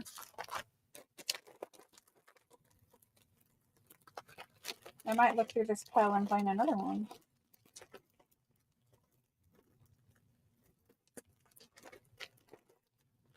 I appreciate you guys helping me out with the canceled orders because it clogs up the system. You got to put it somewhere, right? Because it's not in its normal home. It's just, it really is helpful to move it on to a new home instead of having to figure out where to put it, what to do, etc.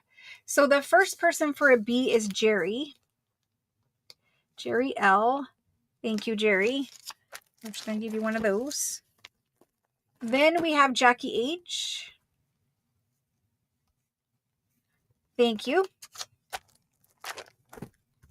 After that, we've got, not that you're going to see that B, Kendall for a B. Thank you, Kendall. After Kendall, we have Wendy L. She would like 2 of the A's and 1 of the B's. Thank you. It shouldn't be this difficult, but my poor little brain is going to struggle with it. Thank you, Wendy. I need to keep those in a pile now. Okay, here we go. They're going to fall off the desk. After Wendy, Elizabeth will take, hello, Elizabeth. Elizabeth will take this guy. And now we're back to the small ones. Elizabeth, Rose O will take 1 of each. Thank you, Rose. 1 and 1. Perfect. After Rose, Tori will do the same. And that will take care of my B's. Perfect. Now, even though I don't have more of these on the table, it doesn't matter because there is another pile. There is another pile of those. All right, there's that. It's A. It is the French fashion.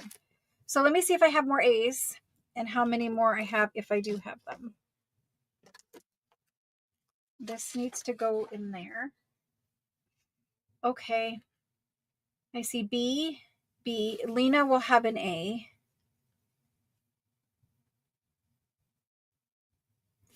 Lena, thank you.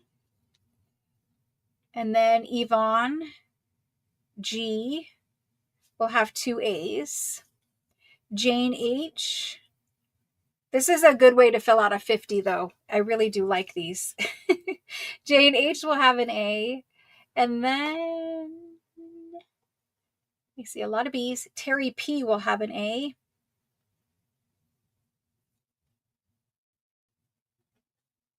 Pamela Law will have an A. All right, guys. Thank you very much for that. All right. Let's move on to something else. Let's stick that way. Let's look at this pack. And then let's build a bundle of something. This pack has 2 thread cards. They're French thread cards. There is some nice, these were expensive. These were expensive. Where's the sticky?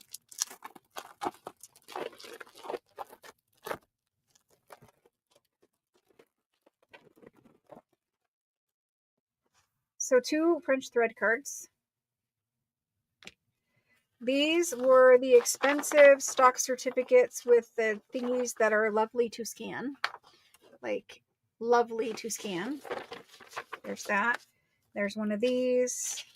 This one had all the tickets. Backsides of the tickets. Backsides of loveliness. And there was this one. Again with the tickets. Had some lovely embossed seals and stamps. Then there was this one with the tickets. There's the back side of that. We talked about how we can make belly bands, tags, labels. There's more tickets.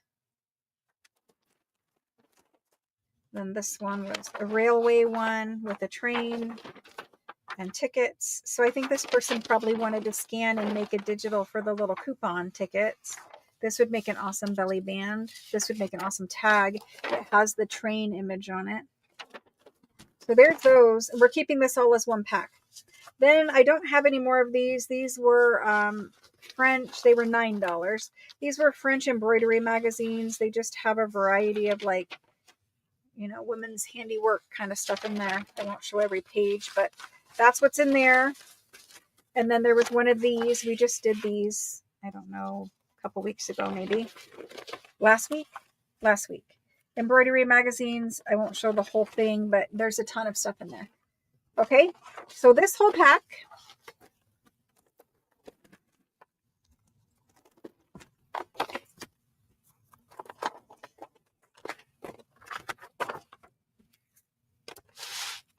that's probably well over $200.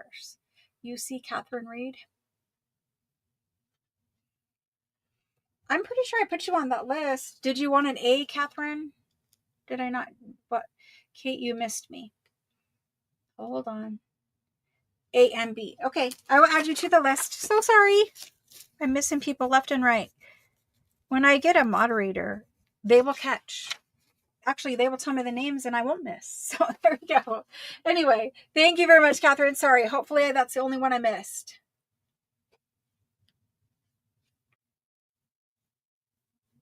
It's just, it was a longer thing, and I think that's probably why I missed it. Anyway, this is a lot of good things in here. We're going to do this one as a discount bundle. I know it was over $200. We are going to do it at $145. And there it goes. It's a big bundle. Those stock certificates, many of those were $30 a stock certificate, because I didn't have hundreds of them. I just had a couple of each one of the little designs. The tickets, scannable things, I don't know. There was a lot of money in there. This was 19, this was 9.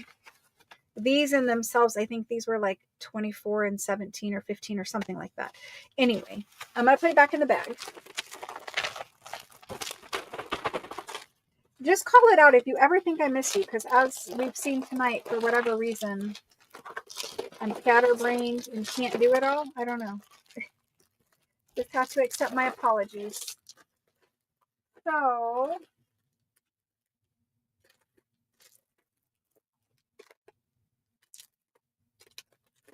there is one of my hairs stuck in this. I don't want to show someone my hair. I'm shedding. I'm sorry. Okay, this one went to Mrs. E. $145. Thank you, Mrs. E. I appreciate that. And some of you guys remember seeing things that you missed out on, and then, you know, when they're unpaid, they come back. We're going to do an ephemera bundle. I have 2 of them. Actually, I have 3, but we can only probably fit 2 on camera at the same time. So these are different packs. We haven't done these in a long time. These are older packs. That book that I just showed you, this pack has 2 pages from different books, like those ones. Then this one is all dictionary. There's 2 identical packs. Okay, A and B. You're going to have to claim them, A and B. I don't know what they were originally. We're just doing them. We're going to do them at 16. And there they are. To my knowledge, there's only those 2, but as I dig through this humongous pile of plastic baggies, I might find something else. Alrighty. The first one goes to Amy D. Thank you, Amy. Next one, Lena will take an A. Perfect. Thank you. After Lena, Jackie H for that last B. And I didn't miss you this time. So happy. Jackie H. Thank you, thank you. Then we've got Veronica H, and she'll take that last one. And we're done. There's those. Sometimes you actually get the little strings that bind them. That's a string right there, the binding string. Okay, the last one of these is here. Some of you will remember this pack. This isn't a prayer card. This is a folio. It's actually an attached folio from a antique prayer book. And there are different images in different colors on the other 3 pages. You can see one of the 4 pages. There's another very colorful, pretty floral prayer book page back there. And then there's some dictionary. So there's only one of these. It goes to someone who is trying to get $50. Only one goes to someone like this other one that's back here. It doesn't want to move, but the other one that's back there, you guys always loved, and you asked me for more. I can't find any more. I can't find any more. Jody M, did I call you?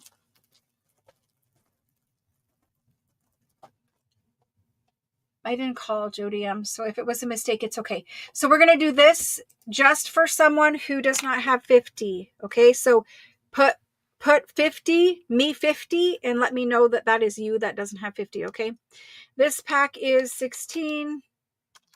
I think it was more than that before, like 18, I don't know, but we're doing it for that. There's just one. First person that says 50, Joanne M. Perfect. Joanne M. We're trying to get people over 50. It helps everyone out. All right, next. I'm going to do a bundle on the table of random things that I find in my pile over here.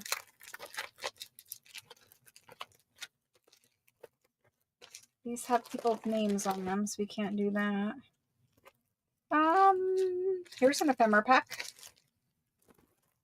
This is an ephemera pack that has a French letter, some other kind of French certificate thing. There's a whole ledger page in there. And remember that antique math book? These are folios or pages. It looks like maybe a page out of that. So there's those 3 items. They kind of go together. Let me see what else I can find. Don't fall on the floor. Here is some cigar fans. We're going with the advertising thing. Here is some checks. I don't know if there's 4 or 5, but there's some French checks in there. And what else do we have?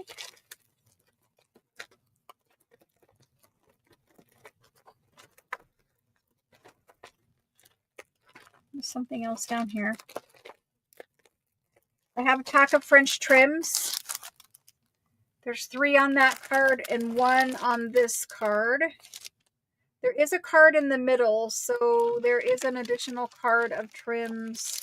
You can kind of see the little trims here. Maybe kind of, sort of. Hopefully you guys can see what you need to see, but it'll be a mystery French antique trim pack. There's that. What else is here? I'm going to do these too.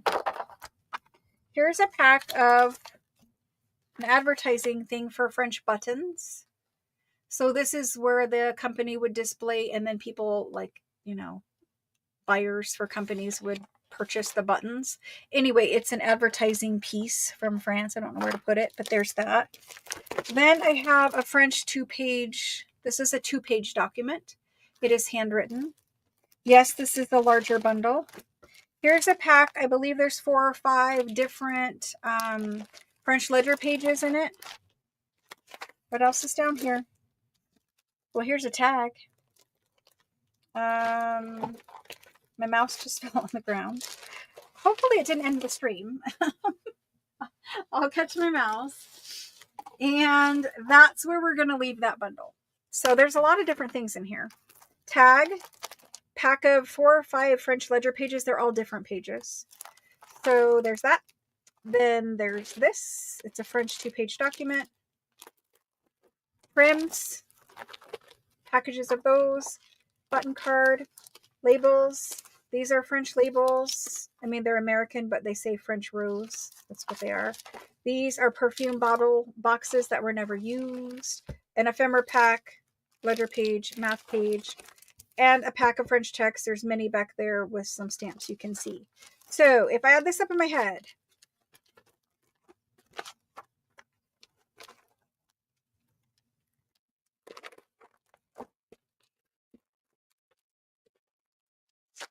this pile, discount bundle, let's do it for $145. Let's just keep it the same. Discount bundle, $145. Let's do it with correct spelling. That would help. There we go. Okie doke. Thank you for helping me. It does clear out some bin space. And that went to Barbara S. And I need to put this in a bag, Barbara, because it doesn't have a bag, and I don't want it to come apart and lose things. So let me grab a bag.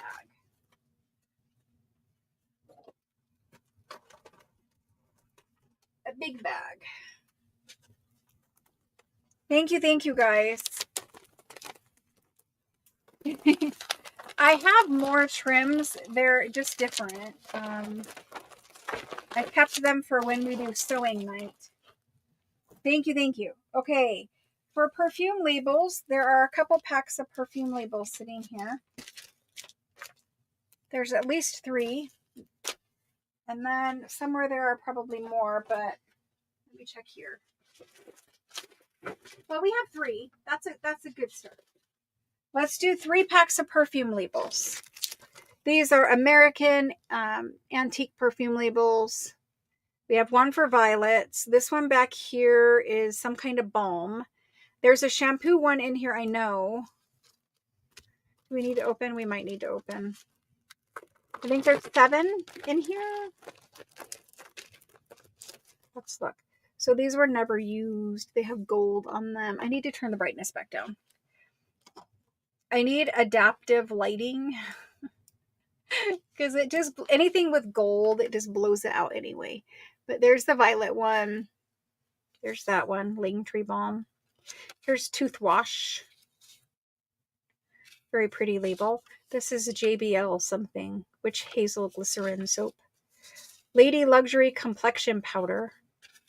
And San Remo Toilet Water, which, you know, it's not really toilet, but I just say it that way for fun. This one is Lady Luxury, and she's kind of by the water with some swans there. So that's the pack. There's 1, 2, 3, 4, 5, 6, 7. So there are 7. And we have 3. There probably is more. If I need to make a list, I can make a list, but there's 3 ready to go. There they are. These were $25. So perfume labels pack. I'm going to keep them at $25, and it's because there's 7 of them in there. Awesome, Barbara. I'm glad you're excited.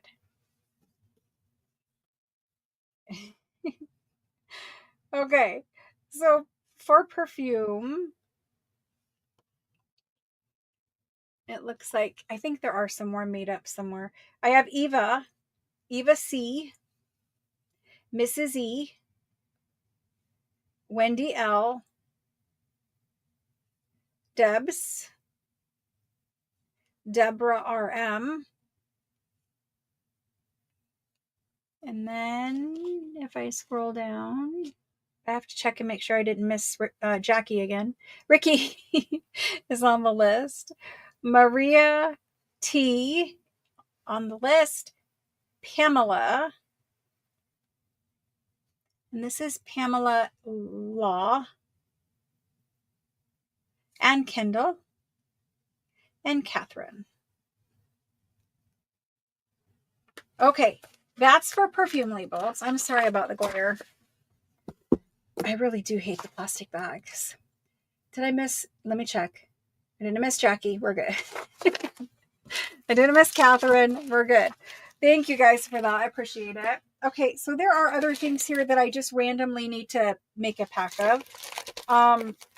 There is one lonely pack of the doilies. So they're all different patterns. They're all different sizes and shapes. There's ovals, there's squares, there's rounds. Rectangles are in there, but there's some super old vintage ones in there that are a different pattern than what you can find today. So there's a pack of doilies. We're going to do this because this is the last one of those. And there's 3 or 5. I think there's 3 per pack of these. They have an embossed rose on them. I didn't really explain them very well. Then, okay. I have this stock certificate. I got to take it out of the bag because it has their name on it. I have this stock certificate. This one opens up like this. It's very fancy. And it has tickets across the bottom. But it's a very fancy one. So there's that one. That's the back side. So there's one of those. It does have a bag it goes in. So I'm going to keep it in there. Oh my gosh. go in there. Okay, there's that. I have a surprise robin's egg blue French handwritten document from 1850, 40, something like that. It's a very old one. It is handwritten. It has the embossed seals and stamps on it. It is in there. It's a surprise. And let's see what else we can put in here. We can put these, but I, again, got to take it out of the bag. We can put these in there. Here's a 2-page French document. This is a regular cream color. This is the robin's egg blue. There is a Chicago and Eastern Illinois train certificate with a picture of the train. There's that. Let's keep going. I gotta unbag a lot of things here. Let's keep going. That's fine. Those are fine. Okay, so I'm going to do it like this. You can see all of that. Let's add a bunch of railway certificates to this one. Now these have names written on them, so I have to crinkle the bags. I'm sorry. So there's this one with trains, and it has the little cutout in the back, meaning it was redeemed. Okay, so there's that one. There's this one, Denver and Salt Lake. These are really beautiful certificates. Cincinnati. So there's more of those. I have a pile of them, and I'm just going to put them all in one, and someone can have fun with them. Here's this one. The doily, it's just a good pack to have right with you where you're crafting, because you always have the perfect size. You always have the perfect, like, lacy pattern. So these are really old ones. These are like 1800s, very early 1900s. Most of them are be 100 years old. These are not newer ones. Then I'm just going to keep going with them. Nice colors too. Some of these were like $6, $8 a piece because, you know, specific ones are worth more money. But here's this one, the Baltimore one. Here's this one. It's an Erie. Here's this one. A big one that folds out. How many more do I have here? Here's a different Erie, but it's pink. Then I have 2 more. What happened with these weren't necessarily all canceled. When I made up the orders for people, some people got a duplicate pack made. There's Western Maryland. And then this is the last one. I might have lied, but this is one of the last ones. This is the Reading Railroad Company from Monopoly. There it is. And that one has tickets and fancy stuff. Got the numbers on the back. So there's that one. One last one that's sitting here in front of me.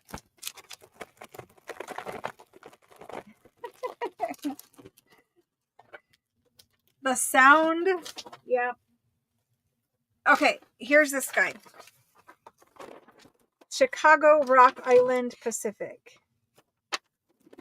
I don't know. There's that. So all of these, that's a big old pile of those. Goes there. What else can we put in here to be fun? Here's where's the scissors? Let's just cut this guy open. I should have been cutting them the whole time. Here's a pack of 100 green French stamps that are antique. So there's that. That was here. Here's an interesting little French tag with a metal eyelet in it. I have all the little things now. Okay, we're doing it. This collection.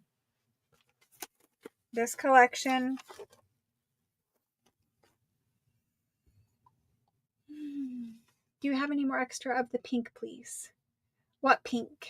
The pink stock certificate? I don't know if I do or don't, if that's what you're asking about.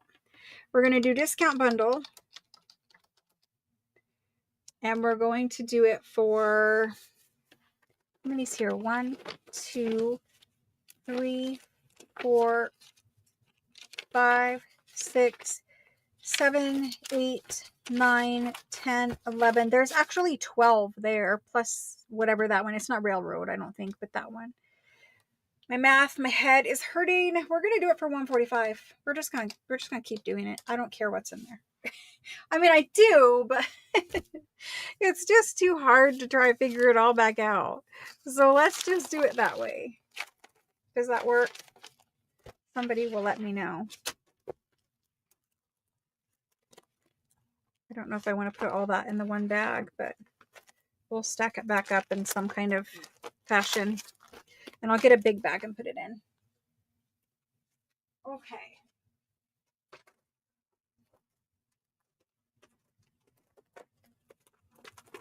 So, we never get to all the things that I plan because I talk too much. I will stay late for requests. And I will also stay late to do the other items that are sitting here in front of me. You all don't have to stay late. You know that. We still have 20 minutes here. Who claimed this one? This one was claimed by Danny H. Danny H. So, I have an idea. And I think we need to do this when I come back from my week-long break. But, actually, I'm not entirely sure I'm having a week break this time, but we'll see. I have 2 of these. Some of you will remember them. I know that made no sense to you. By the end of 2 weeks, I'm exhausted in all honesty. I couldn't even muster the 365 videos this week. Because I lost Sunday to packing and shipping and invoicing. I couldn't film the 365s. Anyway, these are French folded legal documents, and they each have some kind of specialty photo in there. And there is also a stencil, either a letter or a number stencil in here. These were noisy bags. These were sets that I made a long time ago. And so they have a stencil, like this is a big number 3. And this has a legal document in a folder. It's dated 1903.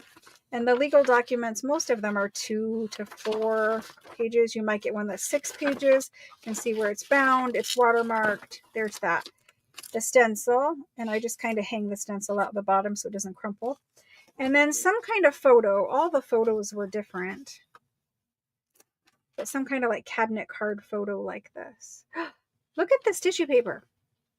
Do you guys see it? I didn't realize this. Look at how cool this tissue paper stuff is. It has little birds and little flowers everywhere. I have never seen that before. I wish I could find a box of that. But anyway, birds and flowers and a little lady. So they're all different photos. There are some men, there are some babies, whatever. I don't know what that one is, but that's what's in these packs. And there's 2. Have you guys seen that tissue before? Have you guys seen the bird? Maybe Rhonda saw it before. I have never seen that before. That's a very fancy little photo protector. We're going to say antique French document bundles. And I know that these were 45 when we did them. These, I'm going to do them again soon, but these ones here we're just going to do at 40. The stencils are antique French stencils or vintage French stencils. The photos are old. The documents are old. This one is from 1867. My eyes won't even work at this point. There we go. Just these 2 tonight though, okay? Spiderweb vellum. Yeah, I have seen other things, but I don't think I've even seen spiderweb. Very interesting, though. Would it be awesome to make an embossing folder that would do that for us so we could have that lovely old pattern? I see Sherry M for one. And who else? And then Wendy L. She's saying she doesn't care which one. And that's good. Okay. So Sherry and Wendy. There we go. I just went whoever came in first. Let's see what else is in this pile. Actually, before we do that, let me do a couple of things I actually planned for tonight because I think it will be easier. So you guys bought a ton of these wooden antiques, stamps from France the other day, last week. I found all of these in a different bin. These are all the tiniest little numbers that you can imagine. And I really should have brought an ink pad in here. That would have been very smart. But these ones will stamp. The rubber is not so old that it's like, you know, gross or whatever. But they're just tiny, small little... Hold on one second. I'm going to put autofocus on just so you guys can see the numbers. I know it is annoying and I will take it back off as soon as we're done. But see the numbers, tiny little numbers, and there's different series. Some of them have dashes in them, but all of these are just little numbers, and I think they're amazing.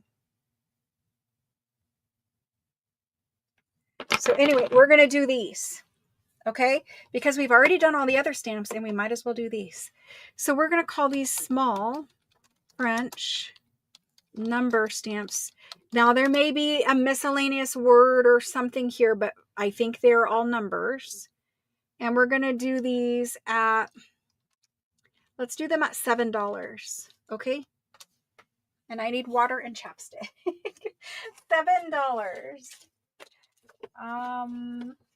Somewhere there is a Blistex in this room. There we go. Sorry.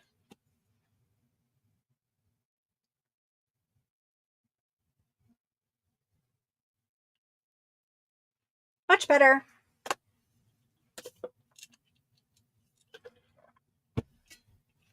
Okay. I will make a list for these. Do I need to? Yes, I do. Okay, let's count them out though and call them out so you guys know who got what. Deborah's getting one. It's not this specific one because I'm just going to throw it back in the bag, but I just want to count and make sure I have enough. Deborah got one. Linda got 3. Linda RB. Oh, let me take off autofocus so it doesn't drive everyone crazy. Here we go. Okay. After Linda, Pamela Law for 2. Jane H for 2. Jackie H for 2. Maria T for 2. Jody M for 2. Deborah K for 2. Shauna H for 5.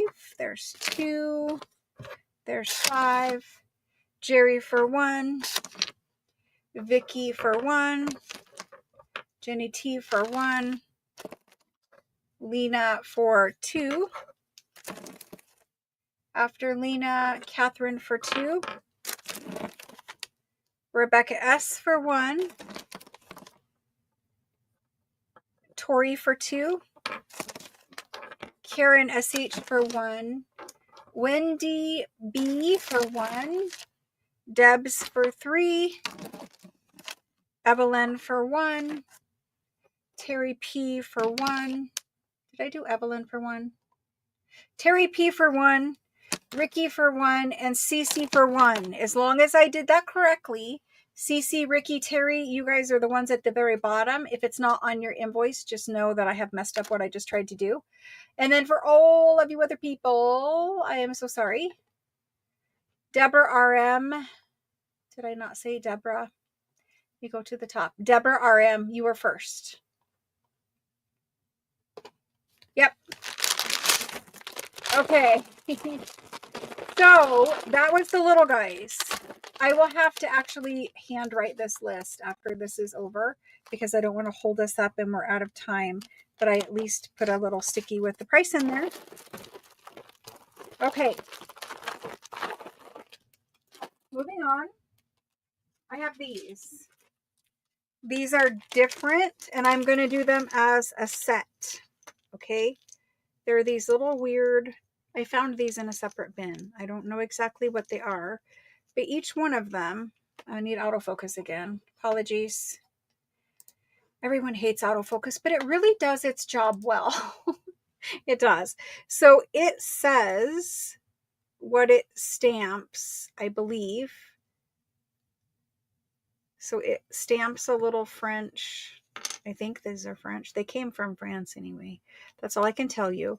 But they're just little, this one says plaque OR or something like that. Don't know. Little words, little sayings. That one's all inked. Hopefully I'm moving it too much. I apologize. But anyway, there's just little things like this. I'm just going to do them as one because they would be a packing nightmare otherwise. What happens when you ship tiny little things like this to people is if it's something very small and very light and you put it in like a box or a bubble mailer or whatever, they don't realize it's in there and they throw the packaging away and then they don't realize it's in there. So it's just better to keep them all together in something that's weighty and bulkier, if that makes sense. So let's do this little set. And we're going to, hello Jersey. Let's go ahead and do these little French stamps. French stamps set. And there's 2, 4, 6, 8, 9 of them in there roughly. Let's do it for $20. We're in discount mode. 20. And that went to, I do wish I had 100, but it went to Jenny T. Jenny T. Thank you, thank you. Appreciate it. Okie doke. Moving on. These things can stay where they're at. Let's do the last thing that we're going to fit in pretty much is these. These I will do quickly. There's a lot of these. These are French school books. They're handwritten French school books, like the workbooks with the handwriting pages in them. These are the thick ones. So I have thin ones and I have thick ones. Is it still on autofocus? It is. You brought. Okay, let's try it there. So anyway, these are the thick ones. We have much skinnier ones that we do for like $20 to $30, depending on what's in them, whatever, and what cover these are. When you see a blue cover like this, it's generally a book protector where the inside unfolds, and there is the original cover to the workbook underneath the blue cover. These are old. Most of them will have the kid's name and the date somewhere in them. This one doesn't, but anyway, they're mostly on the French ruled paper and they mostly are French children's work, whatever it is, right? Whatever they were working on. We don't see a date in this one, but these are usually late 1800s, very early 1900s. Some of them get to the 30s or 40s, but some of them are full of writing. Some of them are not full of writing. I did not separate full and unfull.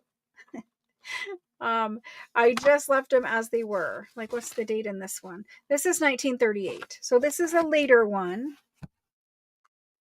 This one is 1936, and it's a fatty. Mostly math. Okay. This is an earlier one, and in fact, it doesn't really have like a book cover. This is like French straw paper. Okay. And really what this is just a folio of a big old bunch of French children's handwriting pages. So there's that. Then there's one of these. Again, there's actually a couple books shoved into one book. You can see the other book cover there. Here's this guy. Little bits of stuff shoved here, there, and everywhere. Here's this guy. He's got some blank. Some of them have blank. Some of them might be half blank, but they're thicker books, and they have vintage French ruled paper in them, so it's not like the blank is worthless. I'm just kind of flip through. But I have a giant stack of these, and so some of them you saw have some hand-drawn colored maps. You know, the kids were doing. This is a thicker one also. Looks like it has other stuff shoved in it. You saw some maps. I mean, it's just whatever is in here, okay? I'm not going to be picky about it. I have a lot of these. They came in at a good price, and I would like to do them at a good price for you guys. What do you do with them? Well, you use the pages the same way you would use any French handwritten paper. You're just getting a bulk of it. Some is in pencil. This is probably a later one. Doesn't have a year, but some are in pencil. Use it for collage. Use it for journals. Use it for whatever you want to use it for. Those blank pages look beautiful on the back of like a printed digital tag. Instead of coffee dyed paper, you could use the blank vintage paper. This one has subjects, you know, like subjects cut across the top. Kind of interesting. And here's this one. Blank, written. Oops, sorry. So they're kind of like this, but there is a lot more, okay? So I'm going to type these in. Random. That's all I can say about this. They have really good stuff inside of them. Just tearing the little handwriting, like I don't know if there's much handwriting in this one, but one where there's handwriting, just tearing the little bit of handwriting. You know, we know it came from a children's school book, but when it's French handwriting, you could use it anywhere. It doesn't have to be used as a children's school book page. Do you know what I mean? It's just French handwriting. It's beautiful. All right, I'm doing them. I'm going to call them thicker. Oh, if I could type, I would. Thicker French handwritten children's school notebooks. Okay, the thicker ones are more money. There's more paper, right? But I did get these at a good price, so I'm going to do them discount. They usually probably like, I mean, I have actually bought one a long time ago from a French seller, and I paid like $95 for one. So I know that people charge different prices. But anyway, we're going to do these ones for $48. They have a lot of pages in them. Let me grab another stack. So here's another stack. There's another stack. So a thin one, do I have a thin one would look like this. So a thin one has a paper cover, and a thin one is much thinner. I don't know if you guys can see. The thin one is much thinner. The thick ones, I don't know if that's accurate showing it to you, but anyway. Thin, light, less pages. Thicker, more pages. This one is a little different.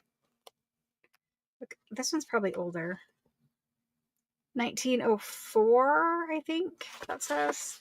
But it's got beautiful handwriting. And some blank. Mostly blank in that one. This guy here is a beautiful beginning. I don't know if the other one did. And blank. This one here. Beautiful beginning. Same person, it looks like. And blank. Maybe these are all the same person. Math.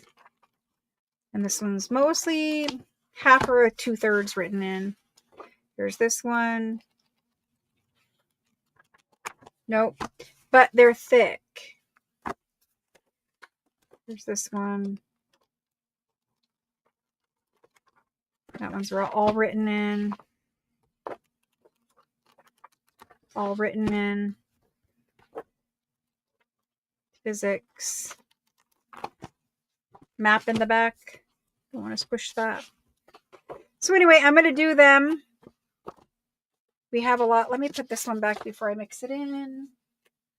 I don't want to do that. Okay. Making list later for these. You can have multiple if you want multiple. If you want to change it to a multiple, please put total because I am going to make the list later. So there's those. Jersey, there's always a bunch of European antique original things here. That's what I do every Tuesday, every Thursday. And it's just massive piles of old paper. Okay, there's that. Let's see, what time is it? It's time for the regular 5 hours to end. Is there something that I said I was going to do that I didn't do? And is there things that people who are trying to get $50 would like me to pull out and do? So call out something if you need it added to your order. If it is possible for me to add it right now, I will. Okay, Jody, I will remove you. Perfect. Thank you for telling me now. Because I didn't make the list and now I can do it. Okay, so let me go up here and I think you can retract it too, but let me just delete that comment and there we go. Can you say who won the children's books, please? I have enough for all of you. This is not a super long list. I have enough for all of you. That's why I said if you want multiples, you can claim multiples. Just update the total. Just say like 2 total at the end, and that will tell me how many total you want. Do I have any more pretty cards? Like what kind of pretty cards, Jane? This is a free-for-all where you can call out what you want. Shauna H, it's here, but I do intend on selling the illustrations by the illustration. And because that would take time, we're going to have to come back to it. So it is here, but it will be sold by illustration. And so we were going to flip through and you guys were going to call it out, kind of like the fabric sample books. But we ran out of time because I talked too much. We will do it when we come back from break. If I take a break, I haven't decided if I'm taking a break next week or not. It depends on how help goes. A pink stock certificate, if I have any handy.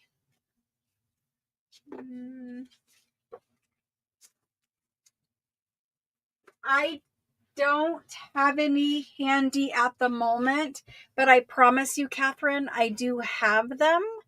When I bring out stock certificates next time, just remind me that I told you could have a pink one, and I will pull you a pink one. They're on a shelf I can't get to at the moment, the rest of them. These ones I did tonight were just ones from canceled orders or where I made too many packs for someone or something. Picture cards, some black and white, some color. Like photographs? I'm having trouble understanding. Picture cards, some black and white, some color. I don't have the penny dolls close by. I will bring penny dolls. Someone else asked for them. I will bring them as soon as I can get to that shelf. At this point, shelves are blocking other shelves. Remind me for all of the things I say I don't have at the moment or can't get to. I do have more tea cards. I will bring them at a future sale. They have to be organized. They're just a random pile right now, and I need to sort through and put sets together. So call it out. If I can do it, I will. It doesn't sound like a whole lot of can do, and I apologize for that. Okay, so tea cards I will do again soon. Pink stock certificate I will get for you when I do it. French letters and envelopes. Let me bring those in the future. They're sitting here, but there's more on their way, and I would rather get all of them so that I can see how the quality is before I commit to selling them. Needles, picture card, doilies, lacer fabric. Soon. Stencils, I do, Jackie, but they will come soon. I don't have any extra prayer cards. Yes, I have metal number stencils. There's hundreds of French metal number stencils here and alphabet stencils. Again, they're going to have to be organized. They just came in. We opened the box the other day and they're not even in this room. I apologize. Anything I can get to. Lace, small doilies. Noted. I will promise to bring it. No, it's okay. It's just the whole book was super expensive for me. And I think we need to sell it by the illustration. I think it will work better that way for everyone. Did you have a fabric sample book from a big book of canceled order? I might. No, it's a ledger that's in here. That's very possible because there are things sitting here. I think you're right. I think I do. Because I kind of vaguely remember unpacking that. Hold.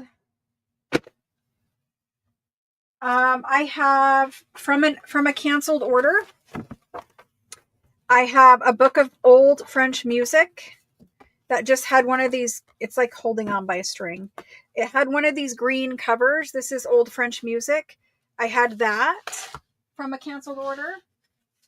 I had these antique music books. I know that's not what you're asking for, but these are from a canceled order. The same, this is all the same $5,000 canceled order. So this is handwritten French music. That was from canceled. This is old French music from canceled. Again, it's just old French music from canceled. I'm undoing the pile and looking for it. This one is a blank French ledger from canceled. All the same order. The same person. This one, French ledger from canceled from 1860s. It's not zoomed in right anymore either. There is one remaining Indian ledger. This is one of the original ones, and this was from canceled. All the other ones are gone. I don't think it's... This is a ledger. Another French ledger from canceled. This is a beautiful one. There was a fabric sample. I know there was. Because I remember unpacking something like that. And I think you're thinking of the same order that I'm thinking of.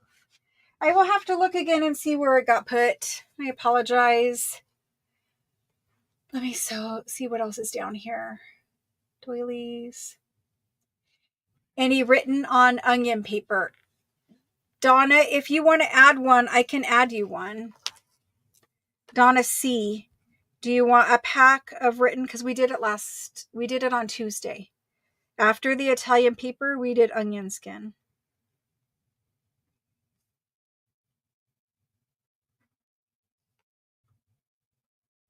Do you want a pack? They are $16 for 10 sheets. If you want one, I can find that list and add it for you.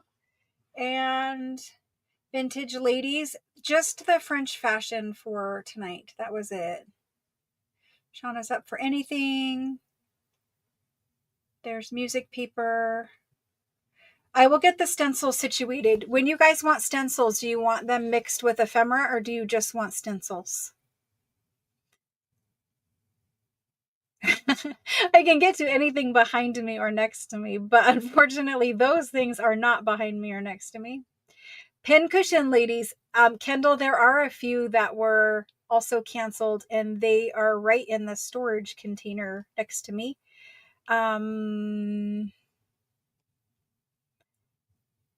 If you want me to bring pincushions, remind me and I will grab those as well. Can always use more French postcards. I will sort some more into packs. Indian ledger. We did the larger ones. Anybody remember what we did? Shauna, do you remember what we did the larger Indian ledgers for? I don't have any more button cards. I know that for a fact right now. Donna C says yes. I've got the ticket written for you, Donna. Just stencils. Okay, I see. So maybe we'll do some things on the counter. Handwritten music book, pincushion ladies. Okay, so Kendall called out for them. We'll do them and Kendall can have dibs and then we'll see. So it looks like maybe this guy, he's a fat Indian ledger. One of the first ones that we did before I brought more. Anybody remember what we did these for the other day? They're not in the computers, so I can't look, and they're not in this room. But that's available. Any of this stuff is available. Somebody was seeing French music.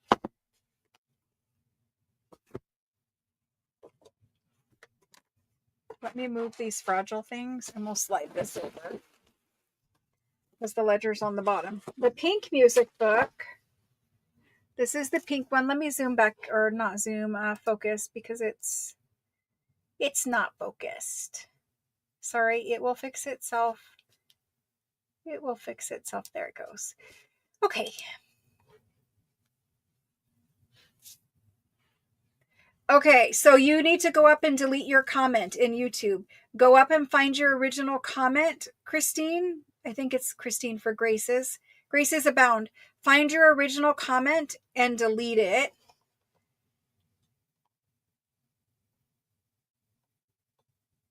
That works best when you guys retract your original comment, especially because I'm making the list later.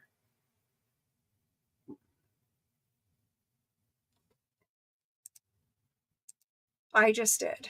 So hopefully that works on both sides. Okay.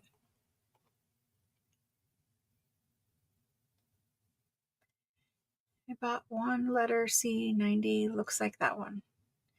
This one isn't one I just did. This one came out of a order. Do you want this, Shauna, for 90? Do you want this for 90? Before I do it for that, let's look inside.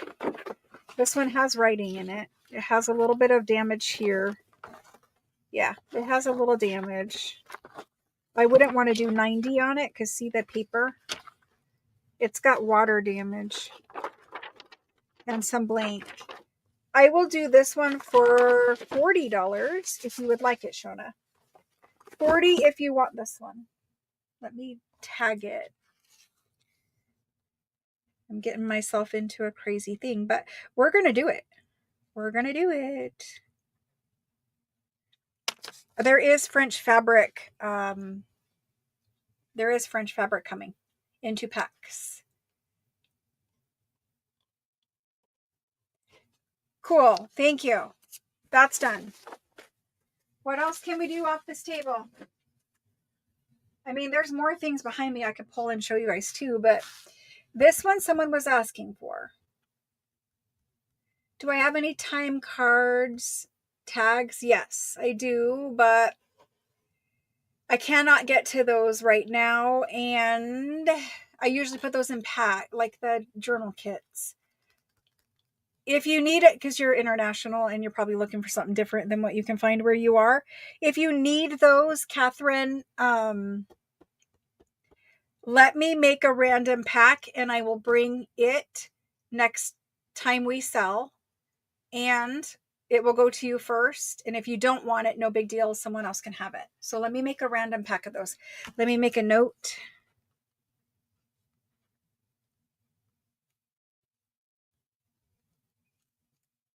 Because I know it's probably different getting things where you are. Okay, made a note for that. Sorry. Okay, hang on. We're going to do this pink one. We're going to look at it and we're going to do it. Okay, and then we will look at the rest of this if you guys want to. This pink book has some writing up here at the top. It says it's the dance of something something. The dance of something. Or the dances of something. Inside, it does not have a date. I think this is a very old one. It has very nice thick paper. And this is handwritten. Handwritten. I'll try to scooch it over. Handwritten. You can hear it's like cardstock. This would be awesome one for scanning. All handwritten and beautiful.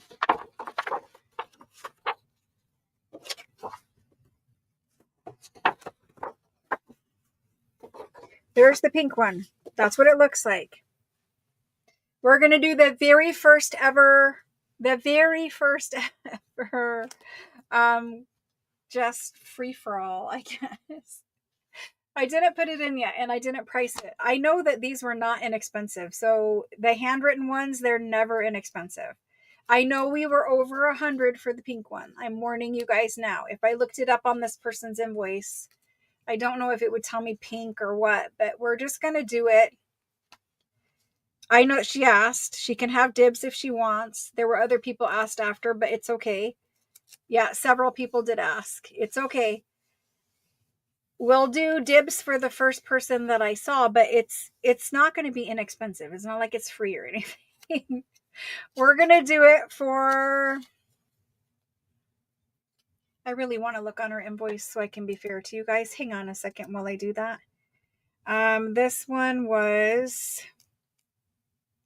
Let me try to think of who this was. I think this one was this person. Let me look at her invoice. So it might not say.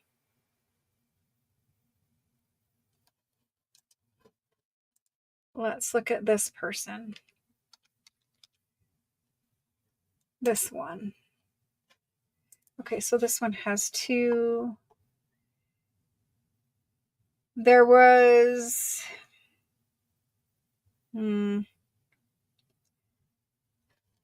It's very indescript.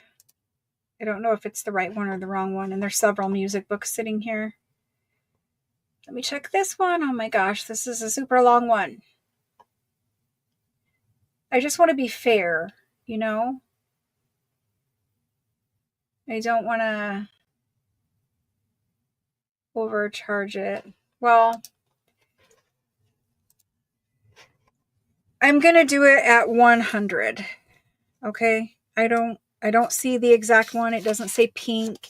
And I know that the 3 that I just found are definitely not this one. So let's do this one for 100. It's not really exciting. It just makes me sad. It hurts me a little bit when things don't get paid for. It just makes me sad because it's like these things are beautiful. They want to go to a new home. Like I attach feelings to them, but anyway, they want to go to a new home. They want to be appreciated and loved and not just sitting here in a pile, like unclaimed and rejected. Isn't that ridiculous to think about things like that? But anyway, pink music book. I am getting it in right now. So 1, 2, 3, go. Not that many people probably want it, but anyway, there it is.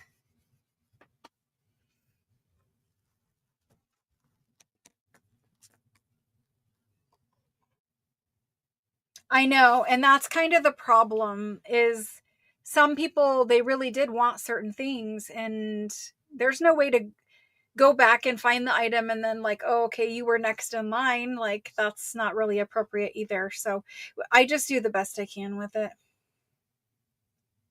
Okay, so here's the pink music book. I do not see Jane coming in for it. after the go, there's 2 people and Linda RB is first. So that's going to go to Linda RB. And thank you for taking that one. Now he can be appreciated. Do you guys want to do the other musics? They're not handwritten. But do you want, well, is this one? No, this one isn't either. So they're not. Do you guys want to do the other musics? This one is just that green marble book. And inside is perfectly aged. I know. Me about to too. Me about to. Yeah, that's about the English I have left in me right now. Okay, so it is an antique book of music. The music isn't crumbly. Now, I don't know if it'll crack when you fold it. I'm not going to try, but it is not flaking on the edge despite being, let me see. I'm not going to fold it, but it might. It might. I don't want to fold it because I don't want to crack it, but it might. Can I fold this one? It's not exactly accurate, but it didn't. Even the back page did not crack, so at least that's good to know. There you go. All right, let's do this one. Night for everyone who has to leave. I do apologize. I'm just trying to finish the 2 weeks of sales. Let's do this one. It is a printed music book. It was probably like their favorite songs, maybe. Printed music book. And let's do this one for, let's do it for 45. I know we had multiples of these when we did them. And I know they were probably more money. But because I don't know and can't look it up, we're just doing it for that. And this guy goes to, first in is CC. Thank you. Okay, next we have this music book. It has a cute little label on the front of it. Its cover is Seen Better Days, but it is there. On the inside, you have beautiful foxing and beautiful typography. It's just very foxed. But that's also a good look. Like, we couldn't fake this. You would have to scan it. It's really pretty paper. This is printed, but this is old, much older. Is there no date anywhere? This is much older.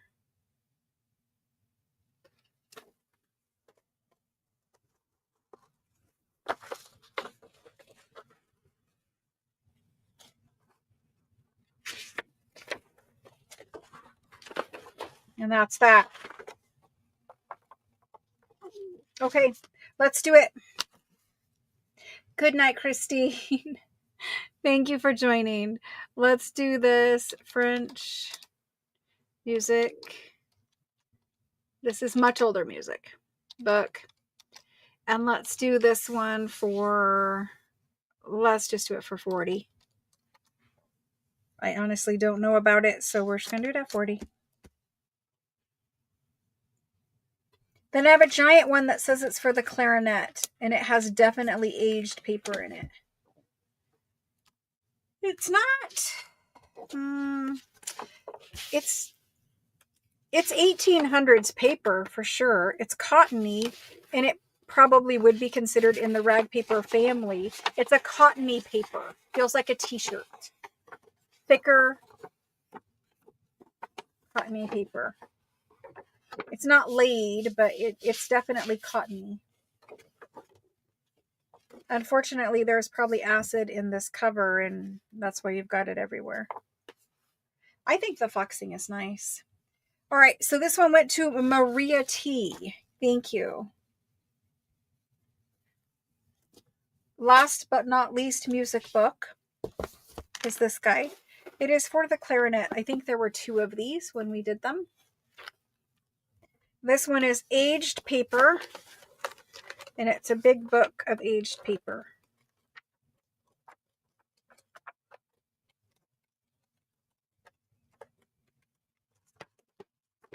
But it is French. All of the words are in French. If there are words, it's kind of teaching you how to play the clarinet in the beginning. I think I folded one of these when we did this. I think I folded one of these, and I think I'm going to do it. It's my book currently. It will be your book in a moment. It does not crack on the edge, and it doesn't pull apart. And so now one page is folded in half. Anyway, there's that. It's a good size book. It's a hardback. And there's the back of it. Okay, let's do this guy. French music book. And we're just going to do him at 45 as well. It's fine. I know he was more. We're good. Finding new homes is good. Nice test. I just like to fold it to see. I don't know. I don't like to fold other people's things, but I need to know, because if it's just going to like fall apart and be bad paper, then it's not worth as much, right? Like if I wouldn't be happy, then I don't want to, I don't want to sell it and think, oh, it's great paper, but it's just going to crumble up on you. This is a blank ledger. Do you guys want to do the 3 ledgers sitting here? This is a blank ledger. It's got nice little green cover. It's kind of clean and in good shape, but there's literally nothing in here. It's just a blank ledger. It would be okay to put in paper packs and things, and it is kind of that graph ruled paper. You could certainly use it in a journal, like for pages. It's just nice aged paper. The paper is thick. I can look up invoices probably, but it's a nice kind of paper. Let's just do it. Kitty was crying. Oh no, not the kitty. Carrie G. I'm sorry. Did I not read it out? Carrie G. I wrote it. I'm sorry. It is Carrie G's music book. This one here, we're going to do for, I'm going to do it for $90 for that one. It is a thick book with a lot of pages. And it's like A4 size or slightly larger. Okay. So let's do this guy. Blank ledger. He's $90 for a lot of fun paper. And you get the cover. And for me, big covers like this, because I'm not going to make a giant journal. That's just not me. But covers like this, I would just cut them down to journal size pieces. And then I'll have a front and a back cover plus some extra. And then I'll have a front and a back cover plus some extra. Now, this one has a label. Take the label off, cover the label up. I don't know, but you could make that your front and then decorate it. Or leave the label, but the label for my journal would be sideways. So there's that. This one went to Melissa for paper packs, I imagine. Melissa, it's a pretty good one for that. Okay. This guy. I don't know if Daniel's still around, but this guy is a good ledger. Green suede here, green suede here. There's the back. I could make a comment about uneducated people talking about green antique books, but I will keep that comment to myself right now. Let's do this ledger from 1869. It has beautiful pages. There we go. And that's the back. I will measure too. It's a good size. There is blank, but mostly, like, yeah, there's not much blank. Mostly we start here, handwriting. There's a couple little torn pages there at the very end. Nice full pages of writing though. I don't see crossed. Just, I'm going to hold this up. It looks like nothing on camera down there, but it is beautiful handwriting. I don't know if you guys can actually even see it, but it is beautiful handwriting. Couple little crosses here or there. Now that I said there's no crosses. That one's torn. So there we go. Do you want a ledger from 1869? I'm going to try that. That's a little better. I keep adjusting lighting as we go every time now. Your feed is delayed. Sorry. Try going out and coming back in, or sliding the bottom slider all the way to the other side, just to make sure that you don't have a second or two delay. Let's do this 1869 ledger. It needs to find a new home. I know it was sold and not returned, but unpaid. I had to unpack it. Anyway, 1869 ledger. If I had to guess for page count, this is one of the ones that has the marbling on the edge of the paper. If I had to guess for page count, it's probably 300 pages, maybe 250. Pages are of a thicker, sturdier paper. Let's do it for $375. I know that is a discounted price, so let's do it for $375. If it finds a new home, great. If it doesn't, I'll bring it back and probably look up what I paid for it. I'll try.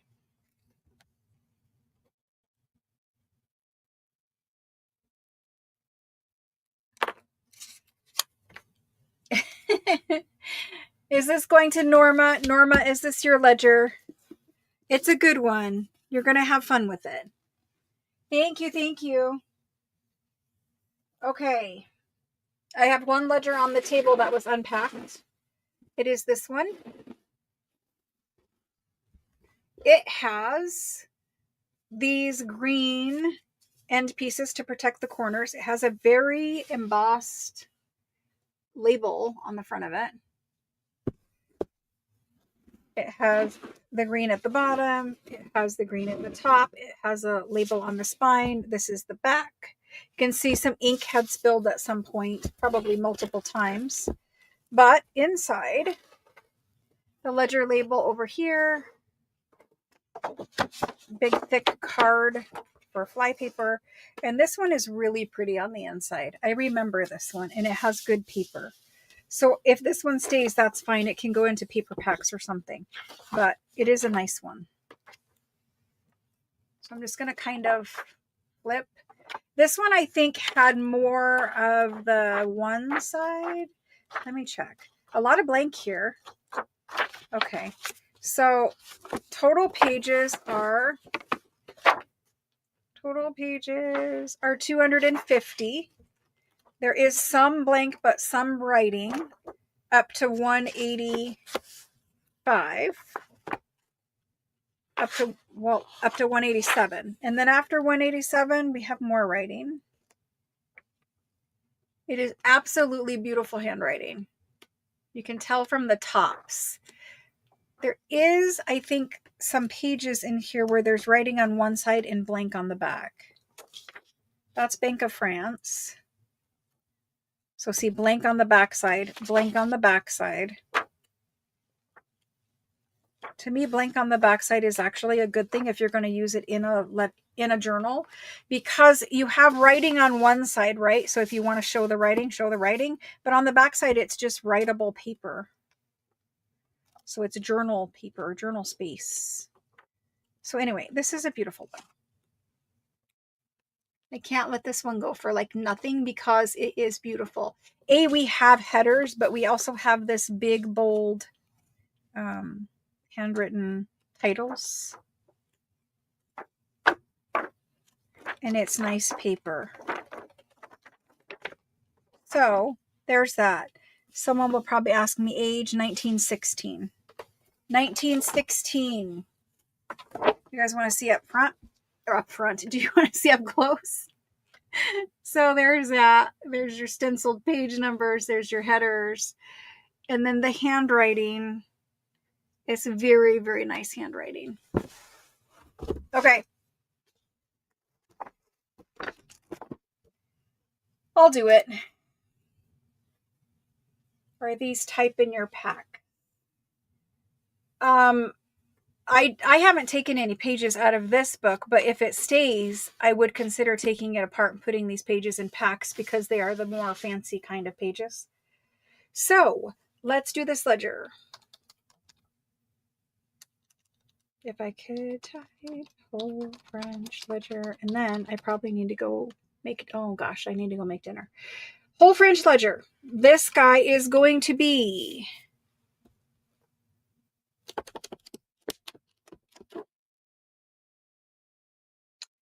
I will do him for $4.50.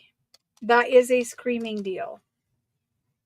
I know that I see these for sale other places, and I know that my prices are very fair for ledgers. Not only do I have the best selection of ledgers, A, I have ledgers available. B, I have the best selection of ledgers. And C, I make sure that my prices are better than my competition's prices. All right, the first person in is Angie A. Thank you, thank you. It is a very good one for that price. But he will be happy going to a new home. Why is it a he? I don't know. It just is. Okay, there's that. Do you want to see additional ledgers or do you want to end? Because the only thing at my feet right now are ledgers. Thank you, Norma. I appreciate that. Thank you. Thank you, guys. Newspapers, the weird one that had Joanne. I don't even know where. Oh, I put it right here.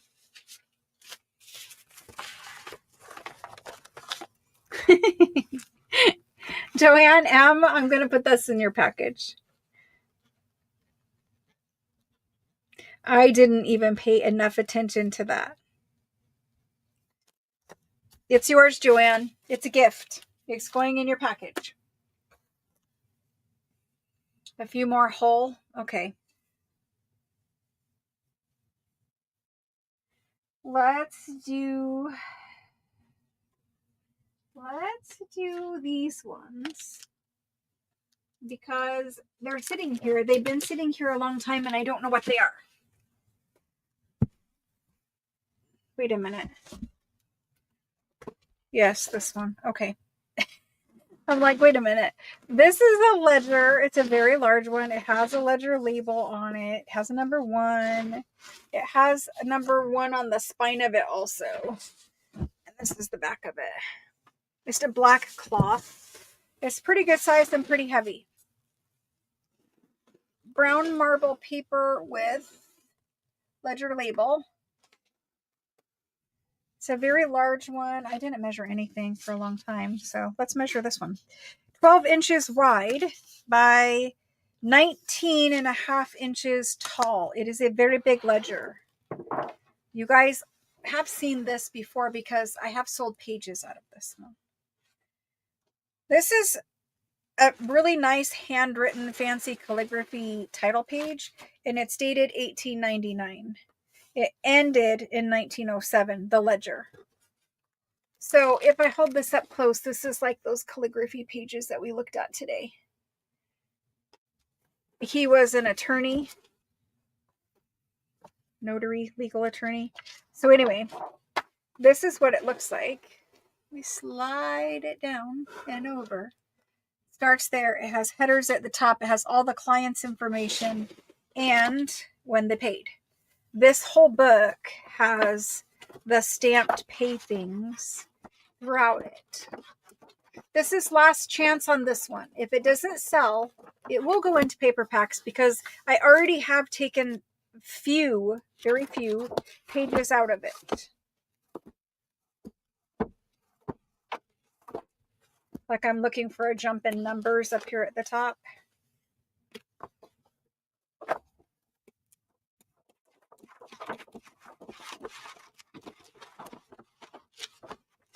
It looks to me like there is about, well, you guys can see, there's that many pages. It's better if I just show it to you that way. All right. So this is a good one for packs though.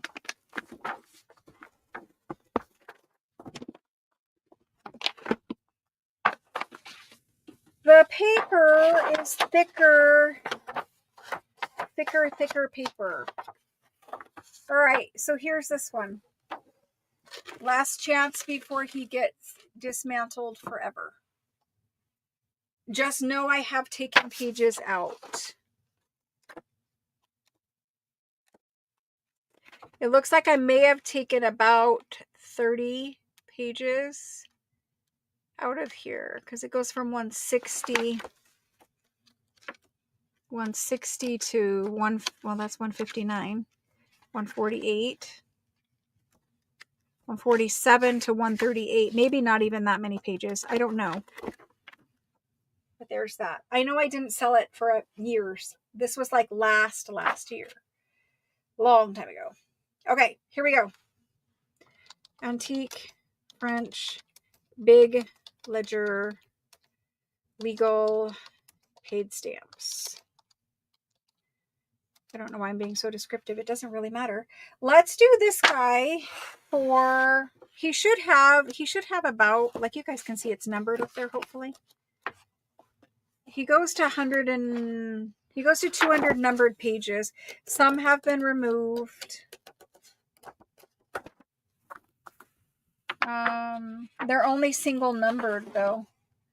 They're not double numbered. So when it says 200 pages, that probably means 200 sheets because it's numbered 89 here or 88 here, but it's not numbered on the other, not numbered here. So I think it means sheets. Anyway, I'm so sorry. Let's do him, and I'm going to do him at 400. He is big. He is beautiful. He starts in 1899. He should have lots of pages to play with. And if I was going to sell by the page, this one would be like $8 per page. So there's that.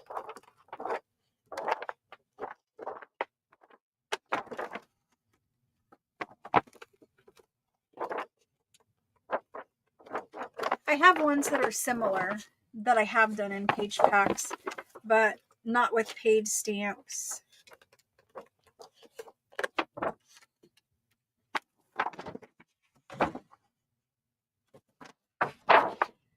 Okay. There's that one from under my feet. I think I have tripped on this one at least like 3 times this week. It looks like he found a home for Cindy Veen. Cindy Veen, thank you. I appreciate it. He will be happy with you. Rather than me tripping on him. Plus he has a cool cover. I didn't really show this up close, but I don't think I did anyway. His ledger label is that fancy calligraphy. It's not really showing up very well, but there it is. It's a big ledger. Okay. There's that one to the sold pile. Okay. Do you guys want to see another, or are we good? I will keep doing them until you guys tell me you're good. I obviously have more, but I don't know. It's perfect. I don't in front of me. They were all put in that one bundle. If I had one, I promise you I would be happy to show it, do it, whatever, but I can't get to that bin where those are. Medium ledgers.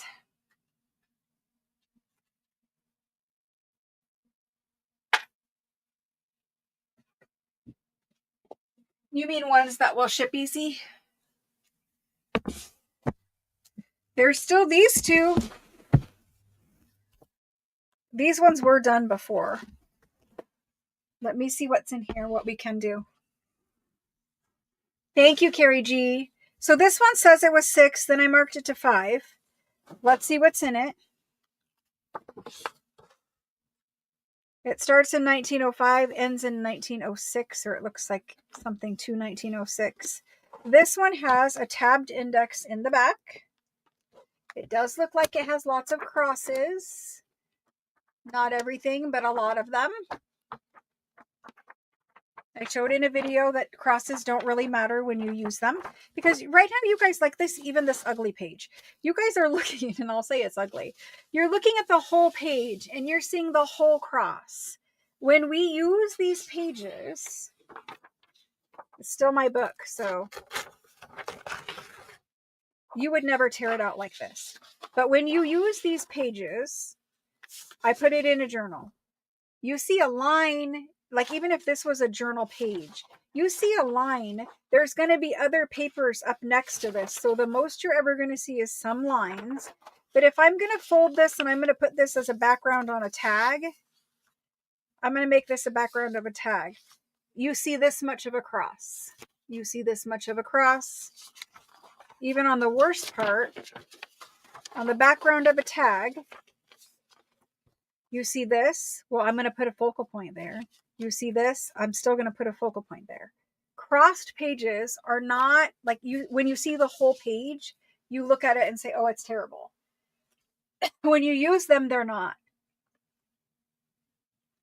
The reason why this one was 500 is A, it has an index in the back, which always adds value. And B, it has 456 pages before we get to the index. So it's a big old bunch of French handwriting. If someone is interested in this book tonight, I'm just going to stick this page in there now. Tonight, I will do it for $3.50. If it stays here after tonight, because I have already shown it twice, it looks like. If it stays after tonight, I literally will just put it in paper packs.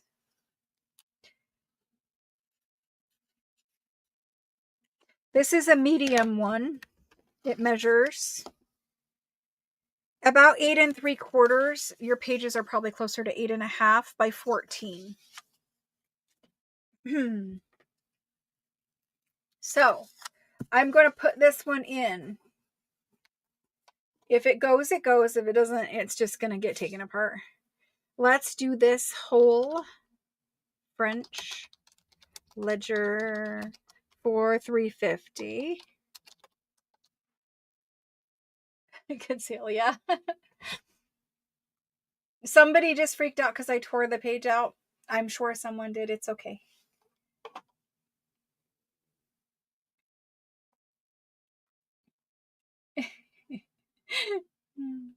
It's okay.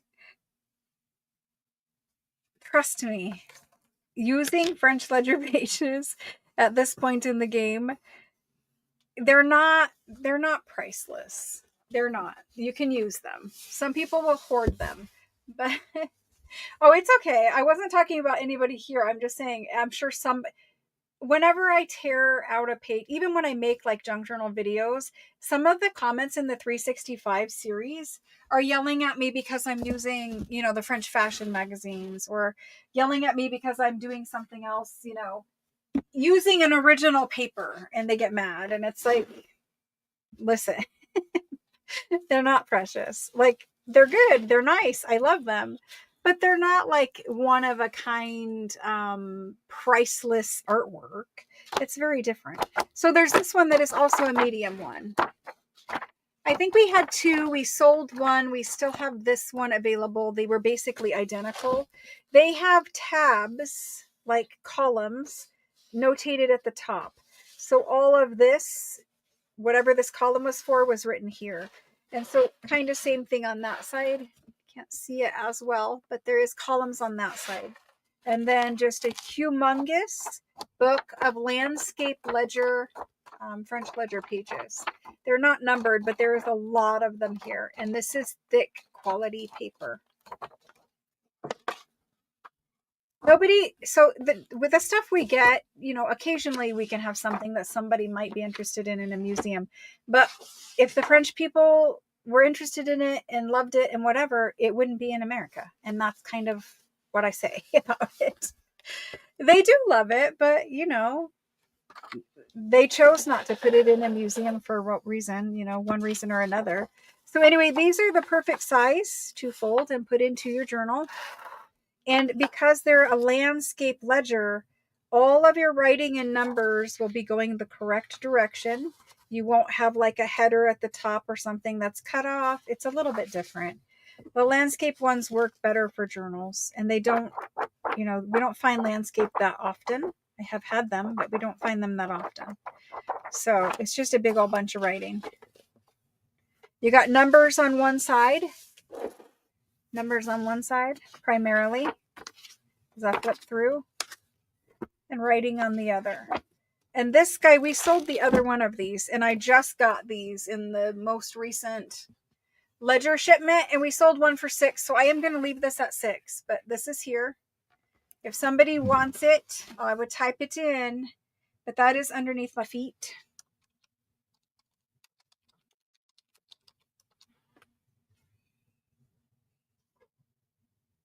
Yes.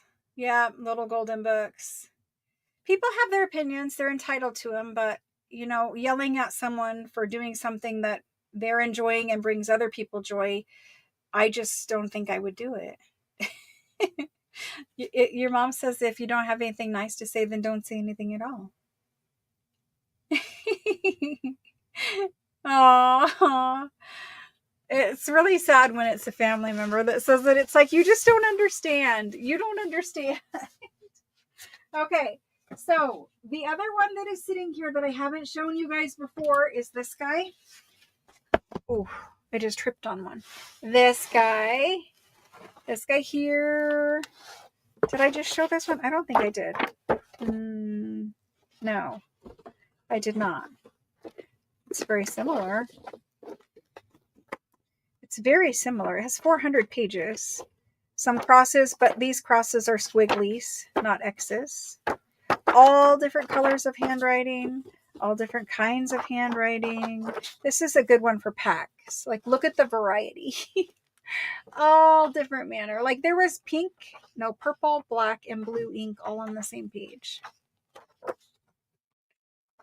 Good night, Cece. We're almost done. I said I wasn't going to stay this late, so we're almost done. This will probably be the last one, and we're going to go. So, 400 pages.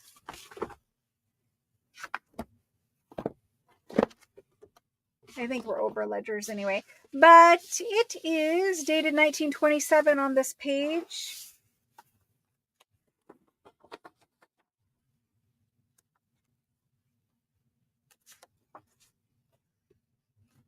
Don't know where it came from or what it's talking about, but some kind of store where it was keeping track of their accounts. All right, so whatever the other one of these was, where is that one? Because we did do one that was similar to this. Don't tell me I did. Where is that? We did one that was like this. All right, I'm just going to put it in. This guy,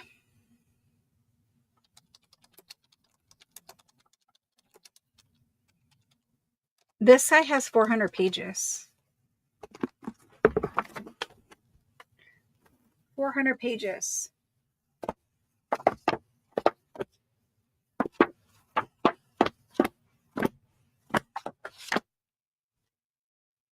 Good night, Catherine. Thanks so much. Guys, thank you so much. You'll have to pay attention to the YouTube channel to see what's happening next week.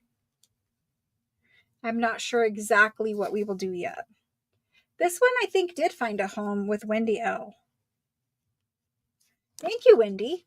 Thank you, thank you. Let's stick it to that. Thank you. There's that one. Okay, are we good? I think we're good. I think it's time to go put some dinner in the oven. And why I live in Arizona and use an oven in July, I do not understand. I'm just going to bring them and let you look at them because honestly, I need to find them. I know they're in a bin and they should be underneath my desk, but in a storage bin underneath my desk. I need to find them and I want to show you them before, you have to be committed to them. special. There was. I didn't get a chance to do it. I will do it when I film 365 video. And I need to announce the Facebook group winner soon, very soon. And I need to finish a French country journal kit for Etsy. So I have still quite a few things to do. I will do my best. That's all I can say at this point. I will do my best. Let me bring them, and Kendall will have dibs because she asked for them. There isn't very many out there. I don't know how many, but I do know there are some. So they're under my desk, and I need to find them in the storage bin.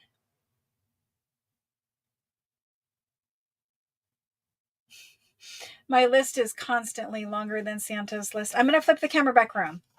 We can chit chat for a minute. If somebody needs me to look up something or change something or whatever, let me know, because now I can actually see my computer screen. I literally have scheduled my work week 7 days a week, like literally every minute of every waking moment.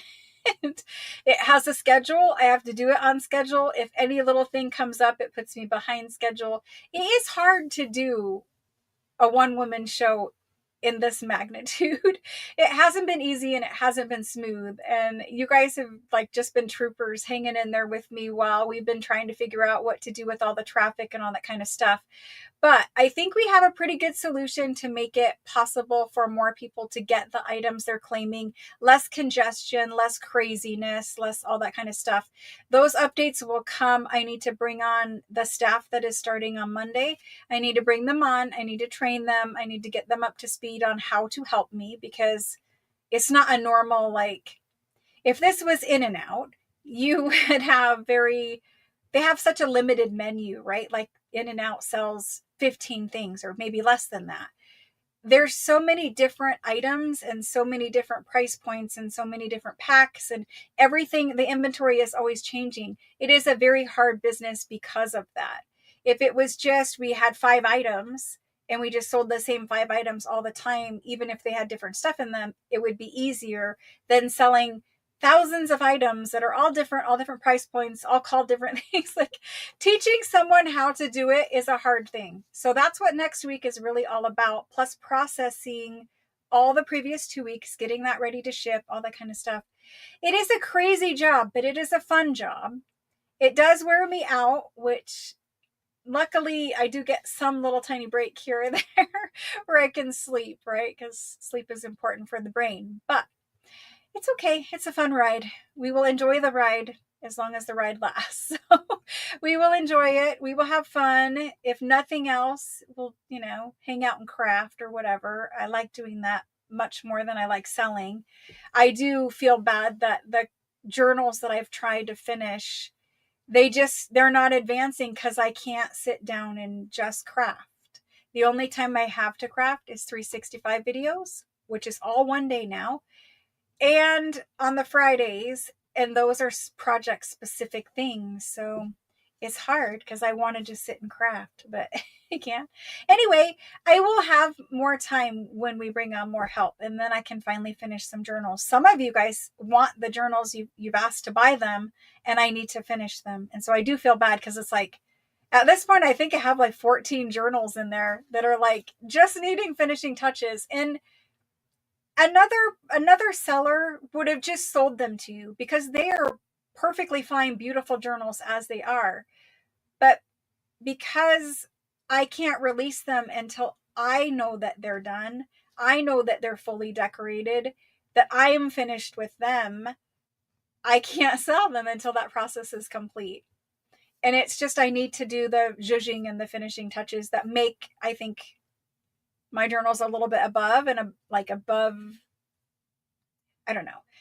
It makes my journals a little bit better. I think people are happier with them because I do take the extra time to actually finish a journal. I don't just make a cover, bind a book, and fill the pockets with stuff.